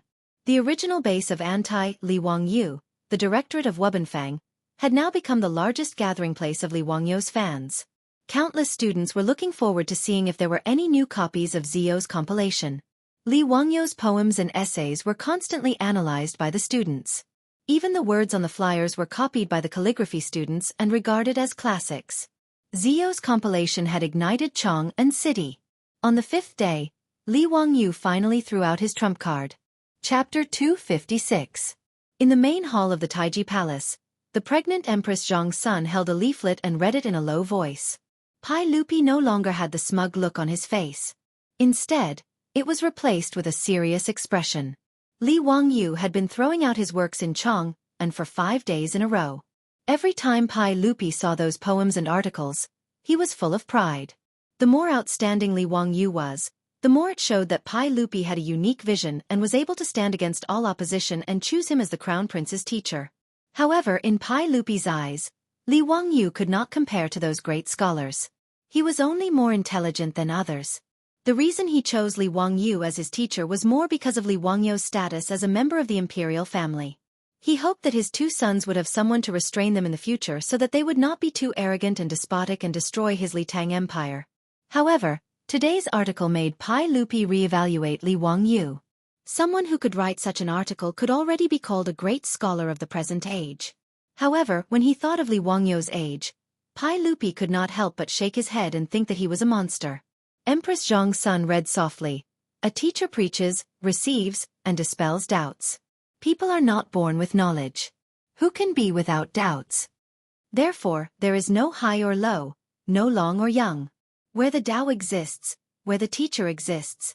The last article that Li Wangyu threw out was Han Yu's on teachers. Even in the future, this was an article that students had to memorize. However, in the ears of Pai Lupi and Empress Zhong's son, it was like a bolt of lightning. It shocked the most respected couple of the Tang dynasty to the point that they looked at each other and did not know how to evaluate it. After reading the article, Empress Zhong's son let out a long breath and said leisurely, "Erlang, Zio is a great talent. You have chosen a good teacher for Chengqian and Qingke." Pai Lupi replied, "Yes, I didn't expect Ziyu's talent to be so outstanding." "Haha, Maid Guanyin. You didn't see the expressions of those aristocratic family officials in the main hall today. They looked as if their fathers had died. How delightful!" However, Empress Zhongxuan's beautiful eyes flickered. "Erlang, Chengqian, Qingke, and Cheng'll only go to Ziyu Manor to study for 2 days every 10 days. Isn't that too little?" Pai Lupi paused for a moment before nodding his head. "That's right, but it's too little. As the teacher of Chengqian and the others, how could Ziyu be so irresponsible? I think it would be best to visit Ziyu's residence every other day. I'm just afraid that Zio won't be willing." "How dare he? Second young master, why don't we do this?" In Lijiang Hall, the male and female lowered their voices and began to discuss. Far away in Dingzhou village, Li Wangyu couldn't help but sneeze a few times. His beautiful boss couldn't help but look at him with worried eyes. "Wangyu, be careful not to catch a cold." "It's fine. Someone must be saying bad things about me. Haha, who knows how those aristocratic families are cursing me behind my back." Li Wangyu smiled proudly. His beautiful boss rolled her eyes at him. "Are you proud now? You plagiarized so many poems and essays. Heh, I was forced to do this, wasn't I? Those big shots will understand me." Li Wangyu put his hands together and casually bowed towards the sky. "Big shots, it's not that I don't want to give you a way out, but those aristocratic families are really pushing me too far. I'm also a victim. Please forgive me." Su Chongqing couldn't be bothered with his antics. He only rolled his eyes at him to show his disdain. Li Wangyu suddenly thought of a line from the movie Charlotte's Troubles. He couldn't help but smile and ask, "Chongqing, do you think that in the future, Li Bai, Han Yu, and the other big shots will say, 'I really admire Li Zio, but I've always felt like I'm living in his shadow'?" Huh. Su Chongqing was speechless. He thought for a moment and replied, "I don't know if Li Bai and the others will say that, but I'm sure that you'll be the person that the students will hate the most in the future." What do you mean? Why would they hate me? Look at the poems and essays that you plagiarized. How many of them are required to be memorized in the language classes of the future? Half of the book is signed by you, and they all have to be memorized and tested. Tell me, don't you think you'll be hated?" Li Wangyu was momentarily stunned by Su Chongqing's words. After pondering for a long time, it seemed to be true. A drop of cold sweat slid down Li Wangyu's forehead. F***CK, how much hatred would he receive in the future? Li Wangyu felt a chill down his spine when he thought of the countless students who would grit their teeth and memorize all the essays that were signed by him. Forget it. Anyway, that was more than 1,000 years in the future. They could do whatever they wanted. It was none of his business. Li Wangyu quickly threw this question to the back of his mind. He moved closer to his beautiful boss and began to flatter her with a cheeky smile. However, he didn't know that a huge wave had been set off in Chang'an City because of this on teachers. Previously, the poems and essays that Li Wangyu threw out were only indirect responses to the slandering of him by the aristocratic families. However, this on teachers was seen by the public as Li Wangyu's public reply and refutation of the slandering. This on teachers had a clear argument, a strict structure, a thorough reasoning, and a majestic momentum. It was extremely persuasive and infectious. In particular, the sentence, "Everyone has their own specialization in learning the Tao," and "everyone has their own specialization," made people applaud it. In Chang'an City, the aristocratic families closed their doors and refused to receive any guests, like cowards. In Chang'an City, a group of Confucian scholars led by Yu Shernan and Kong Ingda also applauded Li Wangyu's on teachers. However, no one dared to mention that Li Wangyu was too young to be the crown prince's teacher.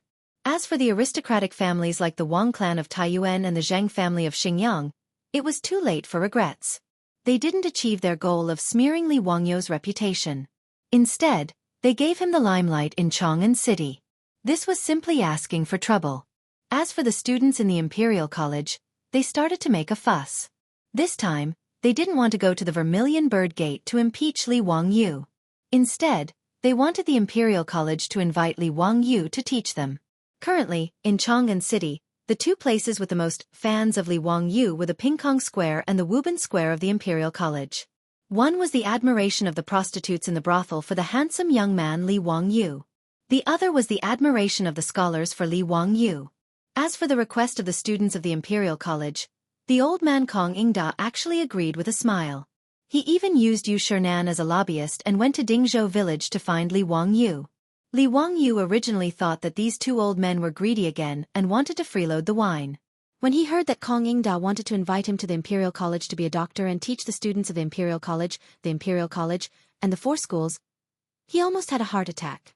With the amount of knowledge he had, he could still fool Li Chengqian, Li Tai, and the other brats.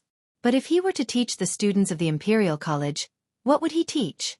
No matter how Yu Shernan and Kong Ingda tried to persuade or coerce him, Li Wangyu wouldn't budge. He was determined not to be a doctor of the Imperial College. Regarding this, Kong Ingda and Yu Shernan didn't regret it. They could only turn their grief into appetite. They ate another delicious meal at the Li family and drank the last of Li Wangyu's secret stash of sorghum wine. Chapter 257. Li Wangyu became a plagiarist and created the engraving and printing of flyers, eliminating the trouble caused by the aristocratic families. However, he did not expect that his actions would bring him even greater trouble. After he became famous in Chang'an, everyone praised his poems and essays, which attracted many scholars in Chang and to Dingzhou village, wanting to meet him and ask for advice. Some scholars even submitted their essays to him.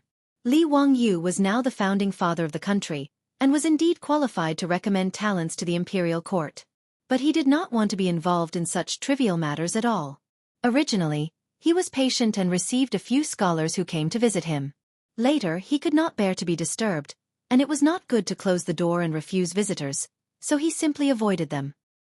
He did not dare to return to his residence until sunset and the crowd dispersed. He could only wander around to pass the time. In the first 2 days, he went fishing by the Gone River. After feeling bored, he went to the Taoist temple that Sun Simiao was building and chatted with Lu Shenwei. Sun Simiao's temple was progressing very quickly and would be completed in a month.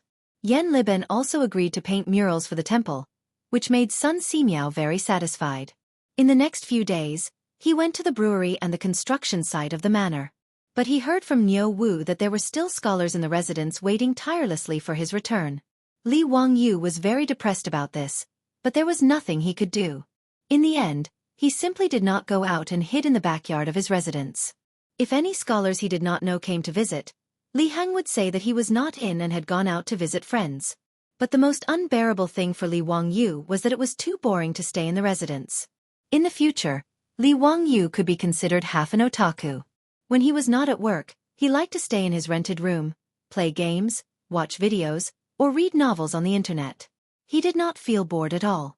But in the past few days, his beautiful boss, Aphrodite, and Perrin were not in the house during the day. So he found that the Tang dynasty was really too boring and seriously lacked entertainment. After forcing Li Heng, Niu Wu, and the maidservants in his house to play mahjong with him for 2 days, Li Wangyu was bored to death and was lying on a deck chair in the backyard, staring blankly into space.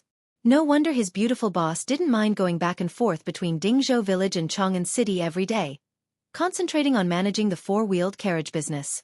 It seemed that her life in the Tang dynasty was really boring, so she wanted to find something to do to pass the time. Think about it. People who were used to all kinds of modern facilities, but after transmigrating to the Tang dynasty, there were no novels to read, no television, no games, and no internet. If they didn't find something to do, it would really drive them crazy. I'm so bored that I'm about to explode. Of course, it was not that there was no entertainment in the Tang dynasty, but that Li Wangyu was not interested in it. The entertainment in the Tang dynasty, especially among the dignitaries, was first of all kinds of banquets. Banquets big and small included toasting each other, reciting poems, and laughing. It was beautiful and wonderful. But in Li Wangyu's opinion, it was really boring. Next was listening to songs and watching dances, such as flower dances, sword dances, horse dances, lion dances, step dances, festival dances, entertainment dances. But Li Wangyu still didn't find it interesting. He was not even interested in the Spring Festival gala performances of the modern era. The songs and dances of 1,300 years ago, well, although unique, were just so. Li Wangyu was not interested in other entertainment activities such as watching plays, cockfights, and juggling. The people of the Tang dynasty loved to see and hear. Therefore, Li Wangyu, who was lying on the deck chair, could only sigh and moan about boredom. The people of the Tang dynasty were really pitiful. They didn't even have novels to pass the time with. Of course, it was not that there were no novels in the Tang dynasty, but Li Wangyu couldn't understand them. He only knew a little about classical novels, which gave him a strange feeling like he was in a high school Chinese class. Reading that kind of novel was not entertainment at all, but self-torture. Thinking of novels, Li Wangyu began to ponder again. Should he simply copy a few more novels to enrich the amateur cultural life of the people of the Tang dynasty? Thinking about the four great classical novels, Journey to the West seemed to be suitable. However, Sun Wukong was a disciple of Taoism who was incorporated into Buddhism. If Sun Simiao and Yuan Tiangang read this novel, they would probably kill him, right? Forget it. I'm not afraid of this bad luck. I'll leave Wu Qinzhen to write it. Naturally, he couldn't write water margin either. Not to mention that he needed to modify the background of the story. The key was to write a story about a group of rebels. If Pai Lupi read it, he would probably ask him to explain clearly who he was trying to rebel against. Dream of the Red Chamber was a good book. If he modified it and brought it to the Tang dynasty, it would probably make those scholar ladies love it to death. But the biggest problem was that Li Wangyu had never read Dream of the Red Chamber. In fact, it wasn't that he hadn't read it. Li Wangyu had indeed read Dream of the Red Chamber several times, but he had read the novel version of Dream of the Red Chamber. This was very awkward. After thinking about it, the only book that could be written was Romance of the Three Kingdoms. Li Wangyu also liked to read Romance of the Three Kingdoms, and was very familiar with the plot of the Three Kingdoms. It was better to simply copy it in advance. On the one hand, it could kill time, and on the other hand, it could enrich the cultural life of the Tang dynasty. Thinking of this, Li Wangyu immediately sat up from the recliner and ran back to the study room excitedly. He ground the ink, picked up the pen, and began to write on the paper. The first banquet was the heroes of the Peach Garden swear brotherhood and slay the Yellow Turban hero. It was said that the world was divided for a long time and divided for a long time. Li Wangyu couldn't write anymore. After a long while, he threw down the writing brush and walked out of the study room gloomily. It wasn't that Li Wangyu had a conscience and was too embarrassed to copy Luo Guanzhong's novel, but that he couldn't memorize it at all. This wasn't the Tang or Song poems, which his grandfather forced him to memorize when he was young. The essays like Epigraph of My Shack were forced to memorize by his language teacher. But no one told him that he needed to memorize Romance of the Three Kingdoms. Romance of the Three Kingdoms was a total of 120 chapters and more than 640,000 words. Who would be bored enough to memorize it? Speaking of the plot of Romance of the Three Kingdoms, Li Wangyu was very clear about it. But knowing the plot didn't mean that he could write it into a novel, not to mention a novel in vernacular, which was beyond his ability. Li Wangyu felt more and more aggrieved when he saw a good opportunity to show off. Oh no, to enrich the cultural and entertainment life of the Tang dynasty, slip away from his fingertips. After his beautiful boss came back, he gloomily mentioned his failed attempt to copy Romance of the Three Kingdoms, which made Su Chongqing laugh for a long time. However, after Su Chongqing laughed, he also felt a little regretful. If only my phone still had battery. Nonsense, I know that I can listen to music and play games. I've already regretted it 100 times. Su Chongqing shook his head. No, I mean I have a lot of novels saved in my phone like the 4 great classical novels. Li Wangyu looked at her with disdain. Even if your phone can call back to the 21st century, it's useless. A phone without battery is worse than a brick. Chapter 258. Li Wangyu was complaining about the unreliability of his beautiful boss when his body suddenly froze. After a long while, he whispered, Chongqing, do you still remember the content about generators in high school physics? Su Chongqing was also stunned when he heard this. After thinking for a while, he replied with uncertainty. It seems that when a conductor does the motion of cutting magnetic induction lines in a magnetic field, it will generate electric current? Is that so? Li Wangyu nodded and swallowed a mouthful of saliva. It seems that the Tang dynasty was also a magnet. His words made Su Chongqing couldn't help but cover his mouth with his hand, for fear of screaming out loud.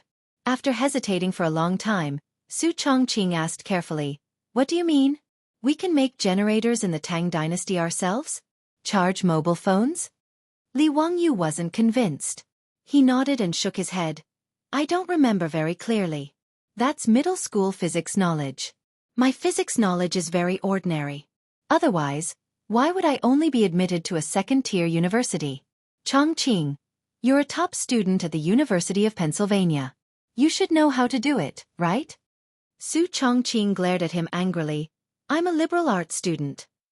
These words made the two of them stare at each other for a long time. After a long time, Su Chongqing couldn't help but laugh out loud. Forget it. If there's no electricity, then there's no electricity. Li Wangyu stubbornly said. No, I have to try. I don't believe that I can't make a simple generator. Generating electricity in the Tang dynasty 1,300 years ago, no matter how you looked at it, it felt like a fantasy. Even Li Wangyu himself was grumbling in his heart. Why did it feel like a novel from the modern era, with a strong taste of fantasy in it? But after thinking about it carefully, it didn't seem to be impossible. He remembered that in his middle school physics class, the chubby physics teacher had demonstrated the structure and function of a hand-crank generator to them in class. It was a coil rotating in a magnetic field, and it seemed to generate electricity. The principle wasn't complicated at all. When he shook the handle of the generator, the small light bulb lit up. To Li Wangyu, who had just come into contact with physics for the first time, it was very magical and left a deep impression on him. In fact, if Baidu existed in the Tang dynasty, it would be easy to make a simple hand-crank generator to charge a mobile phone after searching it on Baidu. Even many high school students with strong hands-on skills could do it. But Li Wangyu was a bad student, and Su Chongqing was a liberal arts student. It was not easy for them to come up with a generator that could charge mobile phones in the Tang dynasty. The two of them were clear about the principle of the generator, but how to cut the magnetic coil to generate the current was a very technical problem. Li Wangyu said that there were magnets in the Tang dynasty, but that was not true. Magnets were made using modern technology. In ancient China, only natural magnets could be used. Magnets were also known as compassion stones, magnets, and magnets. However, in the Tang dynasty it was very easy to buy natural magnets. All the major pharmacies sold them. That's right, natural magnets were a type of medicinal material used in traditional Chinese medicine. It was salty and cold. It was the meridians of the liver, heart, and kidney. It was used for palpitations, insomnia, dizziness, blurred vision, tinnitus, deafness, kidney deficiency, and wheezing. It was recorded in the Compendium of Materia Medica. No matter what, Li Wangyu intended to give it a try. If he could really make a generator that could charge mobile phones, it would be amazing. He asked Niu Wu to buy a large piece of natural magnets from the pharmacy and copper wire from the jewelry shop. Li Wangyu was ready to start his physics experiment class in the Tang dynasty. He pulled Su Chongqing with him, and the two of them racked their brains to recall the physics knowledge they learned in junior high and high school. They did draw a few blueprints, but they did not feel confident when they drew the blueprints. Let's give it a try first. Li Wangyu stretched and asked Niu Wu to help him invite Carpenter Lu over so that he could get ready to work. He and his beautiful boss recalled the structure of the generator. It was made up of a rotor and a stator. The stator was made up of a ring that was fixed on the outside, and copper wire had to be wound around it. The rotor was in the middle of the stator, and a magnet was installed on it. It could be turned with a handle, and after it spun quickly, it could generate electricity. The principle seemed simple, but neither of them had really operated it before, so they could only experiment slowly. And even if they could make a generator, it was still unknown whether it could charge mobile phones. However, Li Wangyu was bored now, and the temptation of being able to use mobile phones filled him with enthusiasm. When Carpenter Lu heard that the county man wanted him to help again, he did not hesitate. He put down his work and brought a full set of tools to follow Niu Wu. When he held the blueprints Li Wangyu drew, he could not understand what they were for. However, Carpenter Lu did not dare to ask too much. In short, he would do whatever Li Wangyu asked him to do. In the eyes of the villagers of Dingzhou Village and Carpenter Lu, Li Wangyu was definitely an immortal who had descended to the mortal world. This was especially true for Carpenter Lu, who was even more convinced after helping Li Wangyu with the water wheel and four-wheeled carriage. Carpenter Lu even secretly put up Li Wangyu's memorial tablet in his house. He burned incense and prayed to Li Wangyu every day, treating him like a god. If Li Wangyu knew about this, he would probably vomit 3 liters of blood. Fortunately, Li Wangyu did not know that Carpenter Lu had put up a memorial tablet for him. Otherwise, there might have been a murder case at the county man's mansion in Huxian today. After tinkering for half a day, Li Wangyu did not feel annoyed. Without the interference of mobile phones, computers, and the internet, it did not seem boring to concentrate on one thing. Carpenter Lu's craftsmanship was really good. With just a sketch that Li Wangyu had drawn, he was able to make the main structure of the hand-crank generator out of wood. Li Wangyu shook the handle with satisfaction and saw that the rotor inside was operating smoothly. Now, it was time to wrap the copper wire around the stator. After wrapping it a few times, Li Wangyu stopped and took off the copper wire that was wrapped around the stator. The beautiful boss was puzzled and asked, "Wangyu, what's wrong? Is there a problem?" Li Wangyu shook his head. "No, I just suddenly remembered that it seems to be better to use silver wire. It seems that silver is the metal with the best conductivity, right?" The beautiful boss recalled for a long time before nodding. That seemed to be the case. Thus, the copper wire that Niu Wu had just bought was abandoned. Li Wangyu sent him to the jewelry shop in Huxian to buy silver wire for himself. Although silver was not a common currency in the Tang dynasty, it was still very common. It was also very common to use it to make jewelry and utensils. Naturally, the jewelry shop did not lack gold and silver wire. Niu Wu did not spend much effort and bought a lot of it. Although the handmade silver wire could not be compared with the industrially processed ones in the future, it was still quite exquisite. Li Wangyu could only say one word about the exquisite craftsmanship of the Tang dynasty's craftsmen. Seeing that Li Wangyu was about to wrap the silver wire around the stator, the beautiful boss called out to him, "Wait, Wangyu, why do I seem to remember that there were wires wrapped around the stator in the physics class?" Li Wangyu did not understand. "Yeah. How could there be wires in the Tang dynasty? You just use copper wire or silver wire instead. What's wrong? Is there a problem?" "Stupid, it's insulated. Aren't wires insulated? You can just wrap the silver wire around it. How can it not be insulated?" Li Wangyu was stunned by the beautiful boss's words. It seemed to be true. Damn. Where was he going to find insulated wires in the Tang dynasty? Chapter 259. In the backyard of the county magistrate's mansion, the door of Li Wangyu's study was tightly shut. Aphrodite and Perrin could only hear the voices of their Langjun and sister Chongqing from time to time. Their Langjun, in particular, was breathing rather rapidly, as if he was doing something strenuous in the room. "Ah! Hurry up! Hurry up!" Su Chongqing's excited voice came from the study. "Phew! I can't take it anymore. Rest. Let me rest for a while." Li Wangyu's panting voice came. "Wangyu, don't stop, keep going." "Phew, I'm exhausted, I can't take it anymore. Let me rest for a while before continuing." "You're so useless, it's time to exercise." "Cough, how can you say that? How can you say that men are useless? I've lasted long enough. It's been half an hour, right?" "Humph, you're so useless, 10 minutes at most."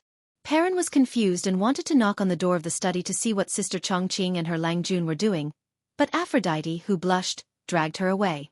Although Aphrodite was a virgin, she seemed to have heard a lot of such voices in the taverns of the barbarians. However, There was naturally no scene in the study that Aphrodite had imagined, which was not suitable for children. Instead, it was Li Wangyu who was panting and constantly shaking the handle of the generator.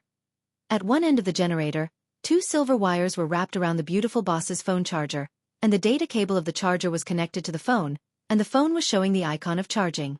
Obviously, Li Wangyu had succeeded in making the generator and was now charging the phone. Li Wangyu, who was a bad student, was stumped by Su Chongqing's question. How to insulate metal wires was a very serious subject in the Tang dynasty. After pondering for a long time, Li Wangyu and Su Chongqing still didn't know how to insulate metal wires. How could hand-cranked generators be so easy to make 1,300 years ago? The generator project, that he had been busy with for half a day, still ended in failure before it even started. This was a huge blow to Li Wangyu, and he was depressed for several days. However, there was always a way out. Li Wangyu quickly found a way to solve the problem of the metal wire insulation. He applied a layer of paint to the metal wire. There were records of the use of raw lacquer in China a long time ago. In the classic of mountains and seas, the Northern Mountains, it said, Gua Mountain, its trees are mostly lacquer brown. There are many lacquer trees on Mount Yingtar. Raw lacquer is a kind of pure natural liquid paint harvested from the lacquer tree. Because of this, the production of raw lacquer in China was low since ancient times, and the price was expensive. Only the rich and powerful could afford it. Not to mention that it was impossible for ordinary people in the Tang dynasty to use raw paint to paint their furniture. Even in the houses of the rich and powerful of the Tang dynasty, there were not many who could use raw paint. Because raw lacquer was not poisonous, it was often used to make utensils. In Li Wangyu's mansion, there was a set of wooden tableware that had been painted with raw lacquer. It was a congratulatory gift from a rich and powerful person in Chang'an City, after the news that he had been conferred the title of Baron of Hu County. Li Wangyu, who had been vexed over how to insulate the metal wire, suddenly had a flash of inspiration when he saw his servant girl serving him food using this set of lacquered wooden tableware. He remembered the good stuff of raw paint. Li Wangyu couldn't help but laugh.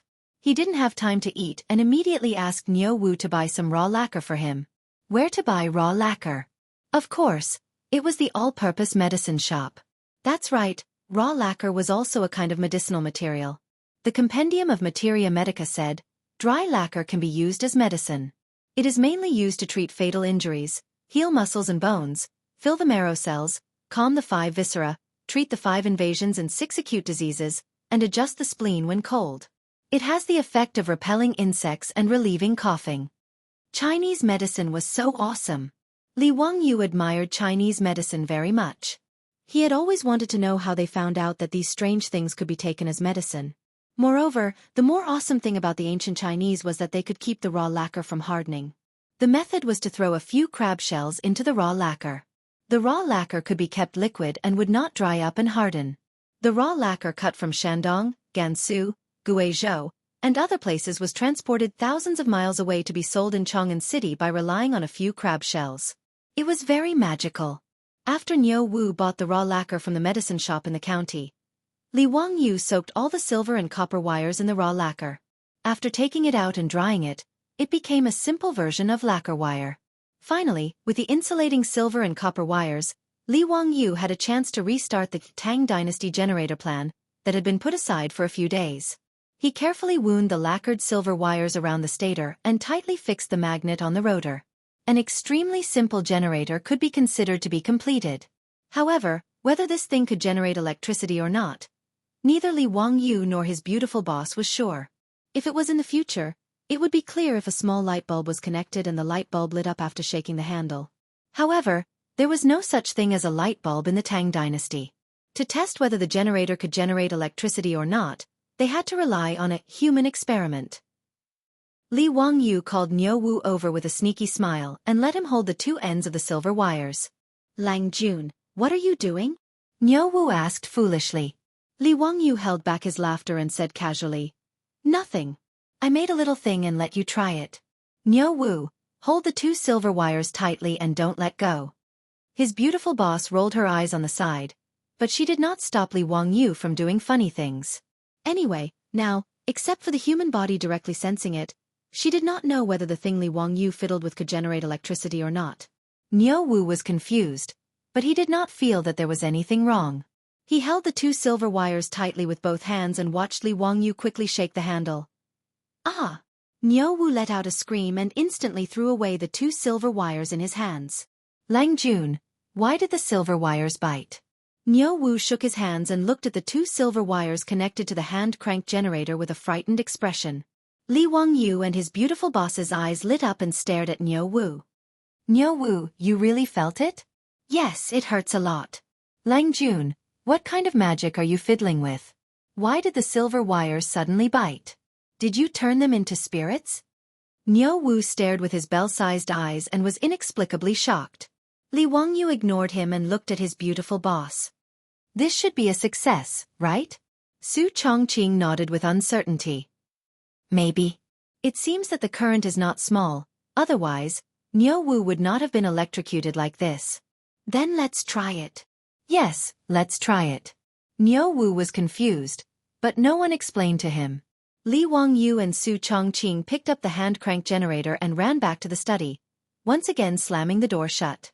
And so, Perrin and Aphrodite heard the scene outside the study. In any case, Li Wangyu's extremely simple hand crank generator could be considered a success.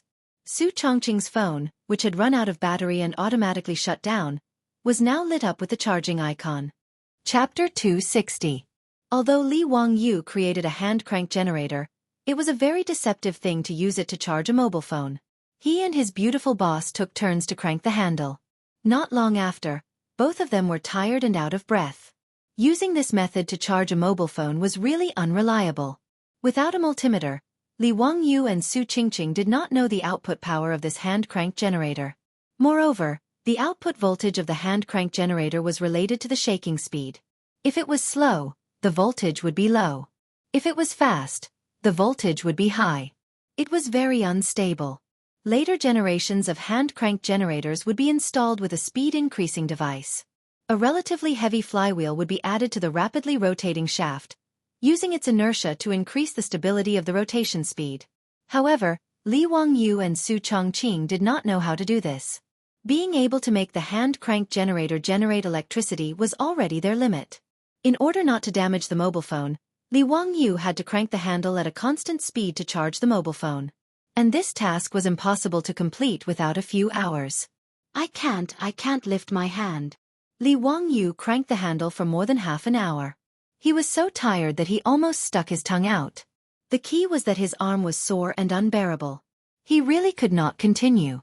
And the battery shown on the mobile phone screen was less than 10% charged. Su Chongqing wrinkled his nose in dissatisfaction. Humph, at this speed, when can you charge it fully? Li Wangyu directly played dead. No matter what his beautiful boss said, he was not willing to crank the damn generator handle again. The matter of charging the mobile phone needed to be kept a secret. Except for the two of them, it was not convenient to ask Niu Wu and Niu Yong to help. Between slacking off and using the mobile phone, Li Wangyu persisted for half an hour and finally chose the former. The beautiful boss was angry at Li Wangyu's tired appearance, but there was nothing she could do. It was really too tiring to crank the generator manually. She persisted for 5 minutes and gave up. Naturally, she could not scold Li Wangyu anymore. Li Wangyu took the opportunity to slip out of the study and ran to the backyard. He sat on a recliner and ordered a maidservant to bring tea, acting like a master. While Li Wangyu was renovating the backyard of the Li residence, he asked Carpenter Lu's 2 sons to help him send a continuous stream of spring water into the backyard using bamboo. They even built a wooden frame with a huge clay pot on top of it. The spring water in the clay pot flowed like a small waterfall into the canal below. Li Wangyu was stunned for a while as he listened to the gurgling sound of the spring water. He couldn't help but pat his head with his hand. What a pig's brain. Even though he was from a second-tier university, he couldn't be that stupid, right? There was obviously a simple method, so why did he have to act like an idiot and frantically shake the controller for more than half an hour? Chongqing, the two of us seem to have done something stupid. Li Wangyu looked at Su Chongqing speechlessly. Su Chongqing didn't understand what he meant. He asked in confusion, "What's wrong?" Li Wangyu pointed at the artificial waterfall in the backyard. "Why don't we use water to move the generator? We can just make a small water wheel and use a belt to move the generator's handle." His words stunned the beautiful boss. She glared at him fiercely. "Humph! I knew you were stupid. You couldn't even think of such a simple method. You made me shake the controller for so long. Why don't you go and find Carpenter Lu? Li Wangyu was stunned by Su Chongqing's words. How could he be reasonable? This was clearly his idea. How could he say that he was in the wrong? Moreover, you clearly only shook it for less than 5 minutes, but he shook it for half an hour. Fortunately, Li Wangyu also knew that he couldn't reason with a beautiful woman. He could only silently accept the beautiful boss's criticism. He turned around and ordered Niu Wu to find Carpenter Lu. A day later, there was a small water wheel under the artificial waterfall in the backyard. It was constantly being washed by the spring water flowing out of the clay pot above. A round wheel was installed on the axle of the water wheel. Li Wangyu installed a belt on the wheel to replace the belt pulley. The other end of the belt was connected to the generator, driving the generator's rotor to rotate at a uniform speed. Li Wangyu also asked Carpenter Lu to build a small house the size of a sentry post with logs in the backyard and put the generator in it. In the future, he and Su Chongqing would come to the small wooden house to charge their phones to avoid exposing their secret. Whether it was Li Hang, Niu Wu, or Niu Yong, they were already used to the strange actions of their Lang Jun. No one asked for the reason. In the study, Li Wangyu looked at the phones that were finally charged. He was very excited. Before he was ready to turn on the phone, he went to wash his hands. He was just short of burning incense and praying. Chongqing, I'm turning on the phone. Yes, turn it on. Li Wangyu excitedly pressed the power button. A moment later, the phone's screen lit up. The familiar boot music and the familiar boot animation. At this moment, Li Wangyu was about to cry. I want to listen to music. Read novels. Play games. Before Li Wangyu finished roaring in his heart, a slender hand reached in front of his eyes and slowly took the phone that he had just turned on. Hey, Chongqing, what are you doing? Li Wangyu asked unhappily. The beautiful boss smiled. Nothing, this is my phone. Her words almost made Li Wangyu choke to death. Okay, this is indeed the beautiful boss's phone. I helped you charge it. You can't burn the bridge after crossing the river. So what if you're beautiful? Can you do whatever you want? At this moment, Li Wangyu's acting skills were off the charts. His extremely aggrieved look was enough to make anyone who heard it cry and feel sad. However, Su Chongqing didn't buy it at all. Her slender fingers tapped his forehead. Humph, you're right. This lady is beautiful. What do you want? This is this lady's phone. I'll use it first. Do you have a problem with that? Li Wangyu was speechless. What else could he do? He could only endure it. Looking at the beautiful boss who was happily holding the phone and playing with it, Li Wangyu was so weak, pitiful, and helpless. He squatted in the corner and drew circles. Under Li Wangyu's unremitting efforts and resistance, he finally won time to use the phone from the beautiful boss. That was every night after the beautiful boss went to bed. Fortunately, the beautiful boss paid attention to her health and usually didn't stay up late. Plus, there was no night entertainment in the Tang dynasty, so she went to bed early. Therefore, after 8 o'clock in the evening, the right to use the phone finally belonged to Li Wangyu. It had to be said that the beautiful boss's phone was a good thing. With her income, the phone she bought was a high-end model with enough storage. Su Chongqing, who didn't mind the trouble, downloaded a lot of things on the phone. Music, MP3, videos, novels, games. She even downloaded several TV series. Li Wangyu was full of resentment. He brightened the biogas lamp in the study, opened the reading software on the phone, opened the Romance of the Three Kingdoms, and began to shamelessly plagiarize. Chapter 261. Li Wangyu was both happy and in pain. He became a shameful plagiarist. As for moral integrity, he had already thrown it to the back of his mind when he plagiarized Li Bai and other big shots' works. The reason why Li Wangyu continued to be a plagiarist, in addition to enriching the cultural life of the people of the Tang dynasty, was purely because he was too bored. Although the phone was now charged and turned on again, Li Wangyu didn't know how long the phone could last. The self-made generator's current and voltage were not up to standard, and it was also unstable. What if it burned the phone one day? Therefore, Li Wangyu also planned to take advantage of the fact that the phone was working normally, and copy all the novels stored in Su Chongqing's phone. If the phone failed in the future, he wouldn't be so bored. Another reason for copying books was to continue to build his reputation. Although he couldn't bear the harassment after becoming famous, Li Wangyu now had to pinch his nose and continue to build his reputation. After these few incidents, Li Wangyu could also be considered to have understood. If he wanted to let himself and his beautiful boss live comfortably in the Tang dynasty in the future, he must build his reputation. Politics was too dangerous, and he didn't want to touch it. If he wanted to protect himself and not let those aristocratic families have ideas about him, he must have enough reputation. If he could build his reputation until everyone respected him, then the aristocratic families, including Pai Lupi, wouldn't dare to touch him easily. Only then could he continue to be a leisurely landlord. However, being a plagiarist wasn't that easy, especially in the Tang dynasty, where writing small words with a brush was even more painful. Li Wangyu started copying from 8 o'clock in the evening until 12 o'clock in the middle of the night when he got the phone. In addition to making his right wrist extremely sore, the reward was that he finished copying the first chapter of the Romance of the Three Kingdoms. Looking at the total 640,000 words of the Romance of the Three Kingdoms and the 120 chapters of the book, Li Wangyu suddenly felt that he had dug a huge hole for himself. Based on today's speed, wouldn't it take him 4 to 5 months to finish copying the entire Romance of the Three Kingdoms? When he thought of this, he felt his vision darken. After Li Wangyu wrote this manuscript, he planned to send it for engraving and printing.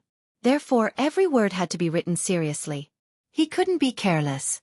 To be able to write more than 4,000 words in 4 hours was already considered extremely fast and talented. With such a calculation, Li Wangyu almost decided to give up. He felt that his life was dark. However, this was a hole that he had dug himself, so he had to continue copying it even if he had tears in his eyes. Li Wangyu was full of resentment. He turned off his phone and went back to sleep. For the next week, Li Wangyu hid at home every day and became a poor copyist. It didn't take long for him to copy a thick stack of manuscripts for the Romance of the Three Kingdoms. In fact, it was not how fast Li Wangyu copied, but how few words could be written in a manuscript. Even if the words were small, in order to be engraving and printing, the words couldn't be too small. At most, there would be no more than 200 words on a page. He could copy more than 4,000 words a day, which was more than 20 manuscripts.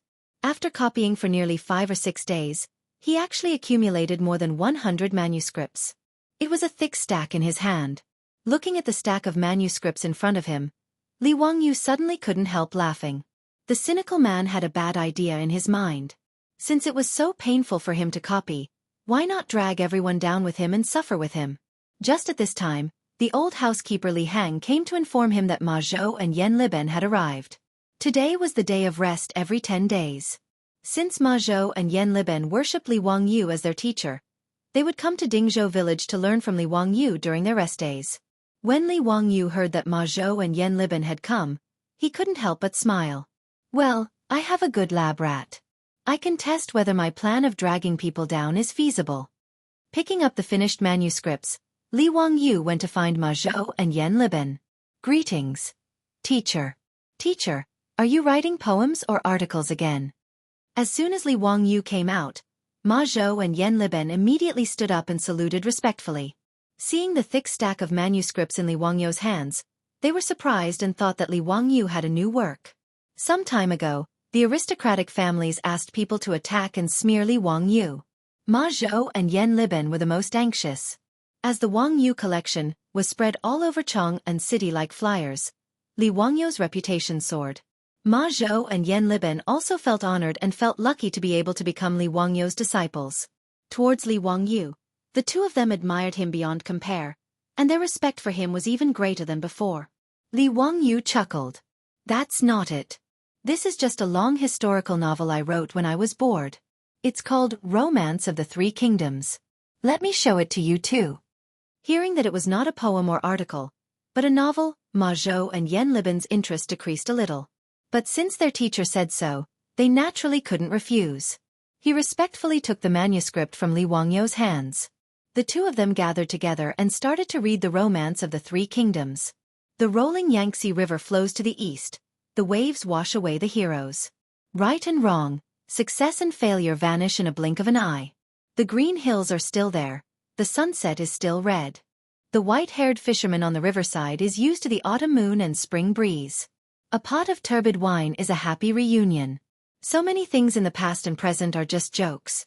After reading the opening poem Riverside Immortals, Ma Zhou was so excited that he slapped his thigh. Teacher is really talented, to be able to write such a majestic long and short sentence in a novel. It's really soul-stirring and memorable. Poems were created in the Tang dynasty and were also called poetic verses. In response to Ma Zhou's praise, Li Wangyu just smiled faintly and signaled them to continue reading. Ma Zhou didn't pay much attention to the novel, but after reading Riverside Immortals, they stopped underestimating it and started to read it seriously. The first chapter of Romance of the Three Kingdoms was about the Oath of the Peach Garden. The plot of the novel quickly attracted Ma Zhou and Yan Libin's attention. They stopped talking and just looked down at the manuscripts. Li Wangyu had now copied 5 chapters and had just reached the chapter where the 3 heroes fought Lu Bu.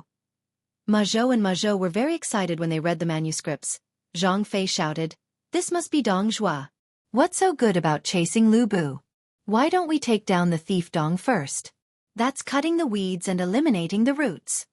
It said, to catch a thief, one must catch the thief's leader. Don't know the outcome. Let's listen to the analysis below. They flipped to the back of the manuscripts, but there was no more.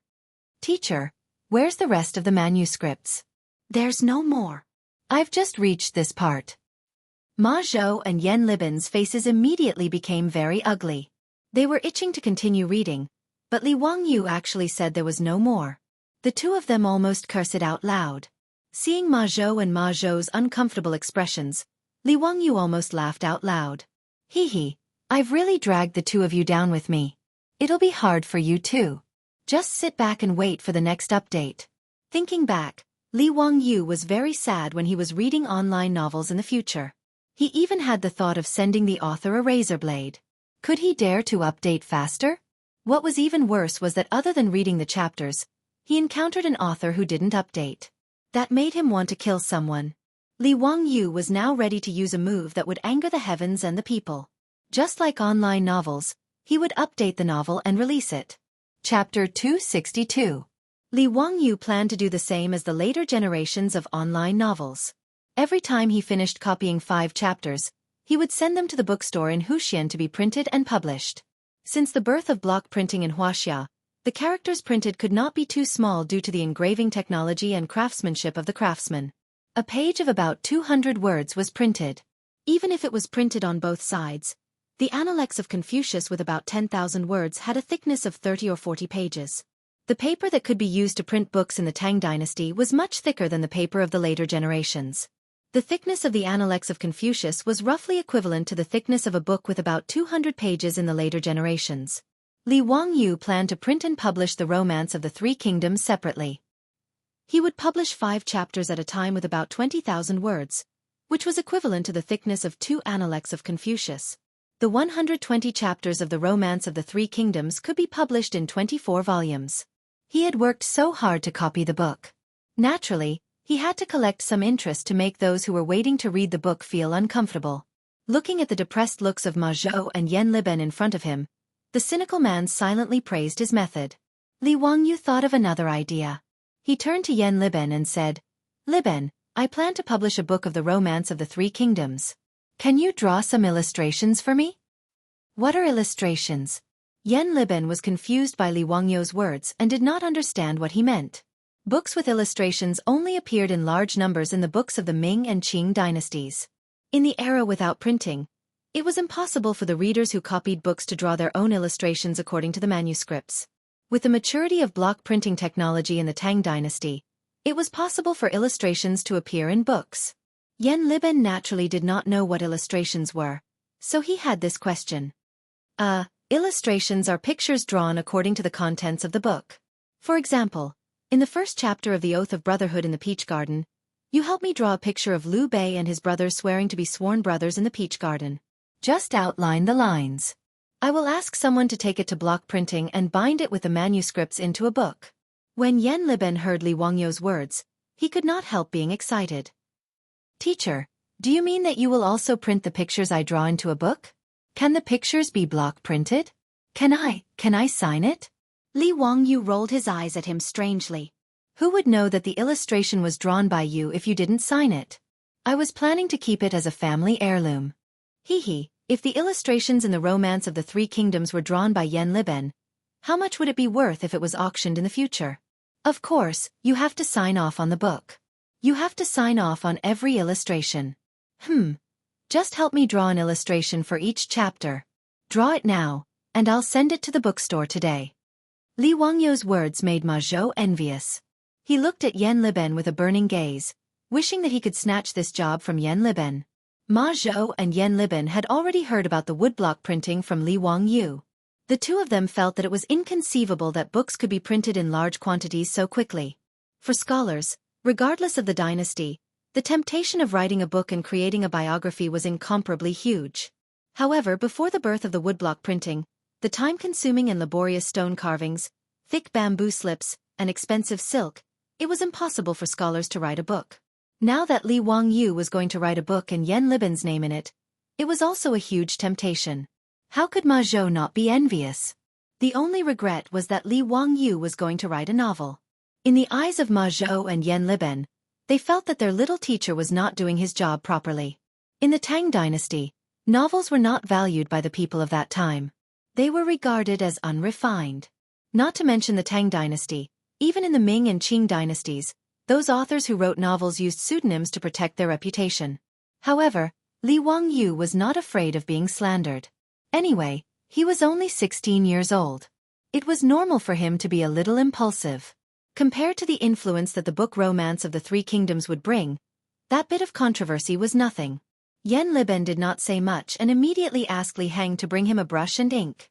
He ran to the side and looked at the manuscript while thinking about how to draw the illustration. Ma Zhou hesitated and asked, "Teacher, your book seems to have some mistakes. It does not match the history books." The history books did not record that Liu Bei and the other two became sworn brothers. It only mentioned that they were as close as brothers. Gong Sun Zan did not join the alliance. Liu Bei and the other two should not have participated in the war. How could the three heroes fight Liu Bu? When Li Wangyou heard him finish, he could not help bursting into laughter. "Bin Wang, I am writing a novel. It is a romance, not a history book. This is called artistic exaggeration. Some parts are made up by me. There is no need to take it seriously." With regards to this explanation, Ma Zhou could only nod and accept it. However, he picked up one of Li Wangyou's manuscripts and asked, "Teacher, what do these circles on your manuscripts mean?" Li Wangyou looked up and saw that Ma Zhou was pointing at the punctuation marks in the book. When he copied the book, he copied from right to left and from top to bottom according to the Tang people's habit. He also changed the simplified characters into traditional characters. However, he had copied the punctuation marks out of habit as well. In the Tang dynasty, there were no punctuation marks. There was only a mark called sentence reading. It indicated that a sentence had a complete meaning. Only in the Ming dynasty did the names of people and places appear. These were the early punctuation marks. What Li Wangyou wrote on the manuscript were the standard punctuation marks of the later generations. Naturally, Ma Zhou could not understand it. Li Wangyou pondered. Since he was used to copying, he might as well continue copying the punctuation marks. He was not in a hurry to answer Ma Zhou's question. Instead, he raised his hand and wrote a sentence on the paper. "This house can be lived in, and the person is not sad." "Bin Wang, what do these words mean?" "It means that this house can be lived in, and the person is not sad?" Ma Zhou read it out. Li Wangyou smiled and shook his head. He raised the brush again and added punctuation marks in the sentence. "Read it again. This house can be lived in, and the person is not sad. The person is not sad." Says, "Teacher, the meaning has completely changed." Ma Zhou immediately reacted. Li Wangyou nodded. "Bin Wang, this is a symbol that I created to assist in reading. Yes, I call it punctuation marks. Look, this circle-shaped mark is called a period. It means that a sentence has ended. This tadpole-shaped mark is called a comma. It means..." Li Wangyou took a piece of paper and wrote down all the punctuation marks on it. He also wrote the meaning of these punctuation marks at the side. Since he had copied it, he might as well promote these punctuation marks when he printed the Romance of the Three Kingdoms. "Wonderful. It's really wonderful. Teacher, these punctuation marks are really divine. With this, there will be no more punctuation mistakes." In the face of Ma Zhou's praise, Li Wangyu nodded calmly again, showing that he was such a genius.